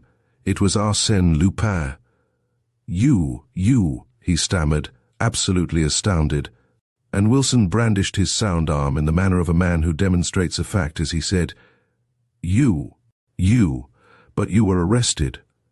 Sholmes told me so. When he left you, Ganimard and 30 men had you in charge. Lupin folded his arms and said with an air of indignation, Did you suppose I would let you go away without bidding you adieu, after the very friendly relations that have always existed between us? That would be discourteous and ungrateful on my part. The train whistled. Lupin continued, I beg your pardon, but have you everything you need? Tobacco and matches? Yes. And the evening papers? You will find in them an account of my arrest, your last exploit, Monsieur Sholmes. And now, au revoir. Am delighted to have made your acquaintance. And if ever I can be of any service to you, I shall be only too happy. He leaped to the platform and closed the door. Adieu, he repeated, waving his handkerchief. Adieu. I shall write to you. You will write also, eh? And your arm broken, Wilson. I am truly sorry. I shall expect to hear from both of you. A postal card now and then, simply address, Lupin, Paris. That is sufficient. Adieu, see you soon. Chapter 7. The Jewish Lamp. Herlock Sholmes and Wilson were sitting in front of the fireplace, in comfortable armchairs, with the feet extended toward the grateful warmth of a glowing coke fire. Sholmes's pipe, a short briar with a silver band, had gone out. He knocked out the ashes, filled it, lighted it, pulled the skirts of his dressing gown over his knees, and drew from his pipe great puffs of smoke, which ascended toward the ceiling in scores of shadow rings. Wilson gazed at him, as a dog lying curled up on a rug, before the fire might look at his master, with great round eyes which have no hope other than to obey the least gesture of his owner. Was the master going to break the silence? Would he reveal to Wilson the subject of his reverie and admit his satellite into the charmed realm of his thoughts? When Sholmes had maintained his silent attitude for some time, Wilson ventured to speak. Everything seems quiet now. Not the shadow of a case to occupy our leisure moments. Sholmes did not reply, but the rings of smoke emitted by Sholmes were better formed. And Wilson observed that his companion drew considerable pleasure from that trifling fact, an indication that the great man was not absorbed in any serious meditation. Wilson, discouraged, arose and went to the window. The lonely street extended between the gloomy facades of grimy houses, unusually gloomy this morning by reason of a heavy downfall of rain. A cab passed, then another. Wilson made an entry of their numbers in his memorandum book. One never knows. Ah, he exclaimed, the postman. The man entered, shown in by the servant. 2 registered letters, sir. If you will sign, please. Sholmes signed the receipts, accompanied the man to the door, and was opening one of the letters as he returned. It seems to please you, remarked Wilson, after a moment's silence.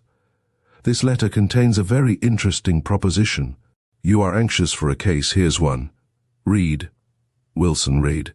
Monsieur, I desire the benefit of your services and experience.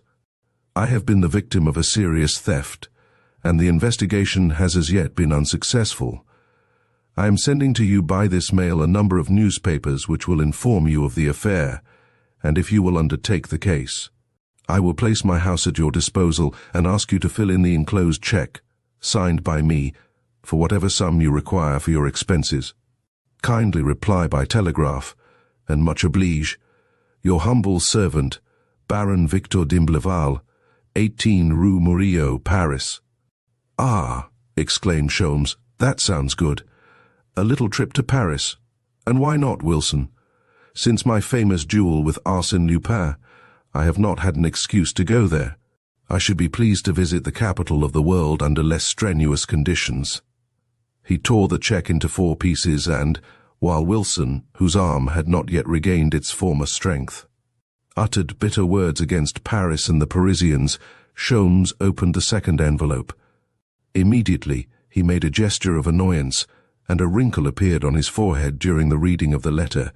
Then, crushing the paper into a ball, he threw it, angrily, on the floor. "Well, what's the matter?" asked Wilson anxiously. He picked up the ball of paper, unfolded it, and read, with increasing amazement, "My dear monsieur, you know full well the admiration I have for you, and the interest I take in your renown.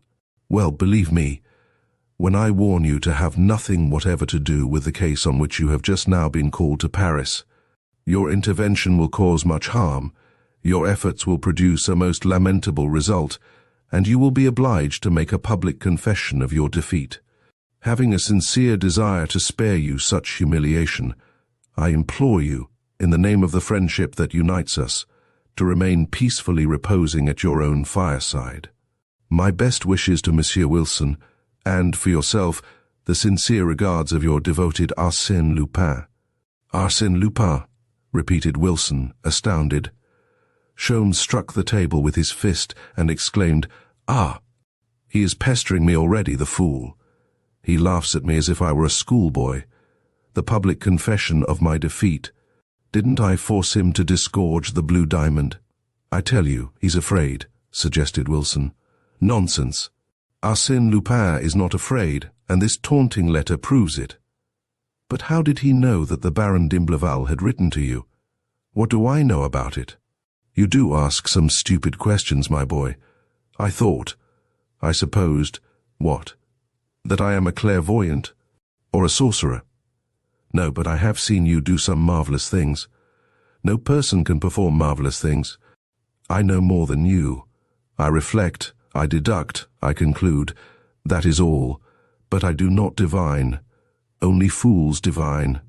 Wilson assumed the attitude of a whipped cur, and resolved not to make a fool of himself by trying to divine why Sholmes paced the room with quick, nervous strides. But when Sholmes rang for the servant and ordered his valise, Wilson thought that he was in possession of a material fact which gave him the right to reflect, deduct and conclude that his associate was about to take a journey. The same mental operation permitted him to assert, with almost mathematical exactness, "Sholmes, you are going to Paris." "Possibly." "And Lupin's affront impels you to go, rather than the desire to assist the Baron d'Imblevalle." "Possibly." "Sholmes, I shall go with you." Ah, my old friend," exclaimed Sholmes, interrupting his walking. "You are not afraid that your right arm will meet the same fate as your left? What can happen to me? You will be there." "That's the way to talk, Wilson. We will show that clever Frenchman that he made a mistake when he threw his glove in our faces. Be quick, Wilson. We must catch the first train. Without waiting for the papers the Baron has sent you. What good are they?" "I will send a telegram." "No, if you do that, Arsène Lupin will know of my arrival. I wish to avoid that. This time, Wilson, we must fight under cover." That afternoon, the two friends embarked at Dover. The passage was a delightful one. In the train from Calais to Paris, Sholmes had 3 hours sound sleep, while Wilson guarded the door of the compartment. Sholmes awoke in good spirits. He was delighted at the idea of another duel with Arsène Lupin, and he rubbed his hands with the satisfied air of a man who looks forward to a pleasant vacation. "At last," exclaimed Wilson, "we are getting to work again." And he rubbed his hands with the same satisfied air. At the station, Sholmes took the wraps, and followed by Wilson, who carried the valises, he gave up his tickets and started off briskly. "Fine weather, Wilson. Blue sky and sunshine. Paris is giving us a royal reception." "Yes, but what a crowd." "So much the better, Wilson. We will pass unnoticed. No one will recognize us in such a crowd." "Is this Monsieur Sholmes?" He stopped, somewhat puzzled. Who the deuce could thus address him by his name? A woman stood beside him, a young girl whose simple dress outlined her slender form and whose pretty face had a sad and anxious expression. She repeated her inquiry. "You are Monsieur Sholmes?" As he still remained silent, as much from confusion as from a habit of prudence. The girl asked a third time, "Have I the honor of addressing Monsieur Sholmes?" "What do you want?" he replied testily, considering the incident a suspicious one. "You must listen to me, Monsieur Sholmes, as it is a serious matter. I know that you are going to the Rue Murillo." "What do you say?" I know. Rue Murillo, number 18. "Well, you must not go. No, you must not. I assure you that you will regret it. Do not think that I have any interest in the matter. I do it because it is right, because my conscience tells me to do it." Sholmes tried to get away, but she persisted. "Oh, I beg of you, don't neglect my advice. Ah, if I only knew how to convince you. Look at me. Look into my eyes. They are sincere. They speak the truth." She gazed at Sholmes, fearlessly but innocently, with those beautiful eyes, serious and clear, in which her very soul seemed to be reflected. Wilson nodded his head as he said, "Mademoiselle looks honest." "Yes," she implored, "and you must have confidence." "I have confidence in you, mademoiselle," replied Wilson. "Oh, how happy you make me." "And so has your friend." "I feel it. I am sure of it. What happiness. Everything will be all right now. What a good idea of mine. Ah, yes. There is a train for Calais in 20 minutes. You will take it. Quick, follow me. You must come this way. There is just time." She tried to drag them along. Sholmes seized her arm, and in as gentle a voice as he could assume, said to her, "Excuse me, mademoiselle, if I cannot yield to your wishes, but I never abandon a task that I have once undertaken. I beseech you, I implore you. Ah, if you could only understand." Sholmes passed outside and walked away at a quick pace. Wilson said to the girl, "Have no fear, he will be in at the finish. He never failed yet." And he ran to overtake Sholmes. Herlock Sholmes, Arsène Lupin. These words, in great black letters, met their gaze as soon as they left the railway station. A number of sandwich men were parading through the street, one behind the other, carrying heavy canes with iron ferrules with which they struck the pavement in harmony, and, on their backs, they carried large posters, on which one could read the following notice: "The match between Herlock Sholmes and Arsène Lupin. A rival of the English champion. The great detective attacks the mystery of the Rue Murillo. Read the details in the Echo de France." Wilson shook his head and said, "Look at that, Sholmes, and we thought we were traveling incognito. I shouldn't be surprised to find the Republican Guard waiting for us at the Rue Murillo to give us an official reception with toasts and champagne." "Wilson, when you get funny, you get beastly funny," growled Sholmes. Then he approached one of the sandwich men with the obvious intention of seizing him in his powerful grip and crushing him, together with his infernal signboard. There was quite a crowd gathered about the men, reading the notices and joking and laughing. Repressing a furious access of rage, Sholmes said to the man, "When did they hire you?" "This morning." "How long have you been parading?" "About an hour. But the boards were ready before that." "Oh, yes, they were ready when we went to the agency this morning." So then it appears that Arsène Lupin had foreseen that he, Sholmes, would accept the challenge. More than that, the letter written by Lupin showed that he was eager for the fray, and that he was prepared to measure swords once more with his formidable rival. Why? What motive could Arsène Lupin have in renewing the struggle? Sholmes hesitated for a moment. Lupin must be very confident of his success to show so much insolence in advance. And was not he, Sholmes, falling into a trap by rushing into the battle at the first call for help? However, he called a carriage. "Come, Wilson, driver 18 Rue Murillo," he exclaimed, with an outburst of his accustomed energy. With distended veins and clenched fists, as if he were about to engage in a boxing bout, he jumped into the carriage. The Rue Murillo is bordered with magnificent private residences, the rear of which overlook the Parc Monceau. One of the most pretentious of these houses is number 18, owned and occupied by the Baron d'Imbleval, and furnished in a luxurious manner consistent with the owner's taste and wealth. There was a courtyard in front of the house, and in the rear, a garden well filled with trees whose branches mingle with those of the park. After ringing the bell, the two Englishmen were admitted, crossed the courtyard, and were received at the door by a footman, who showed them into a small parlour facing the garden in the rear of the house. They sat down and, glancing about, made a rapid inspection of the many valuable objects with which the room was filled. "Everything very choice," murmured Wilson, "and in the best of taste. It is a safe deduction to make that those who had the leisure to collect these articles must now be at least 50 years of age." The door opened, and the Baron d'Imbleval entered, followed by his wife. Contrary to the deduction made by Wilson, they were both quite young, of elegant appearance, and vivacious in speech and action. They were profuse in their expressions of gratitude. "So kind of you to come. Sorry to have caused you so much trouble. The theft now seems of little consequence since it has procured us this pleasure." "How charming these French people are," thought Wilson, evolving one of his commonplace deductions. "But time is money," exclaimed the Baron. "Especially your time, Monsieur Sholmes, so I will come to the point. Now, what do you think of the affair? Do you think you can succeed in it?"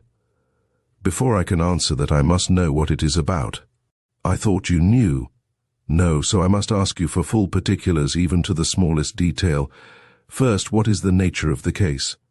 "A theft. When did it take place?"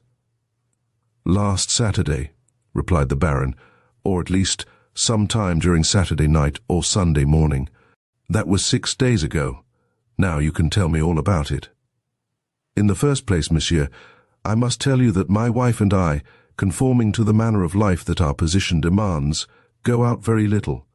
The education of our children, a few receptions, and the care and decoration of our house, such constitutes our life. And nearly all our evenings are spent in this little room, which is my wife's boudoir, and in which we have gathered a few artistic objects. Last Saturday night, about 11 o'clock, I turned off the electric lights, and my wife and I retired, as usual, to our room." "Where is your room?" "It adjoins this. That is the door. Next morning, that is to say, Sunday morning, I arose quite early. As Suzanne, my wife, was still asleep, I passed into the boudoir as quietly as possible so as not to wake her.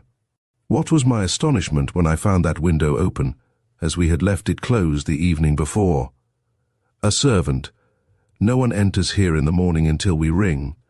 Besides, I always take the precaution to bolt the second door which communicates with the antechamber. Therefore, the window must have been opened from the outside. Besides, I have some evidence of that. The second pane of glass from the right, close to the fastening, had been cut. And what does that window overlook? As you can see for yourself, it opens on a little balcony, surrounded by a stone railing. Here we are on the first floor, and you can see the garden behind the house and the iron fence which separates it from the Parc Monceau. It is quite certain that the thief came through the park, climbed the fence by the aid of a ladder, and thus reached the terrace below the window. That is quite certain, you say? Well, in the soft earth on either side of the fence they found the 2 holes made by the bottom of the ladder, and 2 similar holes can be seen below the window. And the stone railing of the balcony shows 2 scratches which were doubtless made by the contact of the ladder. Is the Parc Monceau closed at night? No, but if it were, there is a house in course of erection at number 14, and a person could enter that way. Herlock Sholmes reflected for a few minutes and then said, "Let us come down to the theft. It must have been committed in this room?" "Yes. There was here, between that 12th century Virgin and that tabernacle of chased silver, a small Jewish lamp. It has disappeared. And is that all?" "That is all." "Ah, and what is a Jewish lamp?" "One of those copper lamps used by the ancient Jews, consisting of a standard which supported a bowl containing the oil. and from this bowl projected several burners intended for the wicks. Upon the whole, an object of small value. No great value, of course, but this one contained a secret hiding place in which we were accustomed to place a magnificent jewel, a chimera in gold, set with rubies and emeralds, which was of great value.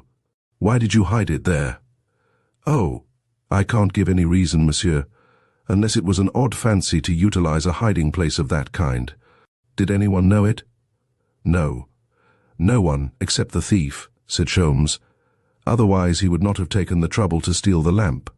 Of course. But how could he know it, as it was only by accident that the secret mechanism of the lamp was revealed to us? A similar accident has revealed it to someone else, a servant or an acquaintance. But let us proceed. I suppose the police have been notified. Yes. The examining magistrate has completed his investigation. The reporter detectives attached to the leading newspapers have also made their investigations. But, as I wrote to you, it seems to me the mystery will never be solved. Sholmes arose, went to the window, examined the casement, the balcony, the terrace, studied the scratches on the stone railing with his magnifying glass, and then requested D'imblevalle to show him the garden. Outside, Sholmes sat down in a rattan chair and gazed at the roof of the house in a dreamy way. Then he walked over to the two little wooden boxes with which they had covered the holes made in the ground by the bottom of the ladder with a view of preserving them intact.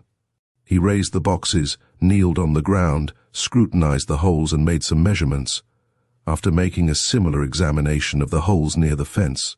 He and the Baron returned to the boudoir, where Madame D'imblevalle was waiting for them. After a short silence, Sholmes said, "At the very outset of your story, Baron, I was surprised at the very simple methods employed by the thief. To raise a ladder, cut a window pane, select a valuable article, and walk out again. No, that is not the way such things are done. All that is too plain, too simple. Well, what do you think? That the Jewish lamp was stolen under the direction of Arsène Lupin." "Arsène Lupin!" exclaimed the Baron. "Yes, but he did not do it himself, as no one came from the outside. Perhaps a servant descended from the upper floor by means of a water spout that I noticed when I was in the garden. What makes you think so?" "Arsène Lupin would not leave this room empty-handed." "Empty-handed, but he had the lamp. But that would not have prevented his taking that snuff-box set with diamonds or that opal necklace. When he leaves anything, it is because he can't carry it away. But the marks of the ladder outside, a false scent, placed there simply to avert suspicion. And the scratches on the balustrade, a farce. They were made with a piece of sandpaper. See, here are scraps of the paper that I picked up in the garden. And what about the marks made by the bottom of the ladder? Counterfeit. Examine the two rectangular holes below the window and the two holes near the fence. They are of a similar form, but I find that the two holes near the house are closer to each other than the two holes near the fence. What does that fact suggest? To me it suggested that the four holes were made by a piece of wood prepared for the purpose. The better proof would be the piece of wood itself." "Here it is," said Sholmes. "I found it in the garden, under the box of a laurel tree." The Baron bowed to Sholmes in recognition of his skill. Only 40 minutes had elapsed since the Englishman had entered the house, and he had already exploded all the theories theretofore formed, and which had been based on what appeared to be obvious and undeniable facts. But what now appeared to be the real facts of the case rested upon a more solid foundation, to wit, the astute reasoning of a Herlock Sholmes. "The accusation which you make against one of our household is a very serious matter," said the Baroness. "Our servants have been with us a long time, and none of them would betray our trust. If none of them has betrayed you, how can you explain the fact that I received this letter on the same day and by the same mail as the letter you wrote to me?" He handed to the Baroness the letter that he had received from Arsène Lupin. She exclaimed in amazement, "Arsène Lupin? How could he know? Did you tell anyone that you had written to me?" "No one," replied the Baron.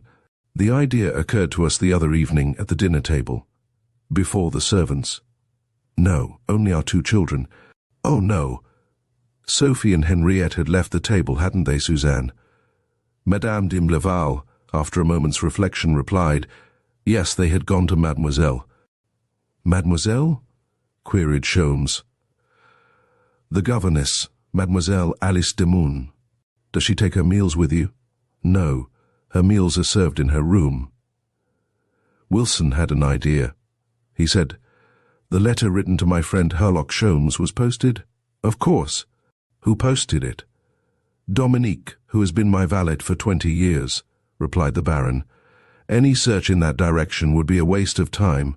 One never wastes his time when engaged in a search, said Wilson sententiously. This preliminary investigation now ended, and Sholmes asked permission to retire. At dinner an hour later, he saw Sophie and Henriette, the 2 children of the family. One was 6 and the other 8 years of age. There was very little conversation at the table. Sholmes responded to the friendly advances of his hosts in such a curt manner that they were soon reduced to silence. When the coffee was served, Sholmes swallowed the contents of his cup and rose to take his leave. At that moment, a servant entered with a telephone message addressed to Sholmes. He opened it and read, You have my enthusiastic admiration. The results attained by you in so short a time are simply marvelous. I am dismayed. Arsène Lupin. Sholmes made a gesture of indignation and handed the message to the Baron, saying, What do you think now, monsieur? Are the walls of your house furnished with eyes and ears? I don't understand it, said the Baron in amazement. Nor do I, but I do understand that Lupin has knowledge of everything that occurs in this house. He knows every movement, every word. There is no doubt of it. But how does he get his information? That is the first mystery I have to solve, and when I know that, I will know everything. That night, Wilson retired with a clear conscience of a man who has performed his whole duty, and thus acquired an undoubted right to sleep and repose. So he fell asleep very quickly, and was soon enjoying the most delightful dreams in which he pursued Lupin, and captured him single-handed, and the sensation was so vivid and exciting that it woke him from his sleep. Someone was standing at his bedside. He seized his revolver and cried, Don't move, Lupin, or I'll fire. The deuce! Wilson, what do you mean? Oh, it is you, Sholmes. Do you want me? I want to show you something. Get up. Sholmes led him to the window and said, Look, on the other side of the fence. In the park? Yes. What do you see? I don't see anything. Yes, you do see something. Ah, of course, a shadow, 2 of them. Yes, close to the fence. See, they are moving. Come, quick! Quickly they descended the stairs and reached a room which opened into the garden. Through the glass door they could see the 2 shadowy forms in the same place. It is very strange, said Sholmes, but it seems to me I can hear a noise inside the house.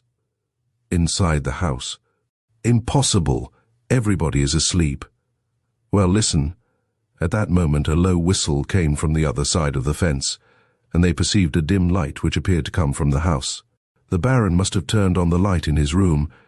It is just above us.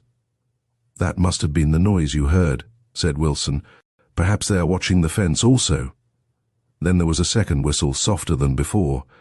I don't understand it, I don't understand, said Sholmes irritably. No more do I, confessed Wilson.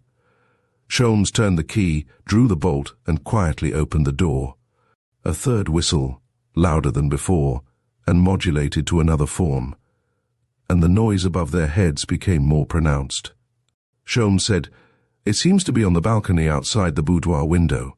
He put his head through the half-opened door, but immediately recoiled with a stifled oath. Then Wilson looked. Quite close to them there was a ladder, the upper end of which was resting on the balcony. The deuce, said Sholmes. There is someone in the boudoir. That is what we heard. Quick, let us remove the ladder. But at that instant, a man slid down the ladder and ran toward the spot where his accomplices were waiting for him outside the fence. He carried the ladder with him. Sholmes and Wilson pursued the man and overtook him just as he was placing the ladder against the fence. From the other side of the fence, 2 shots were fired. "Wounded?" cried Sholmes. "No," replied Wilson. Wilson seized the man by the body and tried to hold him, but the man turned and plunged a knife into Wilson's breast. He uttered a groan, staggered, and fell. "Damnation," muttered Sholmes. "If they have killed him, I will kill them." He laid Wilson on the grass and rushed toward the ladder. Too late, the man had climbed the fence and, accompanied by his confederates, had fled through the bushes. "Wilson, Wilson, it is not serious, Hein. Merely a scratch." The house door opened, and Monsieur d'Imbleval appeared, followed by the servants, carrying candles. "What's the matter?" asked the Baron. "Is Monsieur Wilson wounded?" "Oh, it's nothing, a mere scratch," repeated Sholmes, trying to deceive himself. The blood was flowing profusely, and Wilson's face was livid. 20 minutes later, the doctor ascertained that the point of the knife had penetrated to within 1.5 inches of the heart. 1.5 inches of the heart. Wilson always was lucky, said Sholmes in an envious tone. "Lucky, lucky," muttered the doctor. "Of course. Why, with his robust constitution, he will soon be out again." 6 weeks in bed and 2 months of convalescence. Not more. No, unless complications set in. Oh, the devil! What does he want complications for? Fully reassured, Sholmes joined the Baron in the boudoir. This time, the mysterious visitor had not exercised the same restraint. Ruthlessly, he had laid his vicious hand upon the diamond snuff-box, upon the opal necklace, and, in a general way, upon everything that could find a place in the greedy pockets of an enterprising burglar. The window was still open, one of the window panes had been neatly cut, and in the morning, a summary investigation showed that the ladder belonged to the house then in course of construction. "Now you can see," said Mondimleval with a touch of irony, "it is an exact repetition of the affair of the Jewish lamp. Yes, if we accept the first theory adopted by the police. Haven't you adopted it yet? Doesn't this second theft shatter your theory in regard to the first?" "It only confirms it, monsieur." "That is incredible. You have positive evidence that last night's theft was committed by an outsider, and yet you adhere to your theory that the Jewish lamp was stolen by someone in the house." "Yes, I am sure of it." "How do you explain it?" "I do not explain anything, monsieur. I have established 2 facts which do not appear to have any relation to each other, and yet I am seeking the missing link that connects them." His conviction seemed to be so earnest and positive that the Baron submitted to it and said, "Very well, we will notify the police." "Not at all," exclaimed the Englishman quickly. "Not at all. I intend to ask for their assistance when I need it, but not before. But the attack on your friend, that's of no consequence. He is only wounded. Secure the license of the doctor. I shall be responsible for the legal side of the affair." The next 2 days proved uneventful, yet Sholmes was investigating the case with a minute care and with a sense of wounded pride resulting from that audacious theft committed under his nose. In spite of his presence and beyond his power to prevent it, he made a thorough investigation of the house and garden, interviewed the servants, and paid lengthy visits to the kitchen and stables. And although his efforts were fruitless, he did not despair. "I will succeed," he thought, "and the solution must be sought within the walls of this house. This affair is quite different from that of the blonde lady, where I had to work in the dark, on unknown ground. This time, I am on the battlefield itself. The enemy is not the elusive and invisible Lupin, but the accomplice, in flesh and blood, who lives and moves within the confines of this house. Let me secure the slightest clue, and the game is mine." That clue was furnished to him by accident. On the afternoon of the 3rd day, when he entered a room located above the boudoir, which served as a study for the children, he found Henriette, the younger of the 2 sisters. She was looking for her scissors. "You know," she said to Sholmes, "I make papers like that you received the other evening." "The other evening?" "Yes, just as dinner was over. You received a paper with marks on it. You know, a telegram. Well, I make them too." She left the room. To anyone else these words would seem to be nothing more than the insignificant remark of a child. And Sholmes himself listened to them with a distracted air and continued his investigation. But suddenly he ran after the child and overtook her at the head of the stairs. He said to her, "So you paste stamps and marks on papers?" Henriette very proudly replied, "Yes, I cut them out and paste them on." "Who taught you that little game?" "Mademoiselle, my governess. I have seen her do it often. She takes words out of the newspapers and pastes them. What does she make out of them?" "Telegrams and letters that she sends away." Herlock Sholmes returned to the study, greatly puzzled by the information and seeking to draw from it a logical deduction. There was a pile of newspapers on the mantel. He opened them and found that many words and, in some places, entire lines had been cut out. But, after reading a few of the words which preceded or followed, he decided that the missing words had been cut out at random, probably by the child. It was possible that one of the newspapers had been cut by Mademoiselle, but how could he assure himself that such was the case? Mechanically, Sholmes turned over the school books on the table, then others which were lying on the shelf of a bookcase. Suddenly, he uttered a cry of joy. In a corner of the bookcase, under a pile of old exercise books, he found a child's alphabet book, in which the letters were ornamented with pictures. And on one of the pages of that book, he discovered a place where a word had been removed. He examined it. It was a list of the days of the week. Monday, Tuesday, Wednesday, etc. The word Saturday was missing. Now, the theft of the Jewish lamp had occurred on a Saturday night. Sholmes experienced that slight fluttering of the heart which always announced to him, in the clearest manner, that he had discovered the road which leads to victory. That ray of truth, that feeling of certainty, never deceived him. With nervous fingers he hastened to examine the balance of the book. Very soon he made another discovery. It was a page composed of capital letters, followed by a line of figures. 9 of those letters and 3 of those figures had been carefully cut out. Sholmes made a list of the missing letters and figures in his memorandum book in alphabetical and numerical order, and obtained the following result: Sidenopes 237. "Well, at first sight, it is a rather formidable puzzle," he murmured, "but by transposing the letters and using all of them, is it possible to form 1, 2, or 3 complete words?" Sholmes tried it in vain. Only one solution seemed possible. It constantly appeared before him, no matter which way he tried to juggle the letters, until, at length, he was satisfied it was the true solution, since it harmonized with the logic of the facts and the general circumstances of the case. As that page of the book did not contain any duplicate letters, it was probable, in fact quite certain, that the words he could form from those letters would be incomplete, and that the original words had been completed with letters taken from other pages. Under those conditions he obtained the following solution: errors and omissions accepted, Ripon Z, CH 237. The first word was quite clear, Répondez reply. A letter E is missing because it occurs twice in the word, and the book furnished only 1 letter of each kind.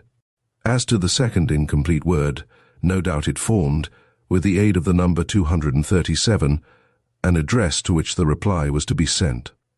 They appointed Saturday as the time, and requested a reply to be sent to the address CH 237. Or perhaps CH 237 was an address for a letter to be sent to the general delivery of some post office, or again, they might form a part of some incomplete word. Sholmes searched the book once more, but did not discover that any other letters had been removed. Therefore, until further orders, he decided to adhere to the foregoing interpretation. Henriette returned and observed what he was doing. "Amusing, isn't it?" "Yes, very amusing," he replied. "But have you any other papers, or rather words already cut out that I can paste?" "Papers? No, and Mademoiselle wouldn't like it." "Mademoiselle? Yes, she has scolded me already." "Why?" "Because I have told you some things. and she says that a person should never tell things about those they love. You are quite right." Henriette was delighted to receive his approbation, in fact so highly pleased that she took from a little silk bag that was pinned to her dress some scraps of cloth, 3 buttons, 2 cubes of sugar, and lastly, a piece of paper which she handed to Sholmes.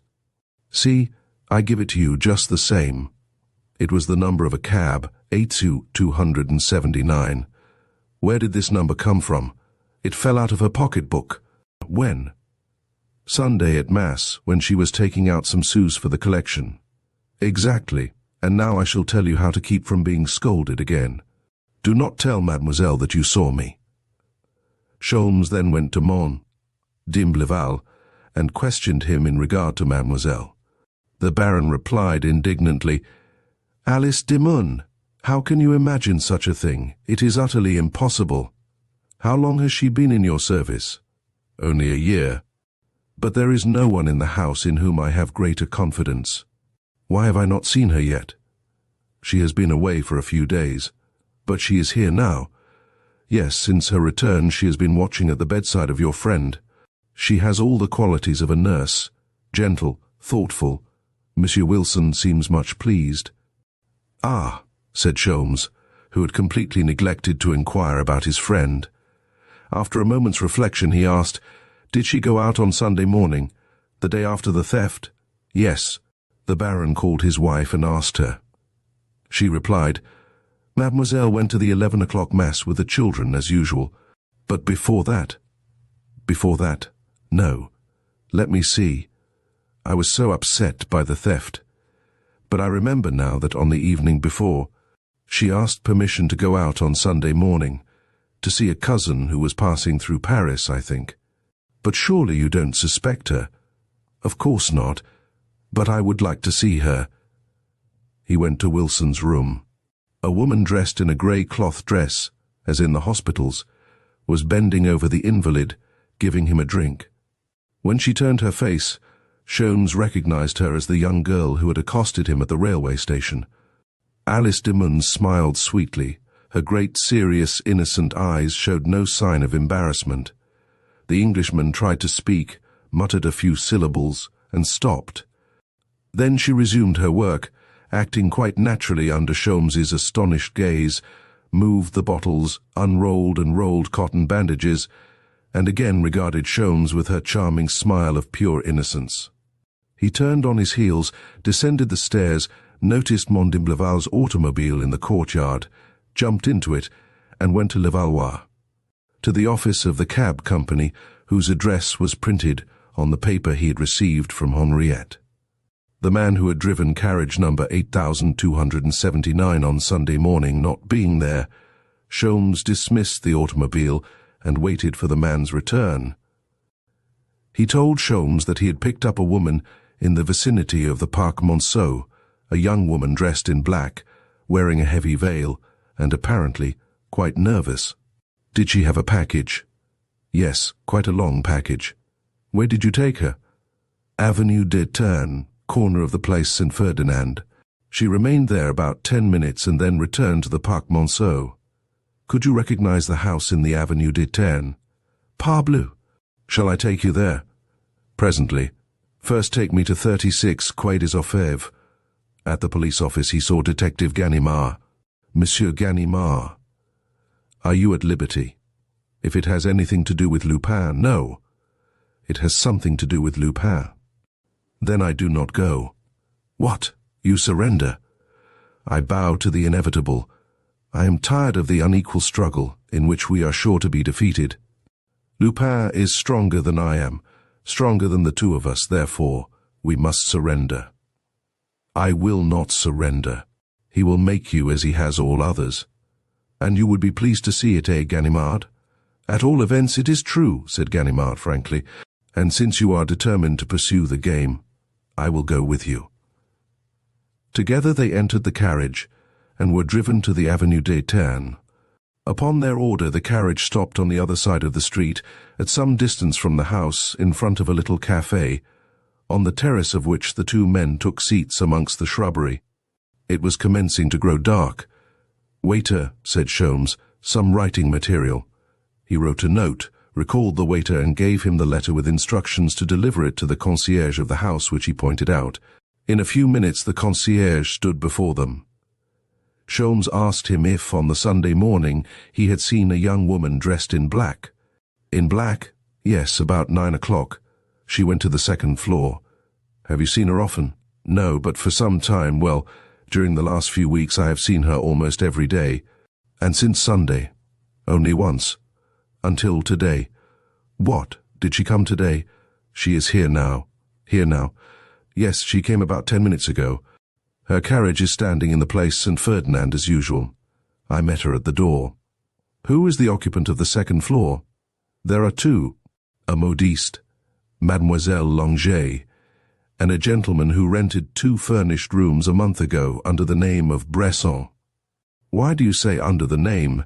Because I have an idea that it is an assumed name. My wife takes care of his rooms and, well, there are not 2 shirts there with the same initials. Is he there much of the time? No, he is nearly always out. He has not been here for 3 days. Was he here on Saturday night? Saturday night? Let me think. Yes, Saturday night. He came in and stayed all night. What sort of a man is he? Well, I can scarcely answer that. He is so changeable. He is by turns big, little, fat, thin, dark and light. I do not always recognize him. Ganimard and Sholmes exchanged looks. That is he, all right, said Ganimard.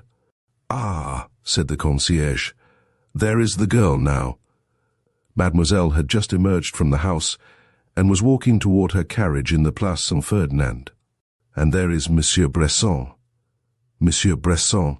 Which is he? The man with the parcel under his arm.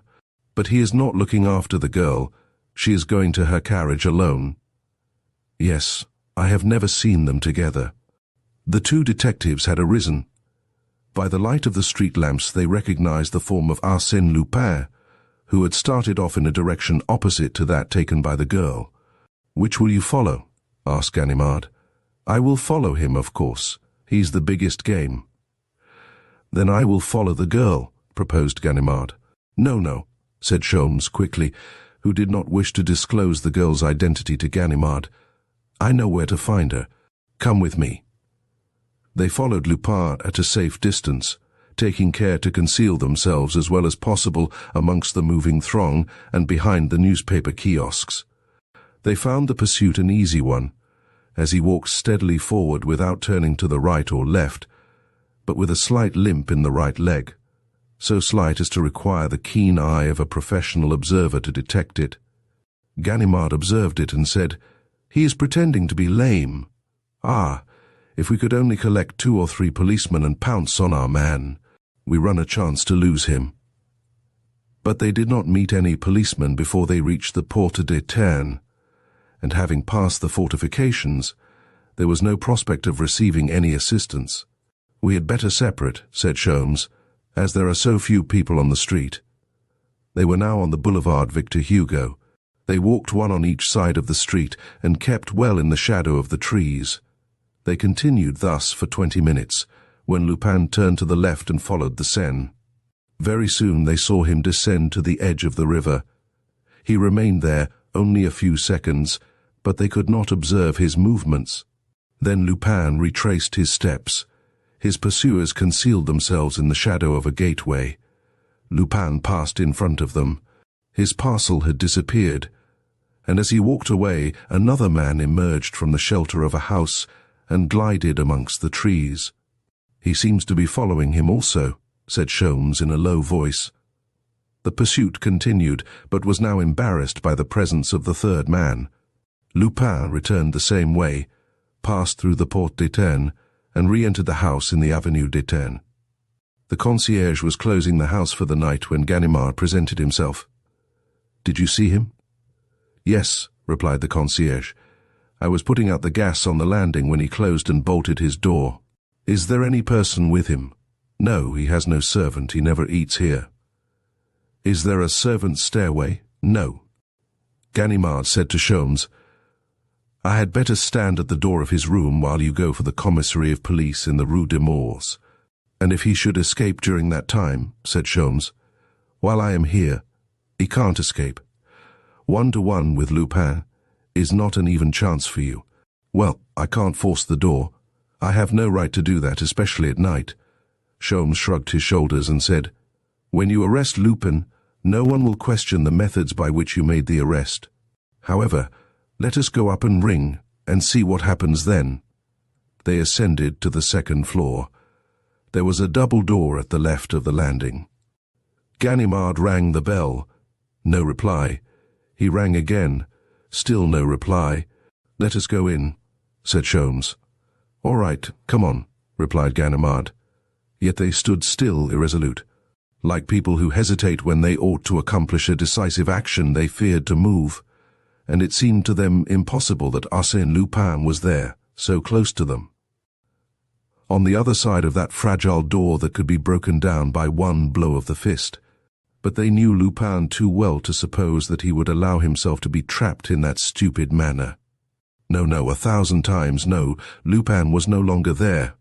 Through the adjoining houses, over the roofs, by some conveniently prepared exit, he must have already made his escape, and once more, it would only be Lupin's shadow that they would seize. They shuddered as a slight noise, coming from the other side of the door, reached their ears.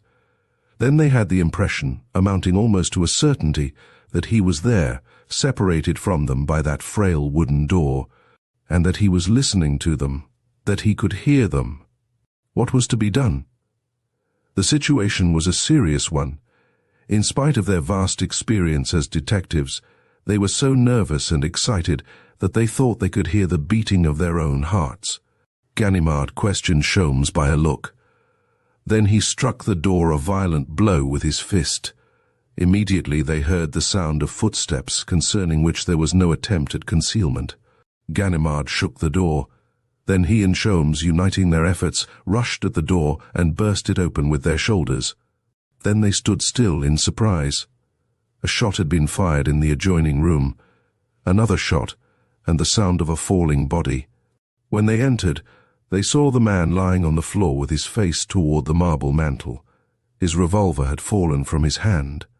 Ganimard stooped and turned the man's head. The face was covered with blood, which was flowing from 2 wounds, one in the cheek, the other in the temple. "You can't recognize him for blood." "No matter," said Sholmes. "It is not Lupin." "How do you know? You haven't even looked at him." "Do you think that Arsène Lupin is the kind of a man that would kill himself?" asked Sholmes with a sneer. "But we thought we recognized him outside." "We thought so, because the wish was father to the thought. That man has us bewitched. Then it must be one of his accomplices." "The accomplices of Arsène Lupin do not kill themselves." "Well then, who is it?" They searched the corpse. In one pocket, Herlock Sholmes found an empty pocketbook. In another, Ganimard found several louis. There were no marks of identification on any part of his clothing. In a trunk and 2 valises, they found nothing but wearing apparel. On the mantel there was a pile of newspapers. Ganimard opened them. All of them contained articles referring to the theft of the Jewish lamp. An hour later, when Ganimard and Sholmes left the house, they had acquired no further knowledge of the strange individual who had been driven to suicide by their untimely visit. Who was he? Why had he killed himself? What was his connection with the affair of the Jewish lamp? Who had followed him on his return from the river? The situation involved many complex questions, many mysteries. Herlock Sholmes went to bed in a very bad humor. Early next morning he received the following telephonic message: "Arsène Lupin has the honor to inform you of his tragic death in the person of Monsieur Bresson, and requests the honor of your presence at the funeral service and burial, which will be held at the public expense on Thursday, 25 June. Chapter 8. The Shipwreck. "That's what I don't like, Wilson," said Herlock Sholmes after he had read Arsène Lupin's message. "That is what exasperates me in this affair. To feel that the cunning, mocking eye of that fellow follows me everywhere. He sees everything. He knows everything. He reads my inmost thoughts. He even foresees my slightest movement. Ah, he is possessed of a marvelous intuition, far surpassing that of the most instinctive woman, yes, surpassing even that of Herlock Sholmes himself. Nothing escapes him. I resemble an actor whose every step and movement are directed by a stage manager, who says this and does that in obedience to a superior will. That is my position. Do you understand, Wilson? Certainly Wilson would have understood if his faculties had not been deadened by the profound slumber of a man whose temperature varies between 100 and 103 degrees. But whether he heard or not was a matter of no consequence to Herlock Sholmes, who continued, I have to concentrate all my energy and bring all my resources into action in order to make the slightest progress. And fortunately for me, those petty annoyances are like so many pricks from a needle, and serve only to stimulate me. As soon as the heat of the wound is appeased and the shock to my vanity has subsided, I say to myself, amuse yourself, my dear fellow, but remember that he who laughs last laughs best. Sooner or later you will betray yourself. For you know, Wilson, it was Lupin himself who, by his first dispatch and the observation that it suggested to little Henriette, disclosed to me the secret of his correspondence with Alice Hemon. Have you forgotten that circumstance, dear boy? But Wilson was asleep, and Sholmes, pacing to and fro, resumed his speech.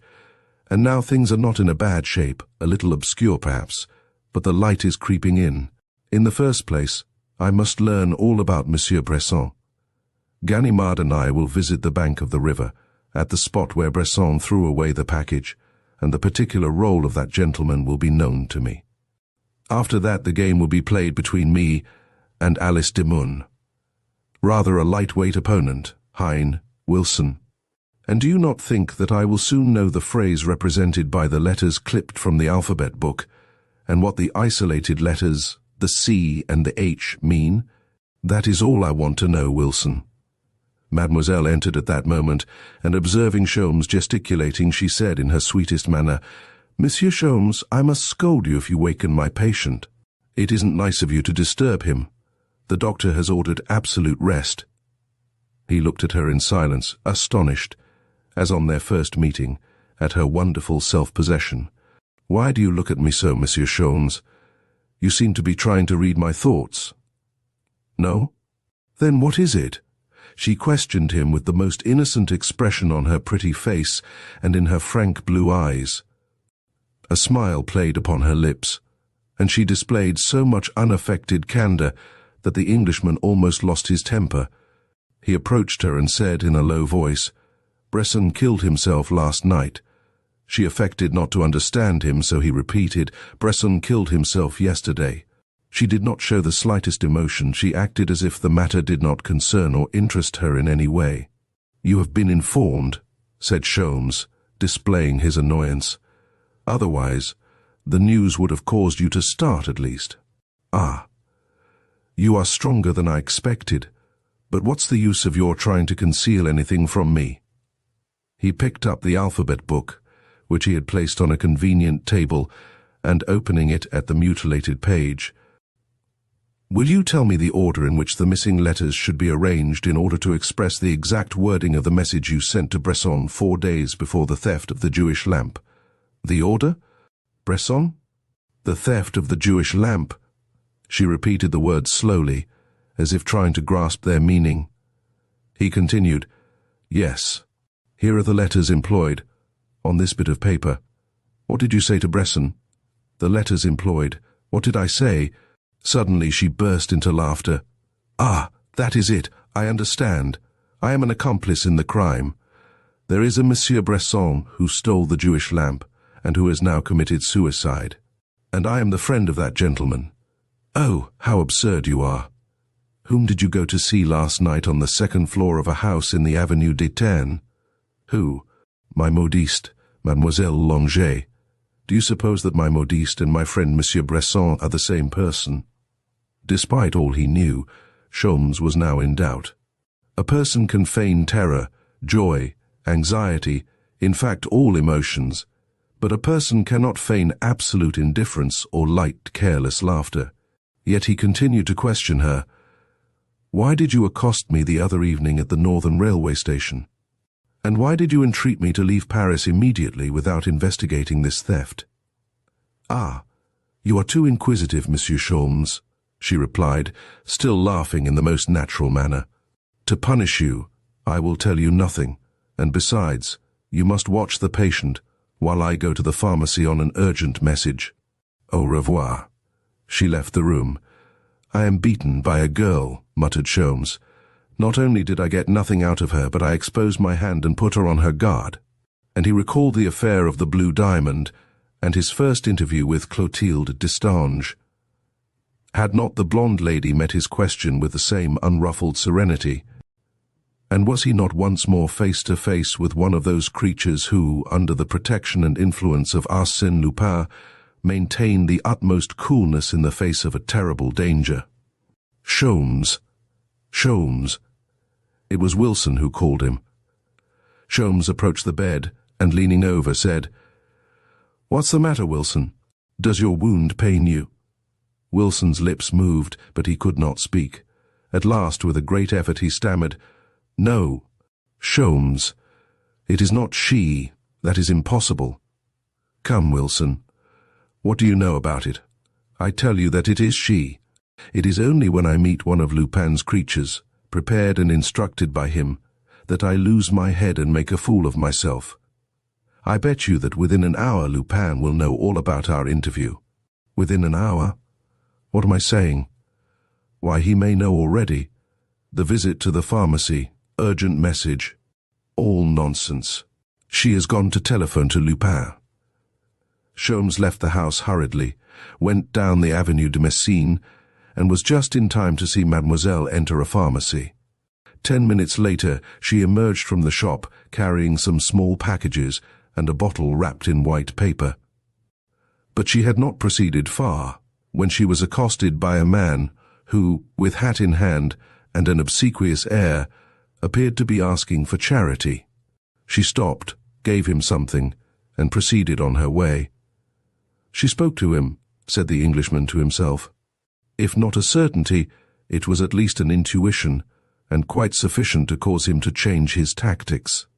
Leaving the girl to pursue her own course, he followed the suspected mendicant, who walked slowly to the Avenue d'Eterne and lingered for a long time around the house in which Bresson had lived, sometimes raising his eyes to the windows of the second floor and watching the people who entered the house. At the end of an hour he climbed to the top of a tram-car going in the direction of Neuilly. Sholmes followed and took a seat behind the man, and beside a gentleman who was concealed behind the pages of a newspaper. At the fortifications the gentleman lowered the paper, and Sholmes recognized Ganimard, who thereupon whispered as he pointed to the man in front, "It is the man who followed Bresson last night. He has been watching the house for an hour." "Anything new in regard to Bresson?" asked Sholmes. "Yes, a letter came to his address this morning." "This morning? Then it was posted yesterday before the sender could know of Bresson's death." "Exactly. It is now in the possession of the examining magistrate, but I read it. It says, he will not accept any compromise. He wants everything, the first thing as well as those of the second affair, otherwise he will proceed." "There is no signature," added Ganimard.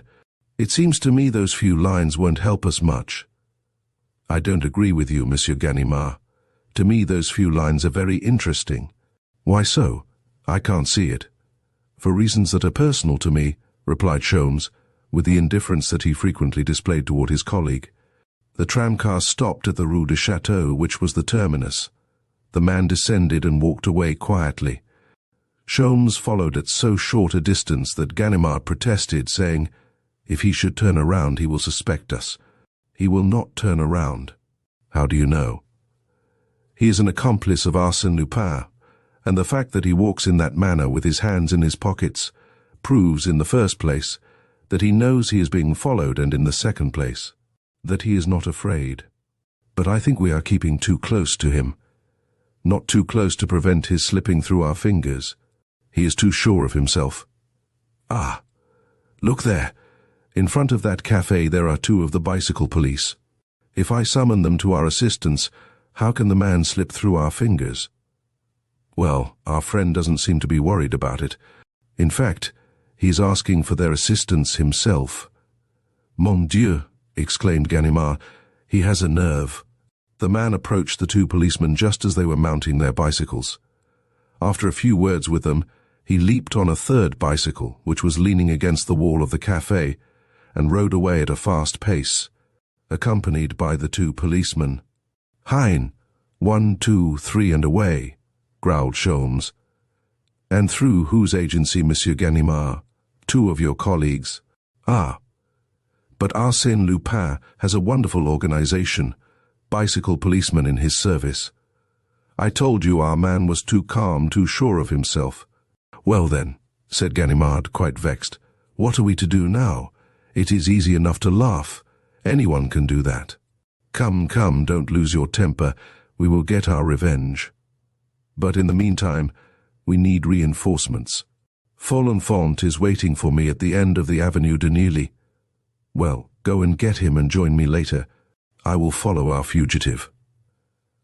Sholmes followed the bicycle tracks, which were plainly visible in the dust of the road, as two of the machines were furnished with striated tires. Very soon he ascertained that the tracks were leading him to the edge of the Seine, and that the three men had turned in the direction taken by Bresson on the preceding evening. Thus he arrived at the gateway where he and Ganimard had concealed themselves, and a little farther on, he discovered a mingling of the bicycle tracks, which showed that the men had halted at that spot. Directly opposite, there was a little point of land which projected into the river, and at the extremity thereof, an old boat was moored. It was there that Bresson had thrown away the package, or rather, had dropped it. Sholmes descended the bank and saw that the declivity was not steep and the water quite shallow, so it would be quite easy to recover the package, provided the three men had not forestalled him. "No, that can't be," he thought. "They have not had time. A quarter of an hour at the most. And yet, why did they come this way?" A fisherman was seated on the old boat. Sholmes asked him, "Did you see three men on bicycles a few minutes ago?" The fisherman made a negative gesture, but Sholmes insisted. "Three men who stopped on the road just on top of the bank." The fisherman rested his pole under his arm, took a memorandum book from his pocket, wrote on one of the pages, tore it out, and handed it to Sholmes. The Englishman gave a start of surprise. In the middle of the paper which he held in his hand, he saw the series of letters cut from the alphabet book, Stenoprisio 237. The man resumed his fishing, sheltered from the sun by a large straw hat, with his coat and vest lying beside him. He was intently watching the cork attached to his line as it floated on the surface of the water. There was a moment of silence, solemn and terrible. "Is it he?" conjectured Sholmes, with an anxiety that was almost pitiful. Then the truth burst upon him. "It is he! It is he!" No one else could remain there so calmly, without the slightest display of anxiety, without the least fear of what might happen. And who else would know the story of those mysterious letters? Alice had warned him by means of her messenger. Suddenly the Englishman felt that his own hand had involuntarily seized the handle of his revolver, and that his eyes were fixed on the man's back, a little below the neck. One movement, and the drama would be finished. The life of the strange adventurer would come to a miserable end. The fisherman did not stir. Sholmes nervously toyed with his revolver, and experienced a wild desire to fire it and end everything, but the horror of such an act was repugnant to his nature. Death would be certain and would end all. "Ah," he thought, "let him get up and defend himself. If he doesn't, so much the worse for him. 1 second more. And I fire." But a sound of footsteps behind him caused him to turn his head. It was Ganimard coming with some assistance. Then, quickly changing his plans, Sholmes leaped into the boat, which was broken from its moorings by his sudden action. He pounced upon the man and seized him around the body. They rolled to the bottom of the boat together. "Well, now!" exclaimed Lupin, struggling to free himself. "What does this mean? When one of us has conquered the other, what good will it do? You will not know what to do with me, nor I with you. We will remain here like two idiots." The two oars slipped into the water. The boat drifted into the stream. Good Lord, what a fuss you make. A man of your age ought to know better. You act like a child." Lupin succeeded in freeing himself from the grasp of the detective, who, thoroughly exasperated and ready to kill, put his hand in his pocket. He uttered an oath. Lupin had taken his revolver. Then he knelt down and tried to capture one of the lost oars in order to regain the shore, while Lupin was trying to capture the other oar in order to drive the boat down the river. "It's gone. I can't reach it," said Lupin. "But it's of no consequence. If you get your oar, I can prevent your using it. And you could do the same to me. But you see, that is the way in this world. We act without any purpose or reason, as our efforts are in vain since fate decides everything. Now, don't you see, fate is on the side of his friend Lupin. The game is mine. The current favors me." The boat was slowly drifting down the river. "Look out!" cried Lupin quickly. Someone on the bank was pointing a revolver. Lupin stooped. A shot was fired. It struck the water beyond the boat. Lupin burst into laughter. "God bless me! It's my friend Ganimard. But it was very wrong of you to do that, Ganimard. You have no right to shoot except in self-defense. Does poor Lupin worry you so much that you forget yourself? Now be good, and don't shoot again. If you do, you will hit our English friend." He stood behind Sholmes, facing Ganimard, and said, "Now, Ganimard, I am ready. Aim for his heart. Higher. A little to the left. Ah! You missed that time. Deuced bad shot. Try again. Your hand shakes, Ganimard. Now once more. 1, 2, 3, fire. Missed. Parbleu. The authorities furnish you with toy pistols." Lupin drew a long revolver and fired without taking aim. Ganimard put his hand to his hat. The bullet had passed through it. "What do you think of that, Ganimard?" "Ah! That's a real revolver. A genuine English bulldog. It belongs to my friend Herlock Sholmes." And, with a laugh, he threw the revolver to the shore, where it landed at Ganimard's feet. Sholmes could not withhold a smile of admiration. What a torrent of youthful spirits, and how he seemed to enjoy himself. It appeared as if the sensation of peril caused him a physical pleasure, and this extraordinary man had no other purpose in life than to seek for dangers simply for the amusement it afforded him in avoiding them. Many people had now gathered on the banks of the river, and Ganimard and his men followed the boat as it slowly floated down the stream. Lupin's capture was a mathematical certainty. "Confess, old fellow," said Lupin, turning to the Englishman, "that you would not exchange your present position for all the gold in the Transvaal. You are now in the first row of the orchestra chairs. But, in the first place, we must have the prologue, after which we can leap, at one bound, to the 5th act of the drama, which will represent the capture or escape of Arsène Lupin.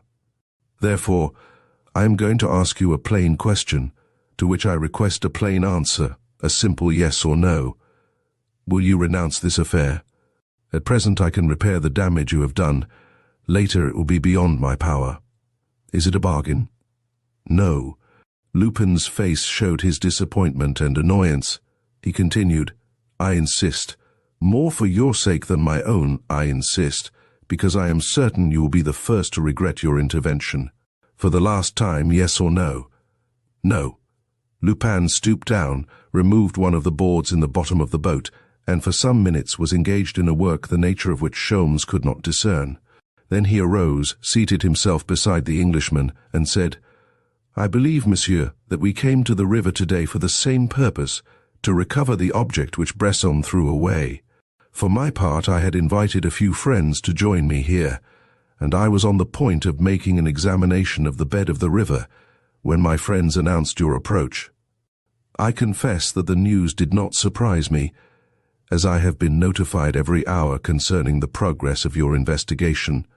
That was an easy matter. Whenever anything occurred in the Rue Murillo that might interest me, simply a ring on the telephone, and I was informed." He stopped. The board that he had displaced in the bottom of the boat was rising, and water was working into the boat all around it. "The deuce! I didn't know how to fix it. I was afraid this old boat would leak." "You are not afraid, monsieur. Sholmes shrugged his shoulders. Lupin continued, "You will understand then in those circumstances, and knowing in advance that you would be more eager to seek a battle than I would be to avoid it. I assure you I was not entirely displeased to enter into a contest of which the issue is quite certain, since I hold all the trump cards in my hand. And I desired that our meeting should be given the widest publicity, in order that your defeat may be universally known, so that another Countess de Crozon or another Baron d'Imbleval may not be tempted to solicit your aid against me. Besides, my dear monsieur," he stopped again, and using his half-closed hands as a lorgnette, he scanned the banks of the river. "Mon Dieu, they have chartered a superb boat, a real war vessel, and see how they are rowing. In 5 minutes they will be alongside, and I am lost. Monsieur Sholmes, a word of advice. You seize me, bind me, and deliver me to the officers of the law. Does that program please you? Unless, in the meantime, we are shipwrecked, in which event we can do nothing but prepare our wills. What do you think?" They exchanged looks. Sholmes now understood Lupin's scheme. He had scuttled the boat, and the water was rising. It had reached the soles of their boots. Then it covered their feet, but they did not move. It was halfway to their knees. The Englishman took out his tobacco, rolled a cigarette, and lighted it. Lupin continued to talk. "But do not regard that offer as a confession of my weakness. I surrender to you in a battle in which I can achieve a victory in order to avoid a struggle upon a field not of my own choosing. In so doing, I recognize the fact that Sholmes is the only enemy I fear, and announce my anxiety that Sholmes will not be diverted from my track. I take this opportunity to tell you these things since fate has accorded me the honor of a conversation with you. I have only one regret. It is that our conversation should have occurred while we are taking a foot bath, a situation that is lacking in dignity, I must confess. What did I say? A foot bath. It is worse than that." The water had reached the board on which they were sitting, and the boat was gradually sinking. Sholmes, smoking his cigarette, appeared to be calmly admiring the scenery. For nothing in the world, while face to face with that man who, while threatened by dangers, surrounded by a crowd, followed by a posse of police, maintained his equanimity and good humor, for nothing in the world would he, Sholmes, display the slightest sign of nervousness. Each of them looked as if he might say, "Should a person be disturbed by such trifles? Are not people drowned in a river every day? Is it such an unusual event as to deserve special attention?" One chatted, whilst the other dreamed, both concealing their wounded pride beneath a mask of indifference. 1 minute more, and the boat will sink. Lupin continued his chatter. "The important thing to know is whether we will sink before or after the arrival of the champions of the law. That is the main question. As to our shipwreck, that is a foregone conclusion. Now, monsieur, the hour has come in which we must make our wills. I give, devise, and bequeath all my property to Herlock Sholmes, a citizen of England, for his own use and benefit. But, mon Dieu, how quickly the champions of the law are approaching. Ah, the brave fellows! It is a pleasure to watch them. Observe the precision of the oars. Ah, is it you, Brigadier Folenfant? Bravo! The idea of a war vessel is an excellent one. I commend you to your superiors, Brigadier Folenfant. Do you wish a medal? You shall have it. And your comrade Dusy, where is he? Ah, yes, I think I see him on the left bank of the river at the head of 100 natives, so that, if I escape shipwreck, I shall be captured on the left by Dusy and his natives, or, on the right, by Ganimard and the populace of Neuilly. An embarrassing dilemma. The boat entered an eddy, it swung around, and Sholmes caught hold of the oarlocks. Lupin said to him, "Monsieur, you should remove your coat. You will find it easier to swim without a coat." "No? You refuse? Then I shall put on my own." He donned his coat, buttoned it closely, the same as Sholmes, and said, "What a discourteous man you are, and what a pity that you should be so stubborn in this affair, in which of course you display your strength, but, oh, so vainly, Really, you mar your genius. Monsieur Lupin, interrupted Sholmes, emerging from his silence. You talk too much, and you frequently err through excess of confidence and through your frivolity. That is a severe reproach. Thus, without knowing it, you furnished me, only a moment ago, with the information I required.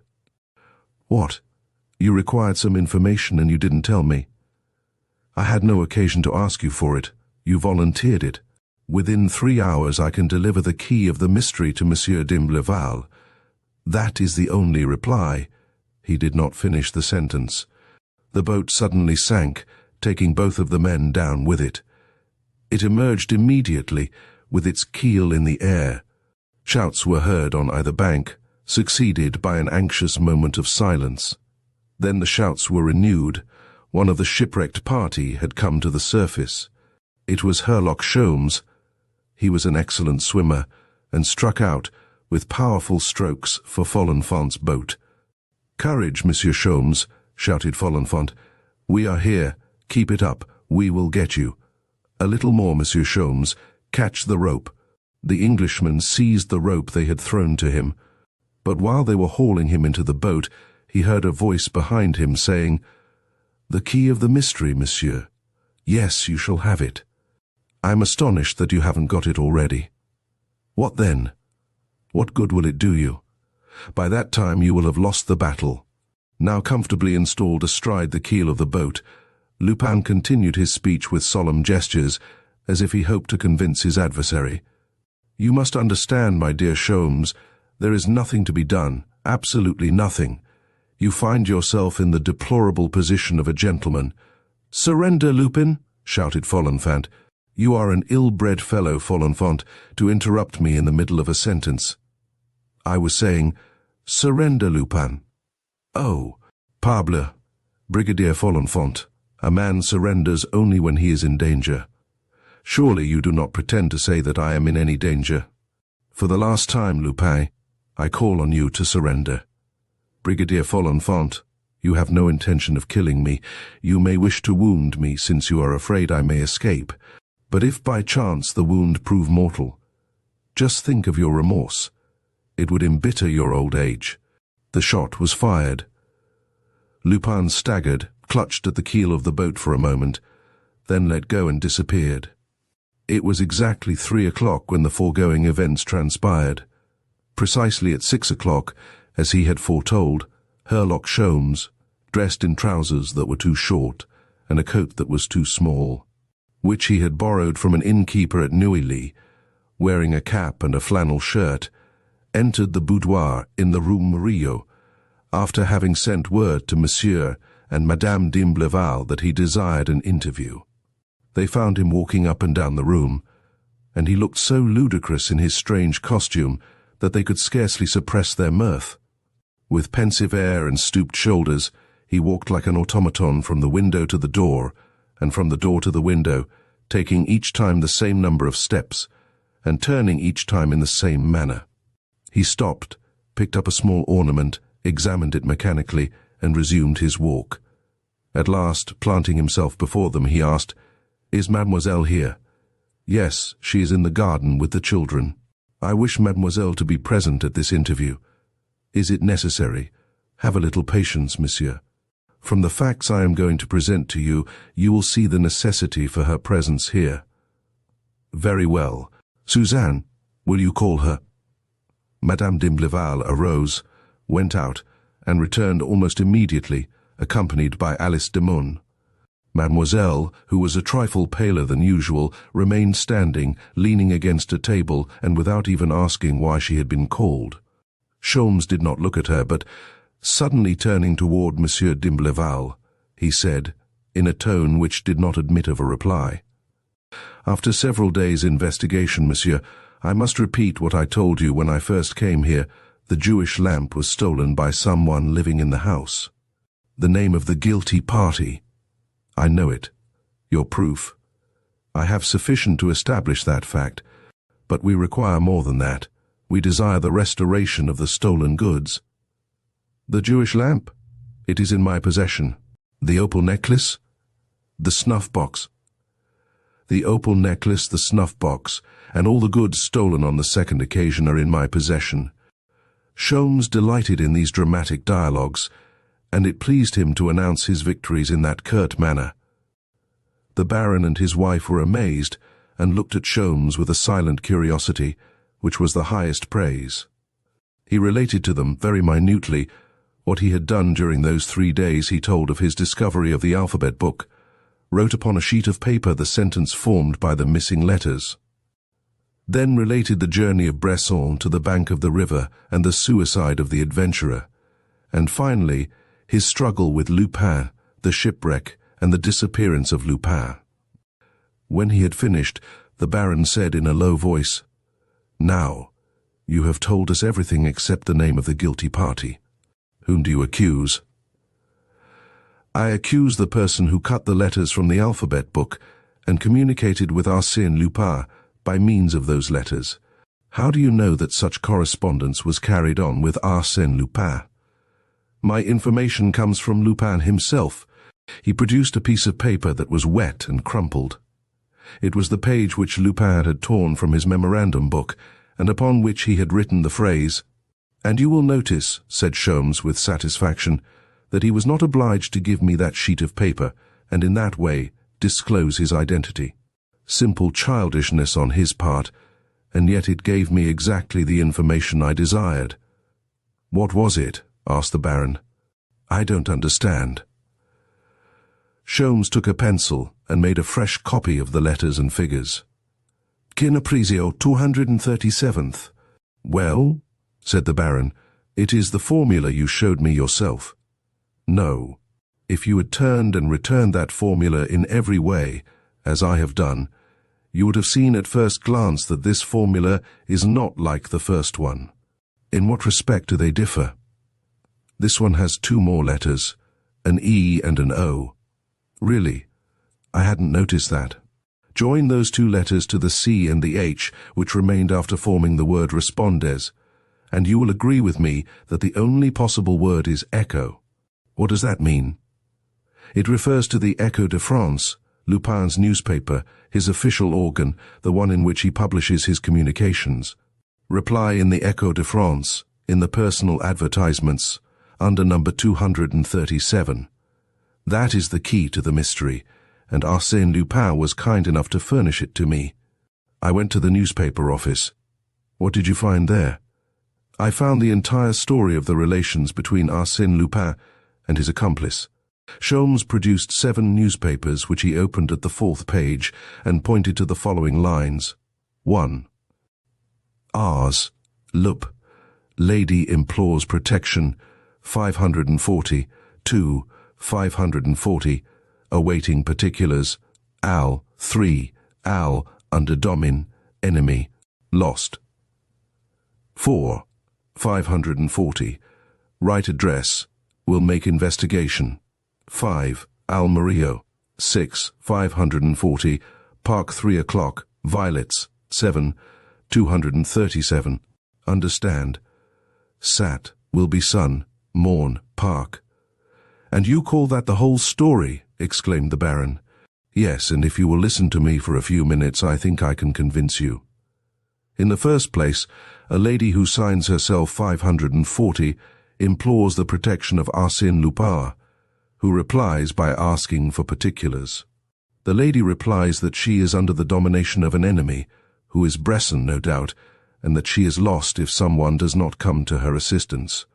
Lupin is suspicious and does not yet venture to appoint an interview with the unknown woman, demands the address and proposes to make an investigation. The lady hesitates for 4 days.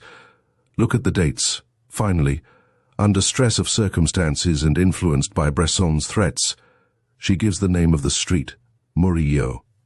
Next day, Arsène Lupin announces that he will be in the Parc Monceau at 3 o'clock and asks his unknown correspondent to wear a bouquet of violets as a means of identification. Then there is a lapse of 8 days in the correspondence.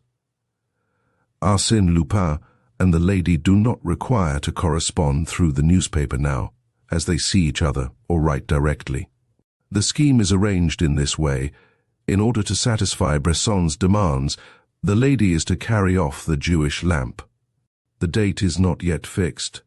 The lady who, as a matter of prudence, corresponds by means of letters cut out of a book, decides on Saturday and adds, "Reply Echo 237. Lupin replies that it is understood, and that he will be in the park on Sunday morning." Sunday morning the theft takes place. "Really, that is an excellent chain of circumstantial evidence, and every link is complete," said the Baron. "The theft has taken place," continued Sholmes. "The lady goes out on Sunday morning, tells Lupin what she has done, and carries the Jewish lamp to Bresson. Everything occurs then exactly as Lupin had foreseen. The officers of the law, deceived by an open window, 4 holes in the ground and 2 scratches on the balcony railing, immediately advanced the theory that the theft was committed by a burglar. The lady is safe. "Yes, I confess the theory was a logical one," said the Baron. "But the second theft was provoked by the first. The newspapers having related how the Jewish lamp had disappeared, someone conceived the idea of repeating the crime and carrying away what had been left. This time it was not a simulated theft, but a real one, a genuine burglary with ladders and other paraphernalia. Lupin, of course, no. Lupin does not act so stupidly. He doesn't fire at people for trifling reasons. Then, who was it? Bresson, no doubt, and unknown to the lady whom he had menaced. It was Bresson who entered here. It was Bresson that I pursued. It was Bresson who wounded poor Wilson." "Are you sure of it?" "Absolutely. One of Bresson's accomplices wrote to him yesterday before his suicide, a letter which proves that negotiations were pending between this accomplice and Lupin for the restitution of all the articles stolen from your house. Lupin demanded everything, the first thing, that is, the Jewish lamp, as well as those of the second affair. Moreover, he was watching Bresson. When the latter returned from the river last night, one of Lupin's men followed him as well as we. What was Bresson doing at the river? Having been warned of the progress of my investigations. Warned? By whom? By the same lady who justly feared that the discovery of the Jewish lamp would lead to the discovery of her own adventure. Thereupon, Bresson, having been warned, made into a package all the things that could compromise him, and threw them into a place where he thought he could get them again when the danger was past. It was after his return, tracked by Ganimard and myself, having, no doubt, other sins on his conscience, that he lost his head and killed himself. But what did the package contain? The Jewish lamp and your other ornaments. Then they are not in your possession? Immediately after Lupin's disappearance, I profited by the bath he had forced upon me, went to the spot selected by Bresson, where I found the stolen articles wrapped in some soiled linen. They are there, on the table." Without a word, the Baron cut the cord, tore open the wet linen, picked out the lamp, turned a screw in the foot. Then divided the bowl of the lamp, which opened in 2 equal parts, and there he found the golden chimera, set with rubies and emeralds. It was intact. There was in that scene, so natural in appearance, and which consisted of a simple exposition of facts, something which rendered it frightfully tragic. It was the formal, direct, irrefutable accusation that Sholmes launched in each of his words against Mademoiselle, and it was also the impressive silence of Alice de Mun. During that long, cruel accumulation of accusing circumstances heaped one upon another, not a muscle of her face had moved. Not a trace of revolt or fear had marred the serenity of her limpid eyes. What were her thoughts? And, especially, what was she going to say at the solemn moment when it would become necessary for her to speak and defend herself in order to break the chain of evidence that Herlock Sholmes had so cleverly woven around her? That moment had come, but the girl was silent. "Speak, speak," cried Mondim Laval. She did not speak. So he insisted, "One word will clear you, one word of denial, and I will believe you." That word she would not utter. The Baron paced to and fro in his excitement. Then addressing Sholmes, he said, "No, monsieur, I cannot believe it, I do not believe it. There are impossible crimes. And this is opposed to all I know and to all that I have seen during the past year. No, I cannot believe it." He placed his hand on the Englishman's shoulder and said, "But you yourself, monsieur, are you absolutely certain that you are right?" Sholmes hesitated, like a man on whom a sudden demand is made and cannot frame an immediate reply. Then he smiled and said, "Only the person whom I accuse by reason of her situation in your house could know that the Jewish lamp contained that magnificent jewel." "I cannot believe it," repeated the Baron. "Ask her." It was really the very thing he would not have done, blinded by the confidence the girl had inspired in him. But he could no longer refrain from doing it. He approached her and, looking into her eyes, said, "Was it you, mademoiselle? Was it you who took the jewel? Was it you who corresponded with Arsène Lupin and committed the theft?" "It was I, monsieur," she replied. She did not drop her head. Her face displayed no sign of shame or fear. "Is it possible?" murmured D'imblevalle. "I would never have believed it. You are the last person in the world that I would have suspected. How did you do it?" "I did it exactly as Monsieur Sholmes has told it. On Saturday night I came to the boudoir, took the lamp, and in the morning I carried it to that man." "No," said the Baron, "what you pretend to have done is impossible." "Impossible, why?" "Because in the morning I found the door of the boudoir bolted." She blushed and looked at Sholmes as if seeking his counsel. Sholmes was astonished at her embarrassment. Had she nothing to say? Did the confessions, which had corroborated the report that he, Sholmes, had made concerning the theft of the Jewish lamp, merely serve to mask a lie? Was she misleading them by a false confession? The Baron continued, "That door was locked. I found the door exactly as I had left it the night before. If you entered by that door as you pretend, someone must have opened it from the interior, that is to say, from the boudoir or from our chamber. Now there was no one inside these two rooms. There was no one except my wife and myself." Sholmes bowed his head and covered his face with his hands in order to conceal his emotion. A sudden light had entered his mind that startled him and made him exceedingly uncomfortable. Everything was revealed to him, like the sudden lifting of a fog from the morning landscape. He was annoyed as well as ashamed, because his deductions were fallacious and his entire theory was wrong. Alice Demun was innocent. Alice Demun was innocent. That proposition explained the embarrassment he had experienced from the beginning in directing the terrible accusation against that young girl.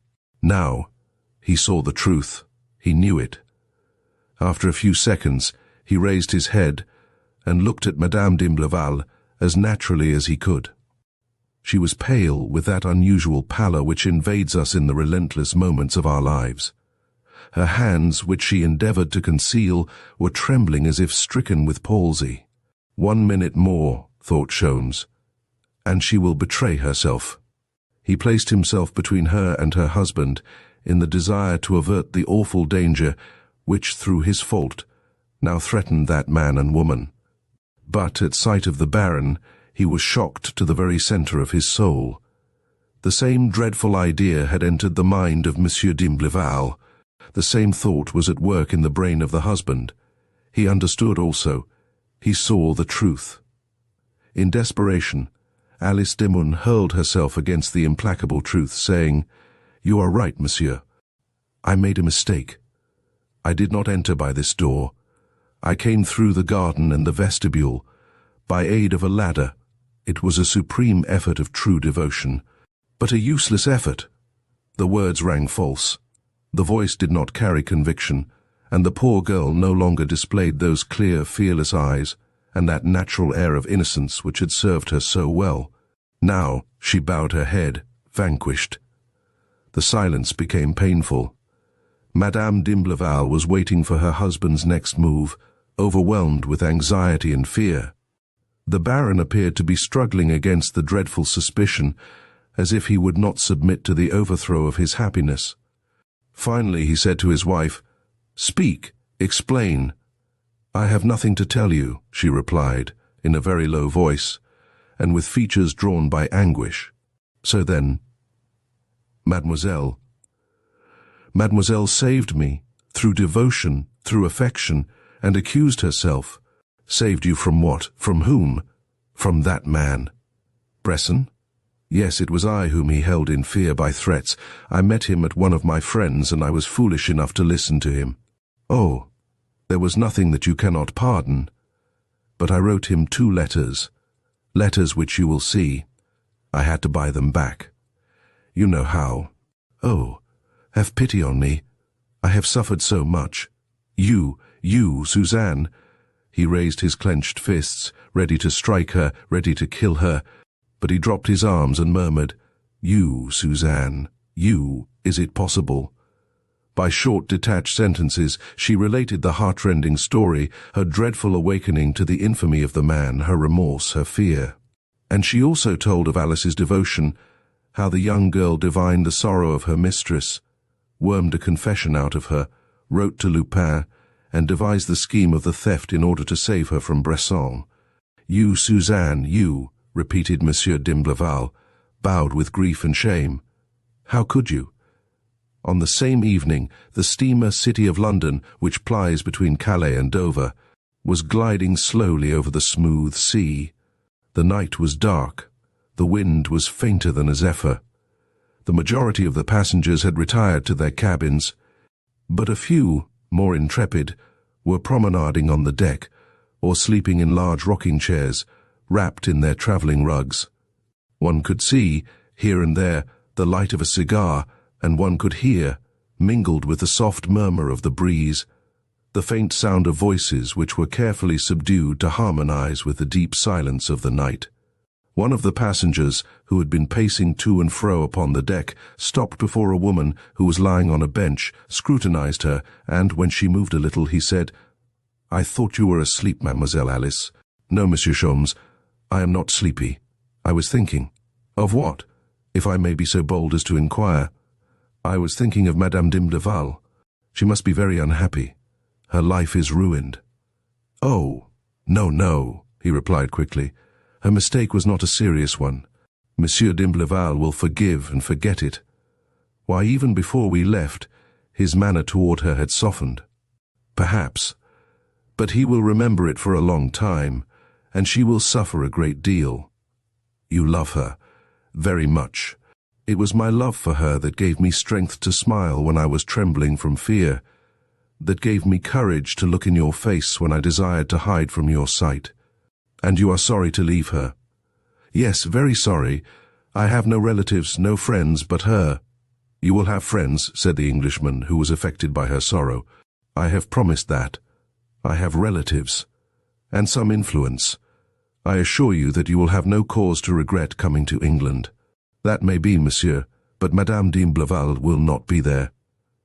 Herlock Sholmes resumed his promenade upon the deck. After a few minutes he took a seat near his travelling companion, filled his pipe, and struck 4 matches in a vain effort to light it. Then, as he had no more matches, he arose and said to a gentleman who was sitting near him, May I trouble you for a match? The gentleman opened a box of matches and struck one. The flame lighted up his face. Sholmes recognized him. It was Arsène Lupin. If the Englishman had not given an almost imperceptible movement of surprise, Lupin would have supposed that his presence on board had been known to Sholmes. So well did he control his feelings, and so natural was the easy manner in which he extended his hand to his adversary. How's the good health, Monsieur Lupin? Bravo! Exclaimed Lupin, who could not repress a cry of admiration at the Englishman's sang-froid. Bravo? And why? Why?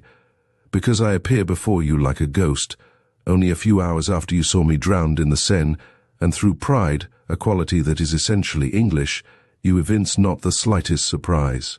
You greet me as a matter of course. Ah, I repeat, bravo, admirable. There is nothing remarkable about it. From the manner in which you fell from the boat, I knew very well that you fell voluntarily, and that the bullet had not touched you. And you went away without knowing what had become of me. What had become of you? Why, I knew that. There were at least 500 people on the 2 banks of the river, within a space of half a mile.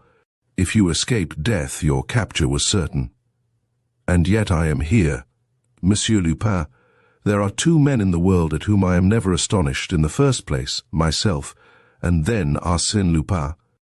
The treaty of peace was concluded. If Sholmes had not been successful in his contests with Arsène Lupin, if Lupin remained the only enemy whose capture he must never hope to accomplish, if, in the course of their struggles, he had not always displayed a superiority, the Englishman had, none the less, by means of his extraordinary intuition and tenacity, succeeded in recovering the Jewish lamp as well as the blue diamond. This time, perhaps, the finish had not been so brilliant, especially from the standpoint of the public spectators, since Sholmes was obliged to maintain a discreet silence in regard to the circumstances in which the Jewish lamp had been recovered, and to announce that he did not know the name of the thief. But as man to man, Arsène Lupin against Herlock Sholmes, detective against burglar, there was neither victor nor vanquished. Each of them had won corresponding victories. Therefore they could now converse as courteous adversaries who had lain down their arms and held each other in high regard. At Sholmes' request, Arsène Lupin related the strange story of his escape. "If I may dignify it by calling it an escape," he said. "It was so simple. My friends were watching for me, as I had asked them to meet me there to recover the Jewish lamp. So, after remaining a good half-hour under the overturned boat, I took advantage of an occasion when Folenfant and his men were searching for my dead body along the bank of the river to climb on top of the boat. Then my friends simply picked me up as they passed by in their motorboat, and we sailed away under the staring eyes of an astonished multitude, including Ganimard and Folenfant." "Very good," exclaimed Sholmes. "Very neatly played. And now you have some business in England?" "Yes, some accounts to square up. But I forgot. What about Monsieur d'Imbleval? He knows everything." "All, my dear Sholmes. What did I tell you? The wrong is now irreparable. Would it not have been better to have allowed me to carry out the affair in my own way? In a day or two more, I should have recovered the stolen goods from Bresson, restored them to Monsieur d'Imbleval, and those two honest citizens would have lived together in peace and happiness ever after. Instead of that, said Sholmes sneeringly, I have mixed the cards and sown the seeds of discord in the bosom of a family that was under your protection." "Mon Dieu, of course I was protecting them. Must a person steal, cheat and wrong all the time? Then you do good also. When I have the time. Besides, I find it amusing. Now, for instance, in our last adventure, I found it extremely diverting that I should be the good genius seeking to help and save unfortunate mortals, while you were the evil genius who dispensed only despair and tears." "Tears, tears," protested Sholmes. "Certainly. The d'Imbleval household is demolished, and Alice de Mun weeps. She could not remain any longer. Ganimard would have discovered her some day, and through her reached Madame d'Imbleval." "Quite right, monsieur, but whose fault is it?" Two men passed by. Sholmes said to Lupin in a friendly tone, "Do you know those gentlemen? I thought I recognized one of them as the captain of the steamer, and the other? I don't know." "It is Austin Gillet, who occupies in London a position similar to that of Monsieur Dudouis in Paris." "Ah, how fortunate! Will you be so kind as to introduce me?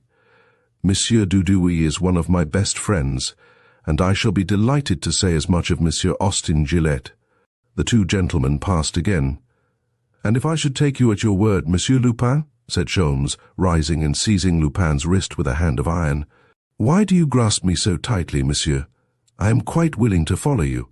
In fact, he allowed himself to be dragged along without the least resistance. The two gentlemen were disappearing from sight. Sholmes quickened his pace. His fingernails even sank into Lupin's flesh. "Come, come," he exclaimed, with a sort of feverish haste in harmony with his action. "Come, quicker than that." But he stopped suddenly. Alice de Mun was following them. "What are you doing, mademoiselle? You need not come. You must not come." It was Lupin who replied, "You will notice, monsieur, that she is not coming of her own free will. I am holding her wrist in the same tight grasp that you have on mine." Why? Because I wish to present her also. Her part in the affair of the Jewish lamp is much more important than mine. Accomplice of Arsène Lupin, accomplice of Bresson. She has a right to tell her adventure with the Baroness d'Imleval, which will deeply interest Monsieur Gillette as an officer of the law. And by introducing her also, you will have carried your gracious intervention to the very limit, my dear Sholmes. The Englishman released his hold on his prisoner's wrist. Lupin liberated Mademoiselle. They stood looking at each other for a few seconds, silently and motionless. Then Sholmes returned to the bench and sat down, followed by Lupin and the girl. After a long silence, Lupin said, "You see, monsieur, whatever we may do, we will never be on the same side. You are on one side of the fence, I am on the other. We can exchange greetings, shake hands, converse a moment, but the fence is always there. You will remain Herlock Sholmes, detective, and I, Arsène Lupin, gentleman burglar. And Herlock Sholmes will ever obey, more or less spontaneously, with more or less propriety, his instinct as a detective, which is to pursue the burglar and run him down, if possible. And Arsène Lupin, in obedience to his burglarious instinct, will always be occupied in avoiding the reach of the detective and making sport of the detective, if he can do it. And this time, he can do it. Ha ha ha! He burst into a loud laugh, cunning, cruel, and odious. Then, suddenly becoming serious, he addressed Alice Dimon.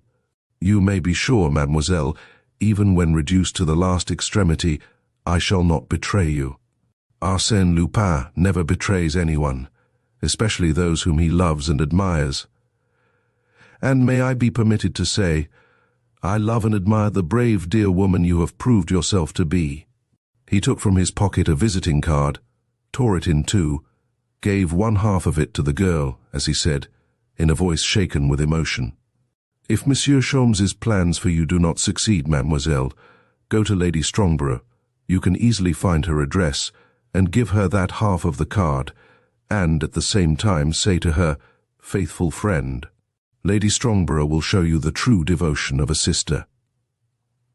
Thank you, said the girl. I shall see her tomorrow. And now, Monsieur Sholmes, exclaimed Lupin, with the satisfied air of a gentleman who has fulfilled his duty, I will say good night. We will not land for an hour yet, so I will get that much rest.